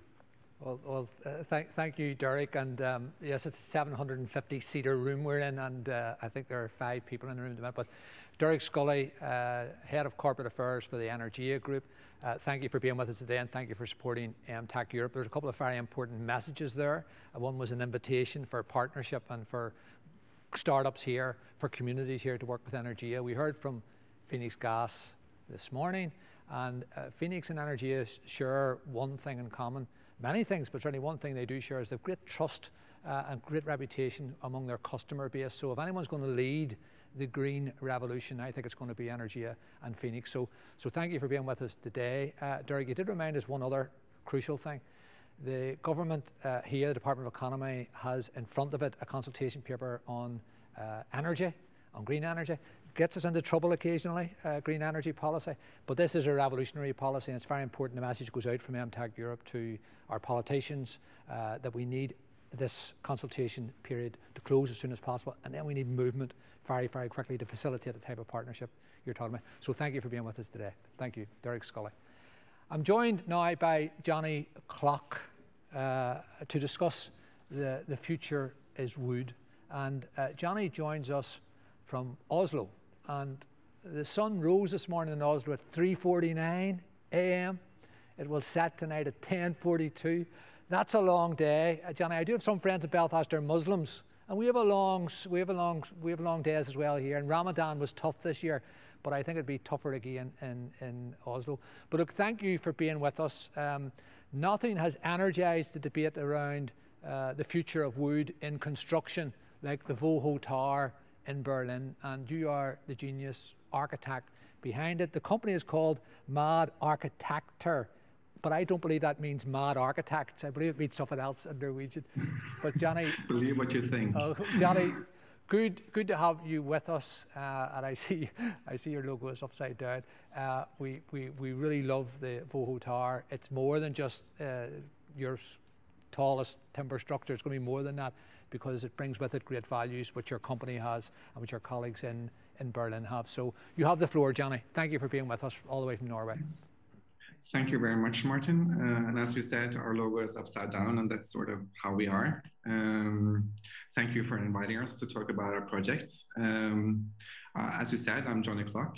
I'm a partner of Mad Architecter in Norway, and we're an interdisciplinary firm with approximately 100 people. The company I work for deals with architecture and urbanism, but we also have companies working with interior, communication, neighborhood planning, product design, and landscape architecture. And our most recent adventure is our own cafe and bar in downtown Oslo. So when the pandemic loses its grip, please come and visit us. And it could be recommended during summer when, the sun sets early and goes down late. Mad Architecture is all about our people, and they're essential for the output in our projects. And this image, we're accidentally in Berlin, a picture I found appropriate for this talk, where my main focus will be our recent competition win in Berlin. But first, I need to address the green shift going on in architecture today. Over the last years, the building industry has changed radically to make buildings more sustainable, very often with the main focus on energy and technology. At the same time, we continue down the same path as earlier. We extract vast amounts of materials, we produce technical installations, square meters emit carbon dioxide, produce large amounts of waste at a rapid pace. And we can't continue down this road, and we need to make some changes. And as we see it as architects, there's different ways of doing this. One is to demolish less buildings and transform them instead. Another version is to transform the building and use reused building materials for your additions. And this is an example from downtown Oslo, where we made an office for Spaces, a co-work firm, where we used 70% reused materials in the building from 25 different sites. And of course, as we're talking about today, you could build in wood or timber, depending on what you wanted to call it. And there's so many things I could say about the benefits of building in wood, but the ones we found most important is the following. Wood is renewable, it's recyclable, it's natural, and it's carbon positive. And wood products have a low energy projection with way less wastewater, for instance. And of course, being that I'm an architect and not an engineer, it's visually pleasing and it can have positive effects on the health and well-being of residents and end users. Some findings actually say that it can provide stress reduction, lower blood pressure and heart rates, and boost effectiveness and concentration. And because all of this and more, using timber or wood in our architecture has become one of our sets in the toolbox for developing a more sustainable architecture for the green shift. And this is also one of the reasons why the client of our project, OTB, project management, made it a prerequisite to use timber in the WOHO project when they announced the competition in the summer of 2020. A competition with high ambitions, both architecturally and socially. The brief was clear: a high-rise in Berlin, which is quite rare actually, and even more rare, it was to be built in wood in some shape or form. And of course, it should be in accordance to the new Berlin Hochhausleitbild, excuse my German, which can be roughly translated into the new high-rise model, which is developed by the authorities in Berlin, which sets a set of ground rules for how you program a high-rise. It's a new way of building high-rises with a social edge to it. They invited 10 offices to participate August, September last year. We went into a second phase and we were announced the winners early in 2021. The plot is located in the center of Berlin, right south of the Brandenburger Tor, in Berlin's central district, Kreuzberg. And our inspiration for the project is two main things. Firstly, as you can see to the left, is the Berliner Höfe, or courtyards. And if you ever walked around in Berlin, you know these traditional Höfe or courtyards that you wander around and can find all over the city. There are lush courtyards and lots of small secrets to discover. And secondly, to the left, you can see the Mischung. And that is when you have the Kreuzberg neighborhoods that typically consist of a traditional block building with the carré structure. And there's a term from them called the Mischung. In this regard, they talk about a traditional city block consisting of dwellers, inhabitants, small workshops, tailors, kiosks, and shops all together in one block. A small society in itself, a traditional city set up all over Europe, both in Belfast and in Oslo and in Berlin. And this inspiration led us to this project concept. You take a typical Kreuzberg quarter block with its structures and courtyards. If you interpret that into a diagram, it's a city block with enclosed courtyards. Our concept is basically to turn everything inside out, or von innen nach außen, which is said in German. And when we turn everything inside out, we make open courtyards or Höfe that connects to the surrounding parks and neighbors and adapt the building to the context. And then in the last part of the diagram, we stack the volumes over each other instead. And the result is a fragmented high-rise timber building with integrated courtyards, a Wohnhof, if you will. A vertical interpretation of a typical Kreuzberg block. And this sketch has stayed with us all the way from the early phases of the competition. When you zoom into the plot of our project, you can explain the project in 8 simple steps. To the left, you can see our plot showing the outline of a typical Kreuzberg block, showing the typical sizes and shapes, organization of a Mischung that I mentioned. As you can see, it's a bit on the small side. So then you have this grip where we turn everything inside out, and the juxtaposition of the buildings and volumes connected to its context and establish a foundation for a new city block, just inside out. And the plot is situated between 2 parks. So the composition and volumes of the courtyards connect the adjacent parks east and west of the plot of the project through pathways and shortcuts, and thus establishing a seamless green connection through the project and neighborhood, which is a very important way. And as you can see to the right, fitting in a high-rise building to the context and urban scale is very important. And by giving the volumes varied heights that adapt to its context and its neighbors, for instance, you have The volume closest to the main street is given the same height as the typical height of a typical Berlin block to keep the street scale and human scale of a building. And then you have the vertical stacking, where you place the recognizably scaled volumes on top of each other, and the diverse composition of the building structure on the site, varying height and width, adapts the building to the scale of the city and the neighborhood and the people living there. And as you can see, the tallest part of the building is strategically placed in the middle to fit the scale of the city.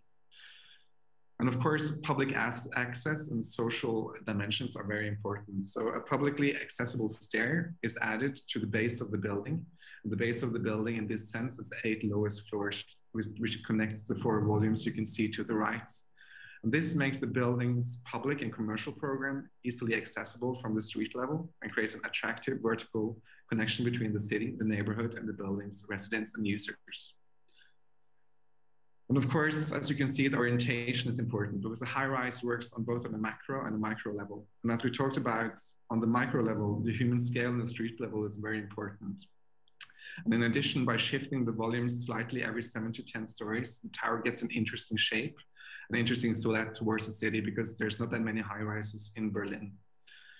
And as we see, the result is a vertical interpretation, a vertical city, if you will. And by both building it and wrapping it in wood, it becomes a warm, tactile, and very different, friendly kind of high-rise. And this you can see in this image where you see how the lowest part of the building connects to the streets. You see the small squares connecting to the urban setting. Establishing sunny courtyards with south-facing playground areas for children, and a meeting spot to the north where you can have the access to the residential tower to the left, and you have the beginning of this public stair connecting the street level to the rest of the base of the building. And as mentioned in the summary of the talk or the overview for this agenda, this project is not only an ecological paradigm shift, the building program and content is also quite different from a typical residential project because it's all about sustainability in its extended form.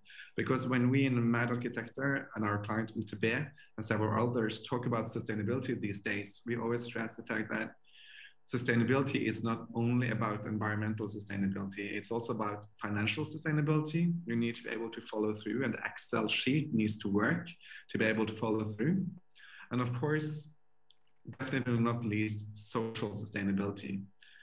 And we talked about environmental, ecological thoughts behind using wood, but the social part is just as exciting. And this is how you can see this vertical interpretation of the Kreuzberg block. To the left, you can see how the program is organized. The orange and yellow colors indicate public and educational functions, and the blue and pink ones are residential. So the public base of the building stretches from the ground floor and up to the 7th floor. And you can find a mix of commercial space, retail space, education, social functions, as well as residential spaces. And of course, the different residential topologies is spread out and mixed between the 4th and the 29th floor of this building. And it's a mix of sizes and ownership models throughout. It's everything from lease apartments to owner-occupied apartments, subsidized housing, studio apartments, family dwellings, and collectives. 60% of the building is residential, 25% is commercial, and 15% is social infrastructure, cultural, education. Small neighborhood in itself. And of course, making the common areas, as you can see to the right, is very important. And to make attractive, safe, and interesting neighborhoods, it's important to work with these degrees of public accessibility. And the public areas are mainly in the base, connected through the public staircase I mentioned, wrapping the building. And these areas are designed to function as meeting areas, crossing points for residents of the building itself and the neighborhood at large. And the further up you get, the more private areas gets for the residents. The outer spaces connect to the surrounding and the parks, like I mentioned earlier, and enhance their qualities. They're always connected to the indoor program. So it's a big mix there as well. Everything is designed to be universally accessible, and the spaces are all lush and green and planned to fit a specific use.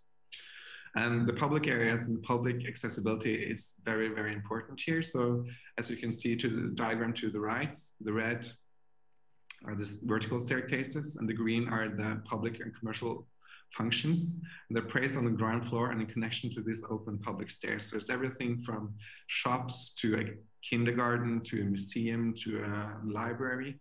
And on top, you have a public sauna for the residents and for the city at large. And as mentioned, wood is important. To the left, you can see a diagram of the construction, and the whole building will be made of wood, except for the basement and the vertical cores will be built in reinforced concrete. And the use of steel is limited to only a few small amounts of joints and reinforcements. The height of the building is 98 meters, making it the tallest timber building in Germany. And it consists of 4 volumes, 6, 7, 9, and 29 stories above ground. Construction-wise, the wood construction is a load-bearing skeleton of columns and beams in glulam and CLT slabs, or massive timber slabs. In addition, glulam is used for secondary beams for the facade to hold the visible timber frame facade. And wood is also used furthermore as the cladding for the inside. To the right is a basic concept for the energy concept, and compared to other usual standard resi projects, the WOHO reduces its environmental footprint by at least 50%. And this is done through innovative energy and mobility concepts, sustainable material use, and reduced use of water. And it's even planned to produce some of its own thermal and electrical energy, as well as reduction of water use and carbon emissions by the same 50% as I mentioned. And when it comes to mobility, thanks to its central place in the city, it's close to everything. You don't need that much transportation, so parking, all of those things is limited. And of course, using wood is very, very good when it comes to building, because wood is lightweight and it makes the build faster and less noisy, which is a very good use for the urban scale. And this is the overview of the building. And as mentioned, the benefits of using timber is also furtherly developed when it comes to the facade. Timber is lightweight and very suitable for prefabrication and transportation. So the facade is planned to be a modular system to be prefabricated. And of course, there's a different set of modules or topologies that we can use depending on the internal program and the project needs as it goes along. And this will be developed through the development of the projects. So you can make, for instance, solar panel versions with vertical expressions, or loggia versions, as you see to the right, with integrated planting boxes to create these lush facades, or creating different full-size windows, horizontal divisions, and even more. And these modules will be further developed throughout the development of the project. And as you can see in this elevation, the shifts and horizontal modules in the different building volumes creates a dynamic expression. It's not visible to the eye at first glance, but when you look at it, it creates dynamic, and it has this kind of fun and playful look to it, which is quite also rare for these kind of high-rise buildings. And of course, a view from the inside of one of the apartments. As you can see, the timber structure itself becomes a feature in cladding and using the wood as much as we can, except for the roof due to fire regulations. You get this timber oasis with spectacular views all over Berlin.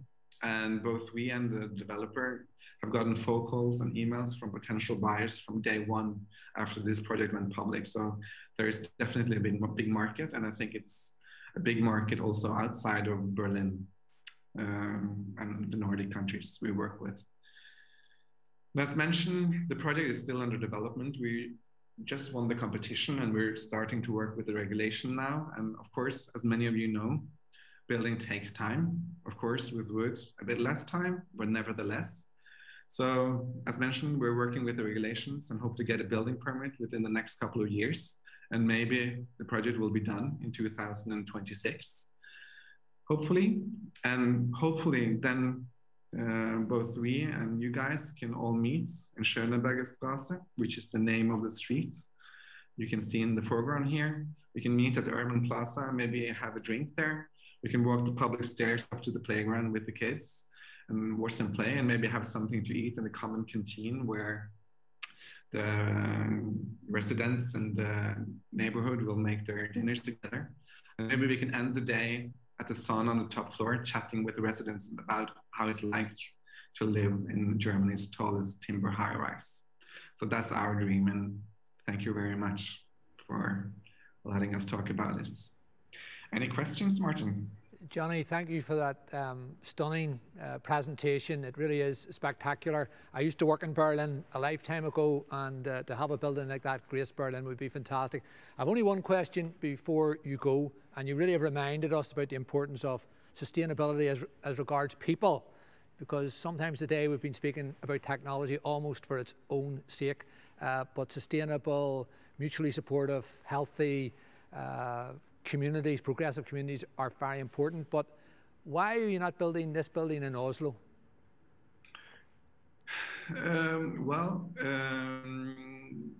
This kind of mix, for instance, like the social mix you have of apartments in Berlin, like this mix of subsidized housing and ownership apartments, that's not common in Norway. Okay. Everything is very commercial when it comes to the building markets or resting markets. But of course, this is a project that we show to our clients in Oslo and show this is what they do in Berlin. Maybe we can do this in Oslo as well, or somewhere else in the world. So we use this as leverage to sort of have the developers thinking this, given the social aspects. But of course, it's got a lot to do with city planning, I think. You know, this Hochhaus Leitbild or the Berlin high-rise model. It's a statement from the Berlin municipality that says something about when you're building these high rises, which has an impact all over the city, you need to have a certain social edge to it. And it sets certain demands. So it's a combination of politics and architecture, I think. Well, look, thank you. And we know Berlin does have a certain edge to it. We look forward to seeing you in Berlin and in Belfast and perhaps also in Oslo. So Johnny Clock of Mad Architecture, thank you for pronunciation. Thank you, thank you very much for being with us. Good luck with Voho Tower. Thank you. And that concept of sustainability and technology and emerging technology, building stronger communities, is really the theme of our next discussion. And two of our friends have been waiting some time now to join us, but I'm delighted that we're finally connected with our dear friends. One is 3,000 miles to the west, which I think is that way, and the other one is to my southeast. So Luis Alonso is in MIT in Boston and Cambridge. He was an MIT Innovator under 35. I think that was last year, as you can tell by his fresh visage. And he is in charge of the MIT Andorra Living Lab project at MIT. And he's joined from the small sovereign state of Andorra, where Catalan is the official language, tucked into the Pyrenees. We go there occasionally for football games, but it's a nation of 77,000 people, but 7 or 8 million tourists a year. So many people have been from this part of the world have been to Andorra as well. But why you're with us today is because you're a perfect exemplar of a project which is trying to create a smart city, smart country in this partnership that you have formed between Boston and Andorra. So, Luis, Caixo, buenos dias, good to see you. Vanessa Araujo, good to see you as well. So let's get started. Tell us, Luis, why Andorra? And you know, I have been around politics in this country for a long time, and people talk about smart cities, and I really haven't seen the benefits of that. So what's going to make this a different smart city or smart country from some of the hype we've seen before? So Luis, you first, tell us why Andorra. Okay, I was not expecting the questions first, but yeah, let's go for that. So I'm going to explain it a little bit in the presentation, but Andorra is a small and very agile country where you have the government and the industry and the academia and the citizens committed to innovation, and that's very important. Also, they have access to data in under all the following all the European standards. That's also very important. And you have the complexity of a country, but in the scale, let's say, of a city. So that helps a lot to work with them. And the most important thing is that Andorrans are very nice and smart, and they have very good food. So that's the reason why we work with Andorra. well, look, let's see your presentation, and Vanessa, let's come back to you when we come back to see if you can respond to that, those wonderful, kind comments. So over to the presentation to Louise and Vanessa. Okay, thank you very much, Martin, for the introduction, and good afternoon, everybody. Thank you for the invitation to this conference. So I have the pleasure today to introduce you to Andorra and to share with you why it is beautiful in terms of the country's innovation and how Andorrans approach the grand challenges of our time. Did you know there is a small country between Spain and France? So yes, as Martin has introduced, this is Andorra. It is not part of the European Union, neither EFTA or the Eurozone. However, the agreement establishes a customs union with most favored nations, a status between the Principality and the European Union. It is treated as an European Union state when trade in manufactured goods is concerned, and has the euro as the official currency. It has a high biodiversity, and it is in the process of obtaining a designation as the first country-scale biosphere reserve. And it is also a key location for sustainable development. So, according to the World Health Organization, Andorra is the country with the longest life expectancy in the world, with 87 years of life, more than in Japan or Spain. And it is likely that this is not directly related to being a living lab. So this could be one of the reasons we are interested in testing new pilots that bring sustainability and well-being to our society. And it has been classified as the 4th healthier country in the world by the Lancet. Yes, this tiny 468 square kilometers country with around 77,000 inhabitants has a great entrepreneurial spirit with an average of 8,800 companies, which is equivalent to 1 company for every 9 people. In the last 10 years, the foreign direct investment has represented close to 1,000 million euros, creating more than 1,600 new jobs. So it's time to understand why we think Andorra is interesting, is an interesting use case. To introduce our country more in depth, in this talk, we will share several diverse viewpoints on the following. We will begin by discussing innovation in Andorra, because Andorra's innovative nature has been essential since the founding and consolidation of the country in the 8th century. Next, we will explain our present-day challenges and share how we arrived here. And finally, we will review our plans and processes to create a country-scale living laboratory. So, to add some context, the first road that connected Andorra with Spain was built in 1914. This milestone allowed us to have more access to new cultures, tourists. We now have an estimated 8 million tourists per year, and to new trends and markets. And this was the first step to opening our country and interacting widely with other realities. But it was 10 years ago when we opened our economy thanks to the approval of the foreign investment law. This started a new process of economic diversification based on creating new innovative sectors and developing projects like our collaboration with MIT, as Luis is going to explain to you. Thank you very much, Vanessa. We will go back to you later, but let's keep talking a little bit about the collaboration. So the collaboration with Andorra inaugurated the MIT Media Lab City Science Group International Network of Collaborative Cities. Through this network, MIT is transferring knowledge and technology to local governments, stakeholders, and network labs in order to understand how human dynamics impact urban ecosystems. Today, this network has expanded across 5 continents, connecting challenges and solutions in a mutualistic ecosystem. Every year, a diverse group of cities approaches us asking to collaborate. And we carefully review all these opportunities. And as I was explaining to Martin, we have chosen collaborate with Andorra because it is the perfect partner. It is the perfect partner because Andorra has the complexity of a country in the scale of a city. In addition, Andorra is a small, agile country, offering rapid policy adjustments to address the needs of the living lab. Andorra has access to data following European standards, it has also interesting challenge to address. And of course, as I explained, they are very nice and they have very good food.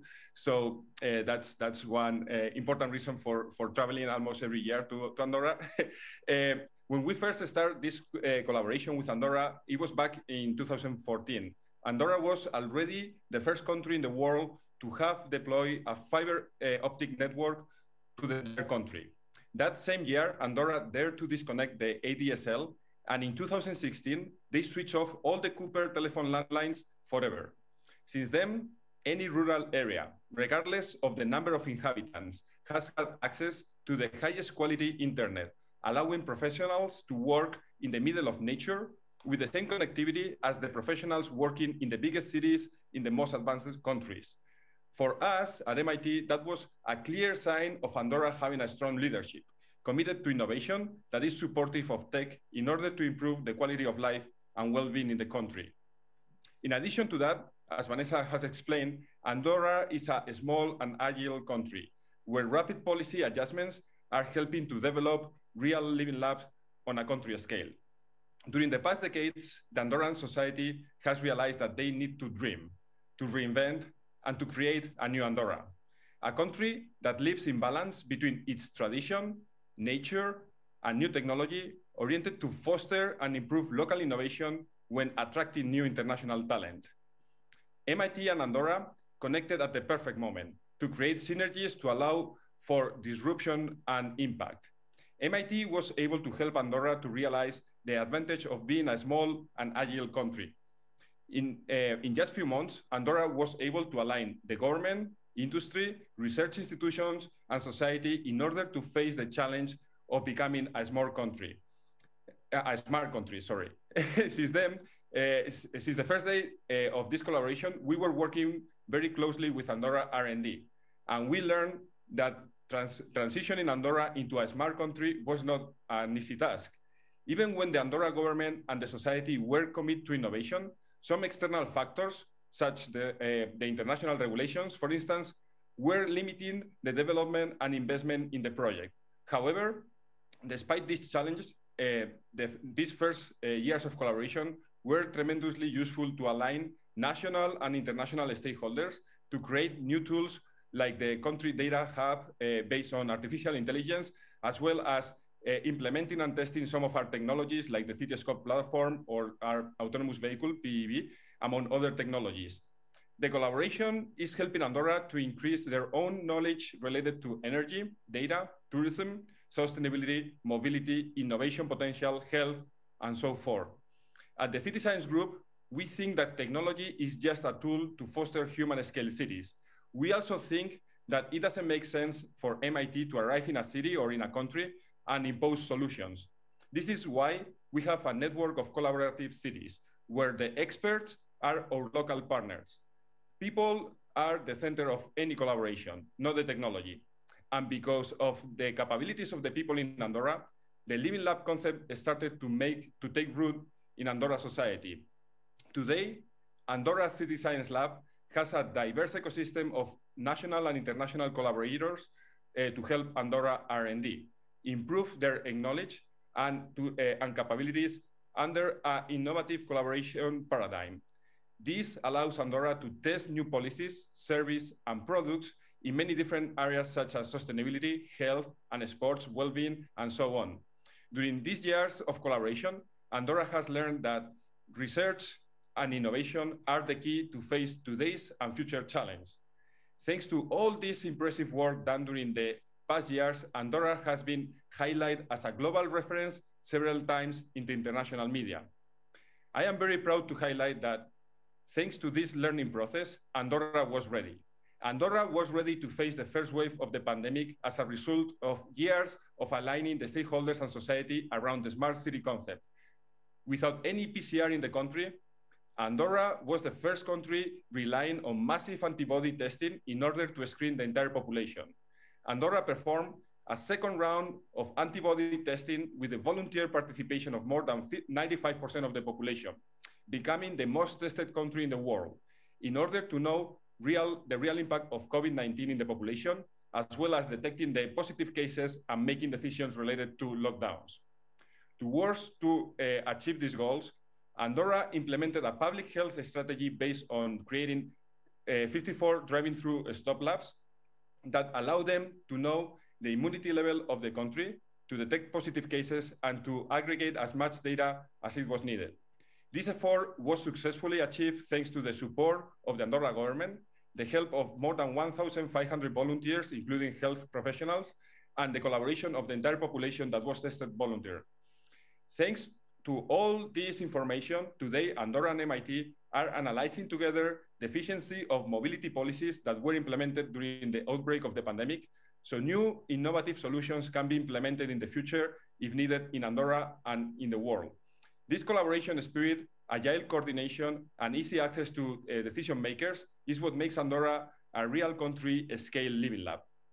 Finally, at MIT, we are happy to foster and witness how, during these 7 years of collaboration, the Andorra Recerca y Innovació, Andorra R&D, has recently emerged, unifying all the R&D institutions in Andorra. The Foundation Andorra Recerca y Innovació is building a more efficient and stronger team, connecting talent and opening Andorra to the world through different international alliances, such as the one that they have with MIT, the Skolkov Israel Innovation Institute, France, Canada, a lot of institutions in Barcelona, and among other institutions in different countries and cities. So now, please let me give back the mic to Vanessa, and she will explain more. Thanks, Luis. To continue with, I would like to explain that today we are working towards achieving the Sustainable Development Goals in alignment with the United Nations agenda, as we manifested in the recent Ibero-American Summit hosted by Andorra in the last edition. We tested our innovative and creative capabilities, performing it in a hybrid format for the first time in their history and under pandemic context. So being small is one of our assets, not only because we are able to connect in an agile way the stakeholders that are involved in a project, facilitating the development of pilots or MVPs, but also because allows having the opportunity to create a fast fail approach that benefits entrepreneurs and investors. So we are continuing to develop new challenges, as this year we are going to launch a call together with Ritchie Foundation to test new biotech and biomedical products and services from entrepreneurs that are interested in the Andorran Living Lab and connect them with the Boston healthcare ecosystem. So to add legal security and flexibility to make the Living Lab more attractive and with greater potential, a legal sandbox environment is being articulated. That is a controlled space testing environment in which products, services, business models, and innovative projects related to digital transformation and new technologies can be tested with legal security and flexibility. So, and we are here and thanks to our efforts, but mainly because 10 years ago, teams such as City Science saw through the stereotypes and found that to be small was a competitive advantage if you want to innovate and change places for a better society. As our national motto says in Latin, virtus unita fortior, or in English, union make force. So we are small in size, but with infinite realities in front of us. So you are welcome to connect with us to help create this future. And we have tried to show you that sometimes we have more capabilities than we think, and we need to find our weaknesses in order to make opportunities from them. So thank you very much. Thank you, Louise. Thank you, Vanessa. We have travelled around the world today, and we have been to our sister city of Boston first thing this morning. It's always great to go back to Boston, but I have to say Andorra is the most beautiful spot that we have seen today, and that includes Finland and Sweden and Germany and Norway. So congratulations. But Vanessa, for you, you showed us some beautiful traditional images of Catalan culture or Andorra culture, but is it really true that this collaboration with MIT is an inflection point, that there's a different future ahead for Andorra, that you're really positioning yourself as a hub for innovation and research rather than perhaps people think just for visiting to ski? Yes, for us it was a point of inflection, but not only because it was the first time that we create a synergy with such a huge center of innovation and research, but also because we were able to connect our talent with them, with the researchers of Media Lab, and to create a seed. That seed, in that moment, we were not able to know exactly what that means, no? But after the years and after the projects has being developed, we can see that this was a point of inflection. Also because all, not only the government or maybe the researchers or so on, they were aware of that collaboration, but also because all the society was understanding that something was happening. So this was the most important thing. So we believe a lot in the model of fourth helix, you know, that includes the academia, the industry, all these kind of stakeholders. And for us, MIT was it was an opportunity to develop this model in Andorra. Well, thank you. And Louise, you got to work with Andorra. It's a small lab in some ways, but is it rewarding to see results in real time almost? If you're working with Mexico City, it might be 30 million people, but can you see some of the priorities that you've established? Can you see the results, positive results in real time from this collaboration on some of the projects that you've identified in Andorra? Totally. No, I think this is one of the most important elements that we have when we work with Andorra. Then, like in few years, you can see how they are changing different policies. For instance, we can test autonomous vehicles. Our autonomous vehicle can be tested in Andorra because they changed literally the policy in few months, and we can fly drones in a safe environment, but also in the city. The Minister of Education came here and he spent some time with us, and then a lot of the things that the person was learning from the different researchers at MIT was somehow implemented in an educational environment. So you can see very quickly how the government, but also the industry, the citizens, and the academia are aligned and working together in order to have real impact, almost real time. And the most interesting thing is that they don't have a huge team of researchers, but they have, I think they are as good as I mean, they visit us and they were working with the MIT team, and I think they are as good as us. They are super good in many different ways. A lot of the technology, as soon as we transfer the knowledge and the technology, they were leading a lot of projects by themselves. And that is exactly what makes improvement and changes. Of course, in other places like Mexico, Vietnam, etc., there are other also very interesting elements. But here, again, you have the complexity of a country because you have all that complexity in the scale, but also in the agility of a city. So that's why actually we say that we work with cities because they are more agile than countries. But the truth is that with Andorra, you can see that they have that advantage well in their hands. So that's true. And Vanessa, and I don't want to hold you much longer because we're late coming to you, but they say that small is beautiful, and I take it when you're in Andorra and you need something, that because it's a small place, you have great advantages, and you really do punch above your weight. You're the only UNESCO biosphere designation, so you're doing a lot of very special things, but sometimes does it help to be small? Yes, of course. We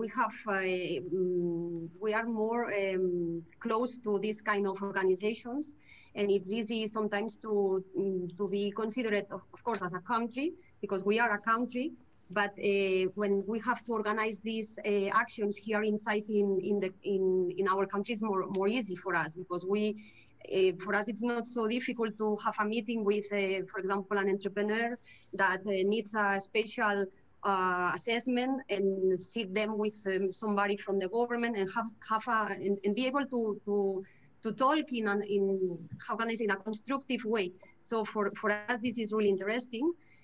Of course, we have some weaknesses, as for example, Luis has said. We don't have a lot of researchers here, but what happens is that, for example, finally you learn to be multidisciplinary sometimes, as in my case. I am biotechnologist, and finally I am doing something with sensors. But this is one of the nice things here, that you learn all the value chain that is needed to innovate, to make an innovative process and to have outcomes, and those outcomes could be translated in intellectual property or companies. So it's easy to understand the impact that in reality has those kind of projects for our society.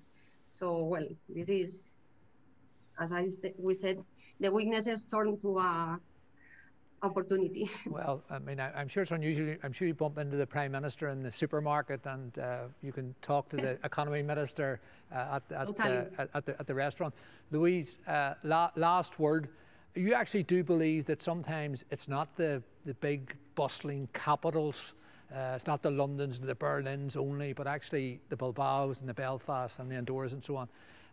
You think that maybe there's good energy on the periphery as well, Louise? Totally. And well, we always say that technology is just a tool, and what makes a smart city is a smart people. I mean, like, and I am not saying that you don't have smart people in these big cities and capitals. What I am saying is that people that are in the periphery, most of the time they have to face challenges with less technology. So they have to be smarter how they use that technology, actually. So everybody thinks in Singapore as probably the most important smart city in the world. But the truth is that they have the cutting edge technology. The interesting thing are places like in Andorra that they were facing COVID without without the PCR, that was the cutting edge technology. And then they found different ways of facing the problem, and they use another technology, and they made an innovative solution for this challenge. So from MIT, we like to learn these kind of approaches. Of course, the technology, big cities, that's fantastic, but usually you find this kind of innovation in the periphery, and that's why we are building a lot of collaborations with these places where we can make a real impact, and it's not a small incremental benefit. It's like a real impact in the society of these places, and also they became a good example for the world, as is happening a little bit also with Andorra. No? So that's something that for MIT is very important, and we really like to learn from and with these collaborators. Well, look, it's been fascinating to meet you. I don't know if you've noticed, Louise, but we are on the way to Andorra. So on your next visit, when we have this COVID pandemic sorted, perhaps you'll come and visit us in Belfast. If not, we'll both go to Andorra, and I'm sure they have a Rambla of some type. We can discuss these issues at length in Andorra. But certainly 2022, it'd be wonderful to bring this discussion to Belfast. So you're on an open invite. Hopefully it'll be better times, and you are both great inspirations, but it's particularly Andorra, a small place, great ambition, great audacity. So we salute Andorra, and we thank MIT and Louise for helping them on this new journey that they're on. So thank you both very much. Good luck. See you in Belfast next year. Martin. Thank you, Vanessa. Thank you, Martin. Thank you, Louise. And thank you for waiting so long. Thank you. Thank you. It was wonderful to have Luis Alonso from MIT Living Lab in Boston, Vanessa Araujo from Andorra, the small nation of Andorra tucked into the Pyrenees. Absolutely incredible images. And now we're going to go to Germany to meet Britta Winterberg, and we've been keeping Britta waiting a little while as well, so we apologize for that. Britta, we have been negligent. We should have had much more coverage of novel food, of new food, because here in Ireland, the greatest emission is from agriculture. Our greatest greenhouse emissions gases are emissions from agriculture. And we have increased, for example, our ammonia emissions by 80% in 10 years. So we have a lot of work to do in this area. And we're not maybe as cutting edge as you are, but you're in cultivated dairy. You're going to, and you'll have to send us some samples, Britta, when you move into food production. But you're making cheese from plants, and you're making dairy products from plants. So that also is very ambitious. So thank you for making sure that we feature food and alternatives, and humane alternatives, and alternatives in terms of food which are kind to the planet. So I hand over to Britta Winterberg of Formo, formerly Legion Dairy. There's a story about that we'll go into another time. But Britta, guten Abend, great to see you. The floor is yours. Britta Winterberg, CEO and founder of Formo. Thank you so much. It's a pleasure to be here today and to be able to present how Formo wants to revolutionize the food sector. Oh, and now I can't go to the next slide. Here we go. So we all know that the world's population is growing exponentially. So in the 1950s, we were just over 2 billion people on this planet. And the projections predict that in 2050, so in just 30 years' time, we will have almost 10 billion people. And the problem is that all these people need to be fed. So we believe that there will be an increased demand for protein in just 30 years' time. And in just a few years' time, so in the year 2025, we will see an increased demand by 50% for milk products. The problem with that is that livestock farming is a major contributor to greenhouse gas emission, and cattle is emitting a staggering amount of CO2 equivalents, so about 5,000 million tons of CO2 equivalents every year. Pork and poultry are, well, way back on second place for that. So this is obviously a huge problem since we already face climate change. So this awareness has settled in over the last couple of years. So we see more and more customers becoming aware of the problem of dairy farming, and they are starting to buy alternative dairy products. The reason for that, there are different reasons why customers switch to alternative dairy products. One reason is sustainability. So dairy farming emits about 4% of all greenhouse gas emissions. So initially you think, oh, 4%, that's not so much, but it's actually more than all the global shipping and aviation industry together. So that's mind-blowing than the number. Also, dairy farming is responsible for cattle farming is responsible for about 30% of biodiversity loss. There's also a health aspect to switching to alternative dairy products. Around 80% of all antibiotics are used in industrial livestock farming, and there will be residuals of that in the produce that we consume. Dairy products have a high level of cholesterol, and also not named here, they're not suitable for people who, for example, can't digest lactose. Another important aspect is animal welfare. In industrial settings of farming, the lifespan of mother cows is reduced by 75%. And also male calves are of no use for dairy farmers, so they get culled. So the pandemic, as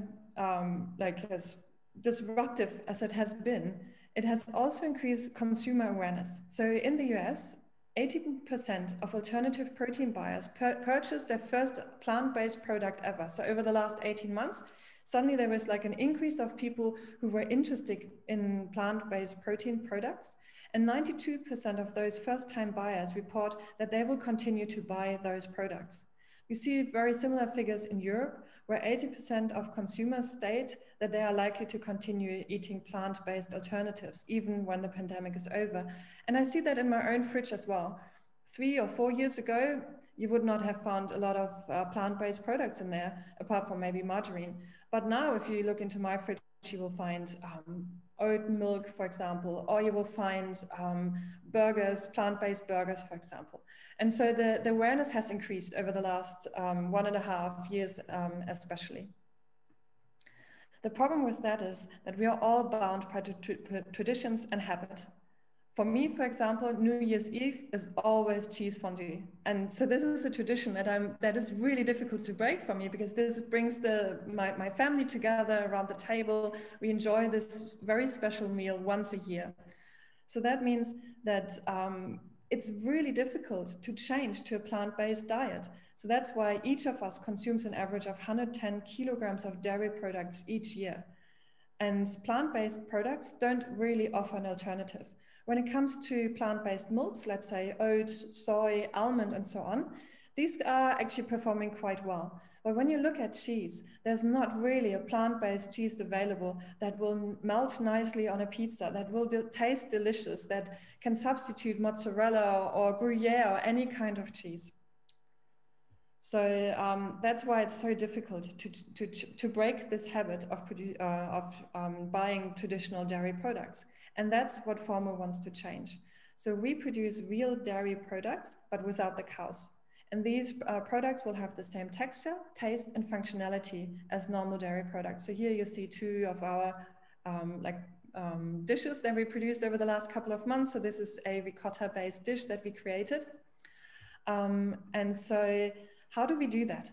So instead of domesticating mammals, cows, for example, we domesticate microorganisms. So what we do is a process called precision fermentation.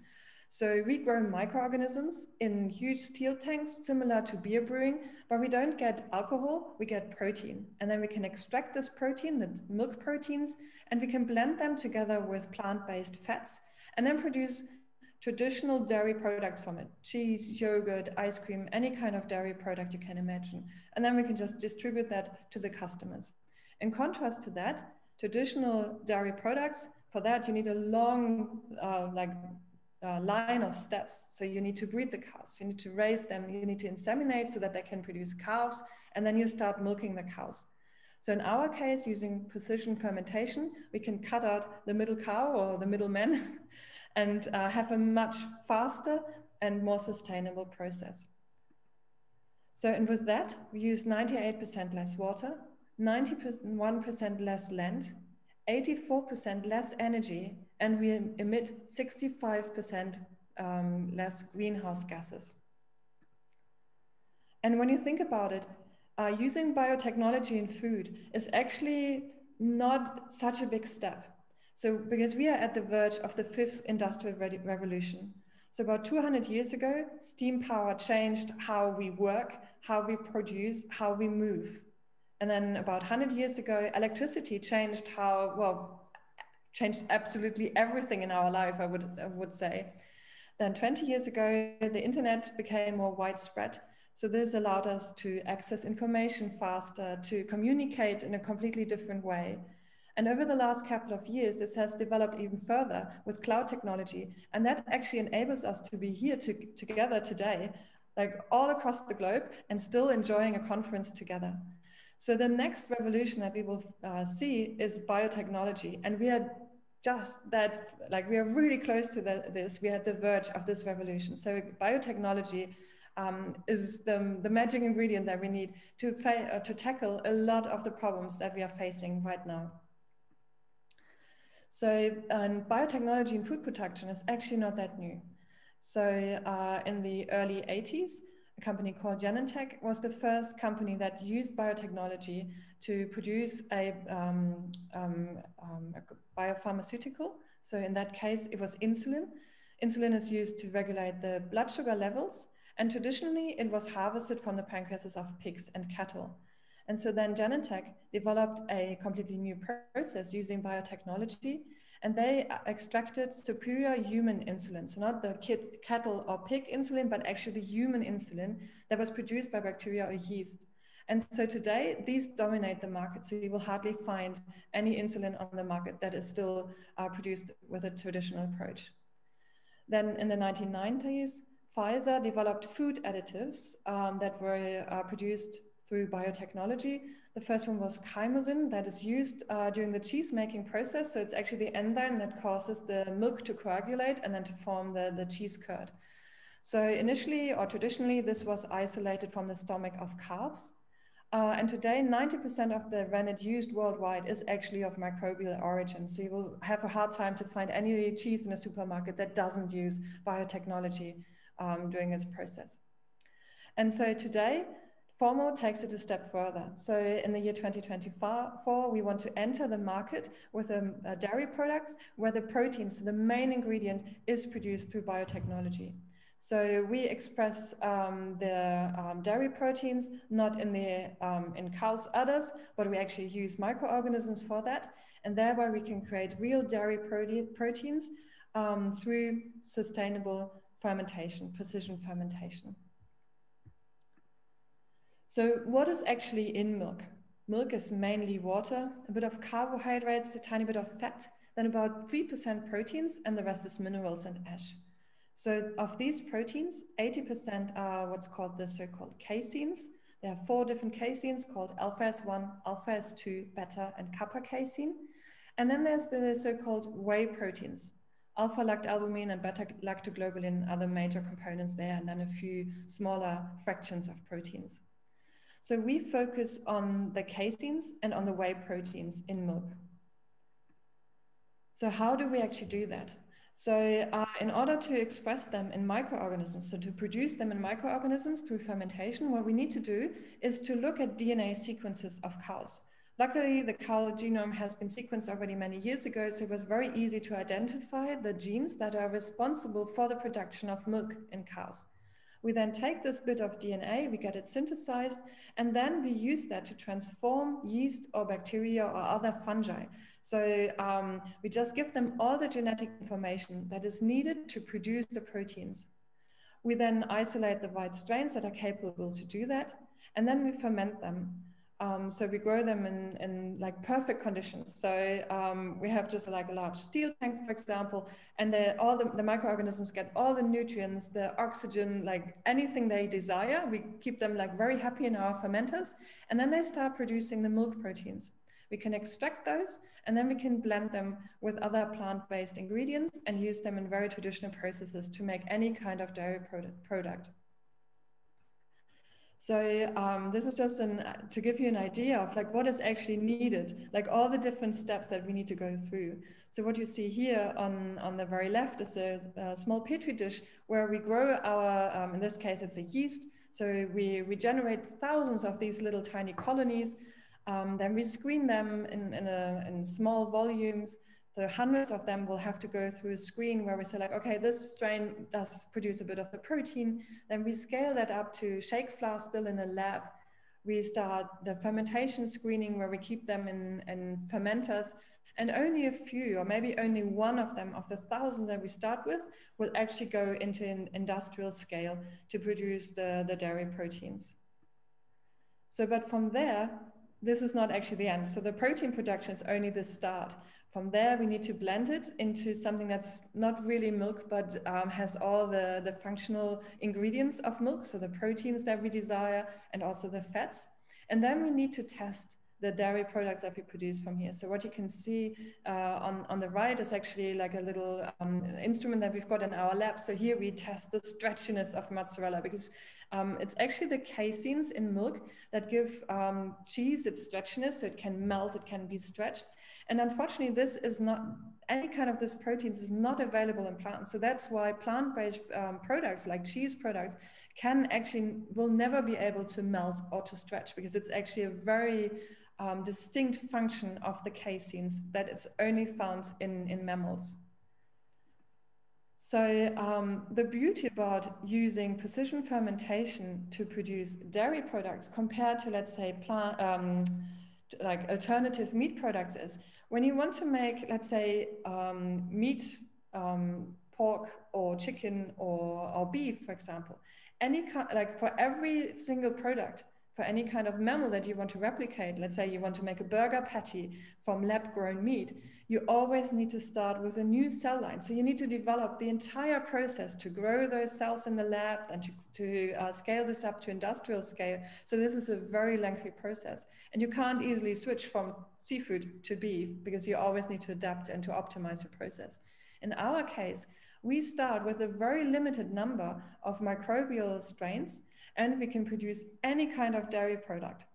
And lucky for us, there's only a handful or less than a dozen of companies doing that right now, whereas there's a lot more companies already interested in the alternative meat sector. So the next question then that we ask is like, we can produce amazing dairy products, but are customers and consumers actually interested in those dairy products? Are they actually happy to buy, to taste, and to try those products? So we did a consumer study that was just published a couple of days ago, where we asked more than 5,000 different customers or consumers in 5 different countries, so ranging from Brazil, Germany, India to the UK and the US. And what we saw was an overwhelming response. So more than 70% of the consumers worldwide were willing to try and to buy our cultured dairy products. And we were very open about the technology we use. So we told very openly that we use biotechnology and that we are blending biotechnology and traditional food production to create our dairy products. And more than 75% of the customers were willing to try, and more than 70% of the consumers were willing to buy cultured dairy. And they are also willing to pay a price premium for that, because they value the sustainability of our products and the animal welfare that our products bring and the health benefits, because our products will be free of hormones and antibiotics. And they are also lactose free, which means suddenly a cheese becomes available for example, the vast majority of the Asian population that usually can't digest lactose.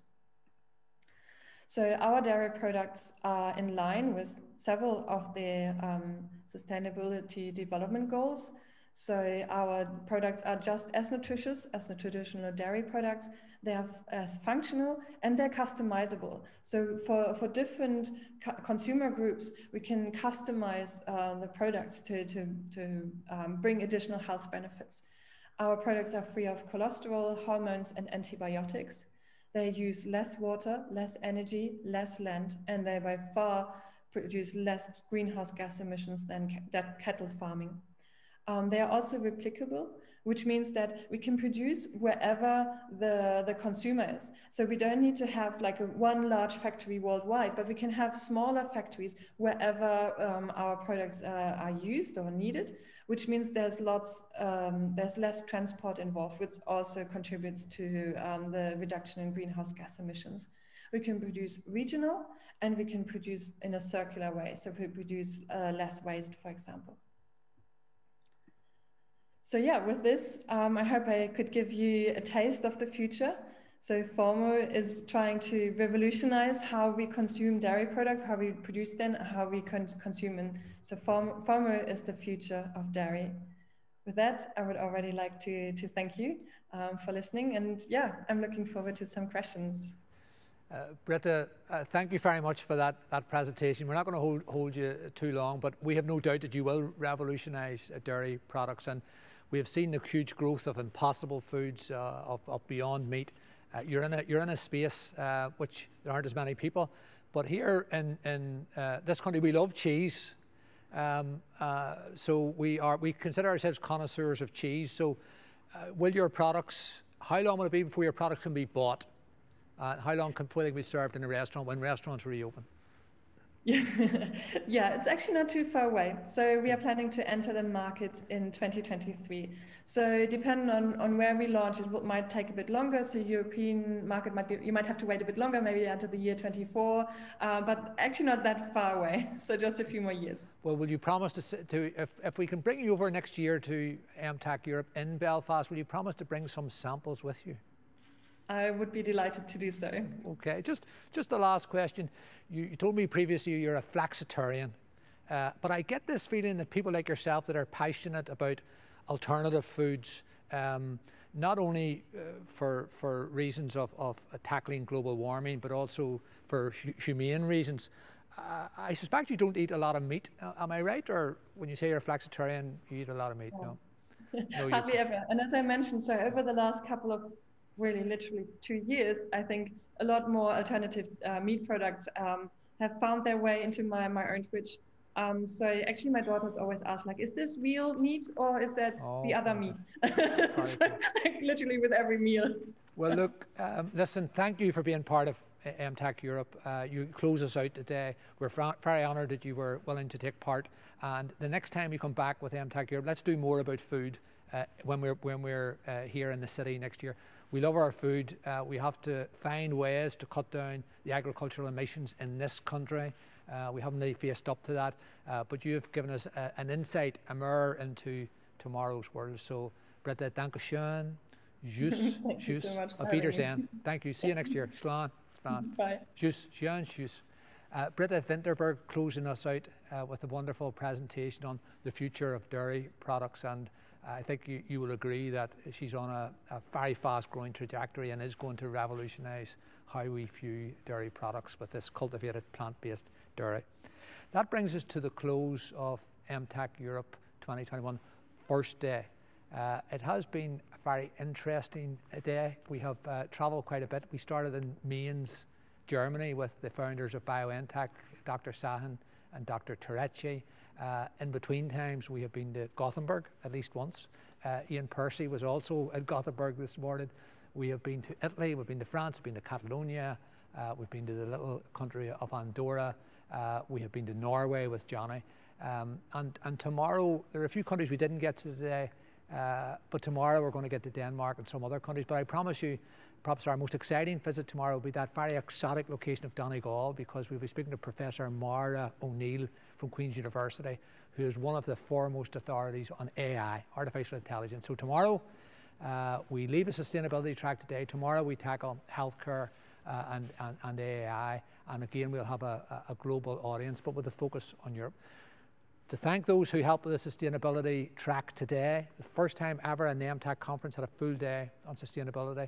A special word of thanks to Energia and Phoenix Natural Gas, who came in to make it possible to do this session, but also our sponsors throughout and our partners throughout, led by InvestNI and Belfast City Council, but also Matrix, the industry-led panel which advises the government on science, and we had Rob Grundy earlier on, and they made it possible for us to really go big, as it were, or go home on sustainability. But also the Magnificent Seven, and I see that the logos have gone, but we had 7 companies here, including Uno Square, Liberty IT, Aflac, Bazaar Voice, Nueda, and I'm running out of fingers, KPMG, of course, and one other, which someone should remind me of. And then we had also Kainos and some other partners who came in. So we have a really proud of the software sector and industry we have here. But today, wasn't it wonderful that we were able to put David Surplus, a local pioneer on green energy, on the stage, on the same stage as some of Europe's leading innovators involved in breakthrough technology around clean energy and green tech. So that closes us for today. We'll see you at 8 a.m. tomorrow morning. We're going to be joined by the Minister for the Economy, and as you know, we've mentioned earlier on, there's a consultation out from the Department of Economy about a new energy strategy. It's vital that moves forward fast, so we're going to welcome tomorrow Paul Frew, Minister for the Economy, to get us started at 8 a.m. So for today, thank you, Sean, Britta. Thank you very much, Gurwai. We'll see you tomorrow morning at 8 a.m. It's second day of Emtech Europe 2021.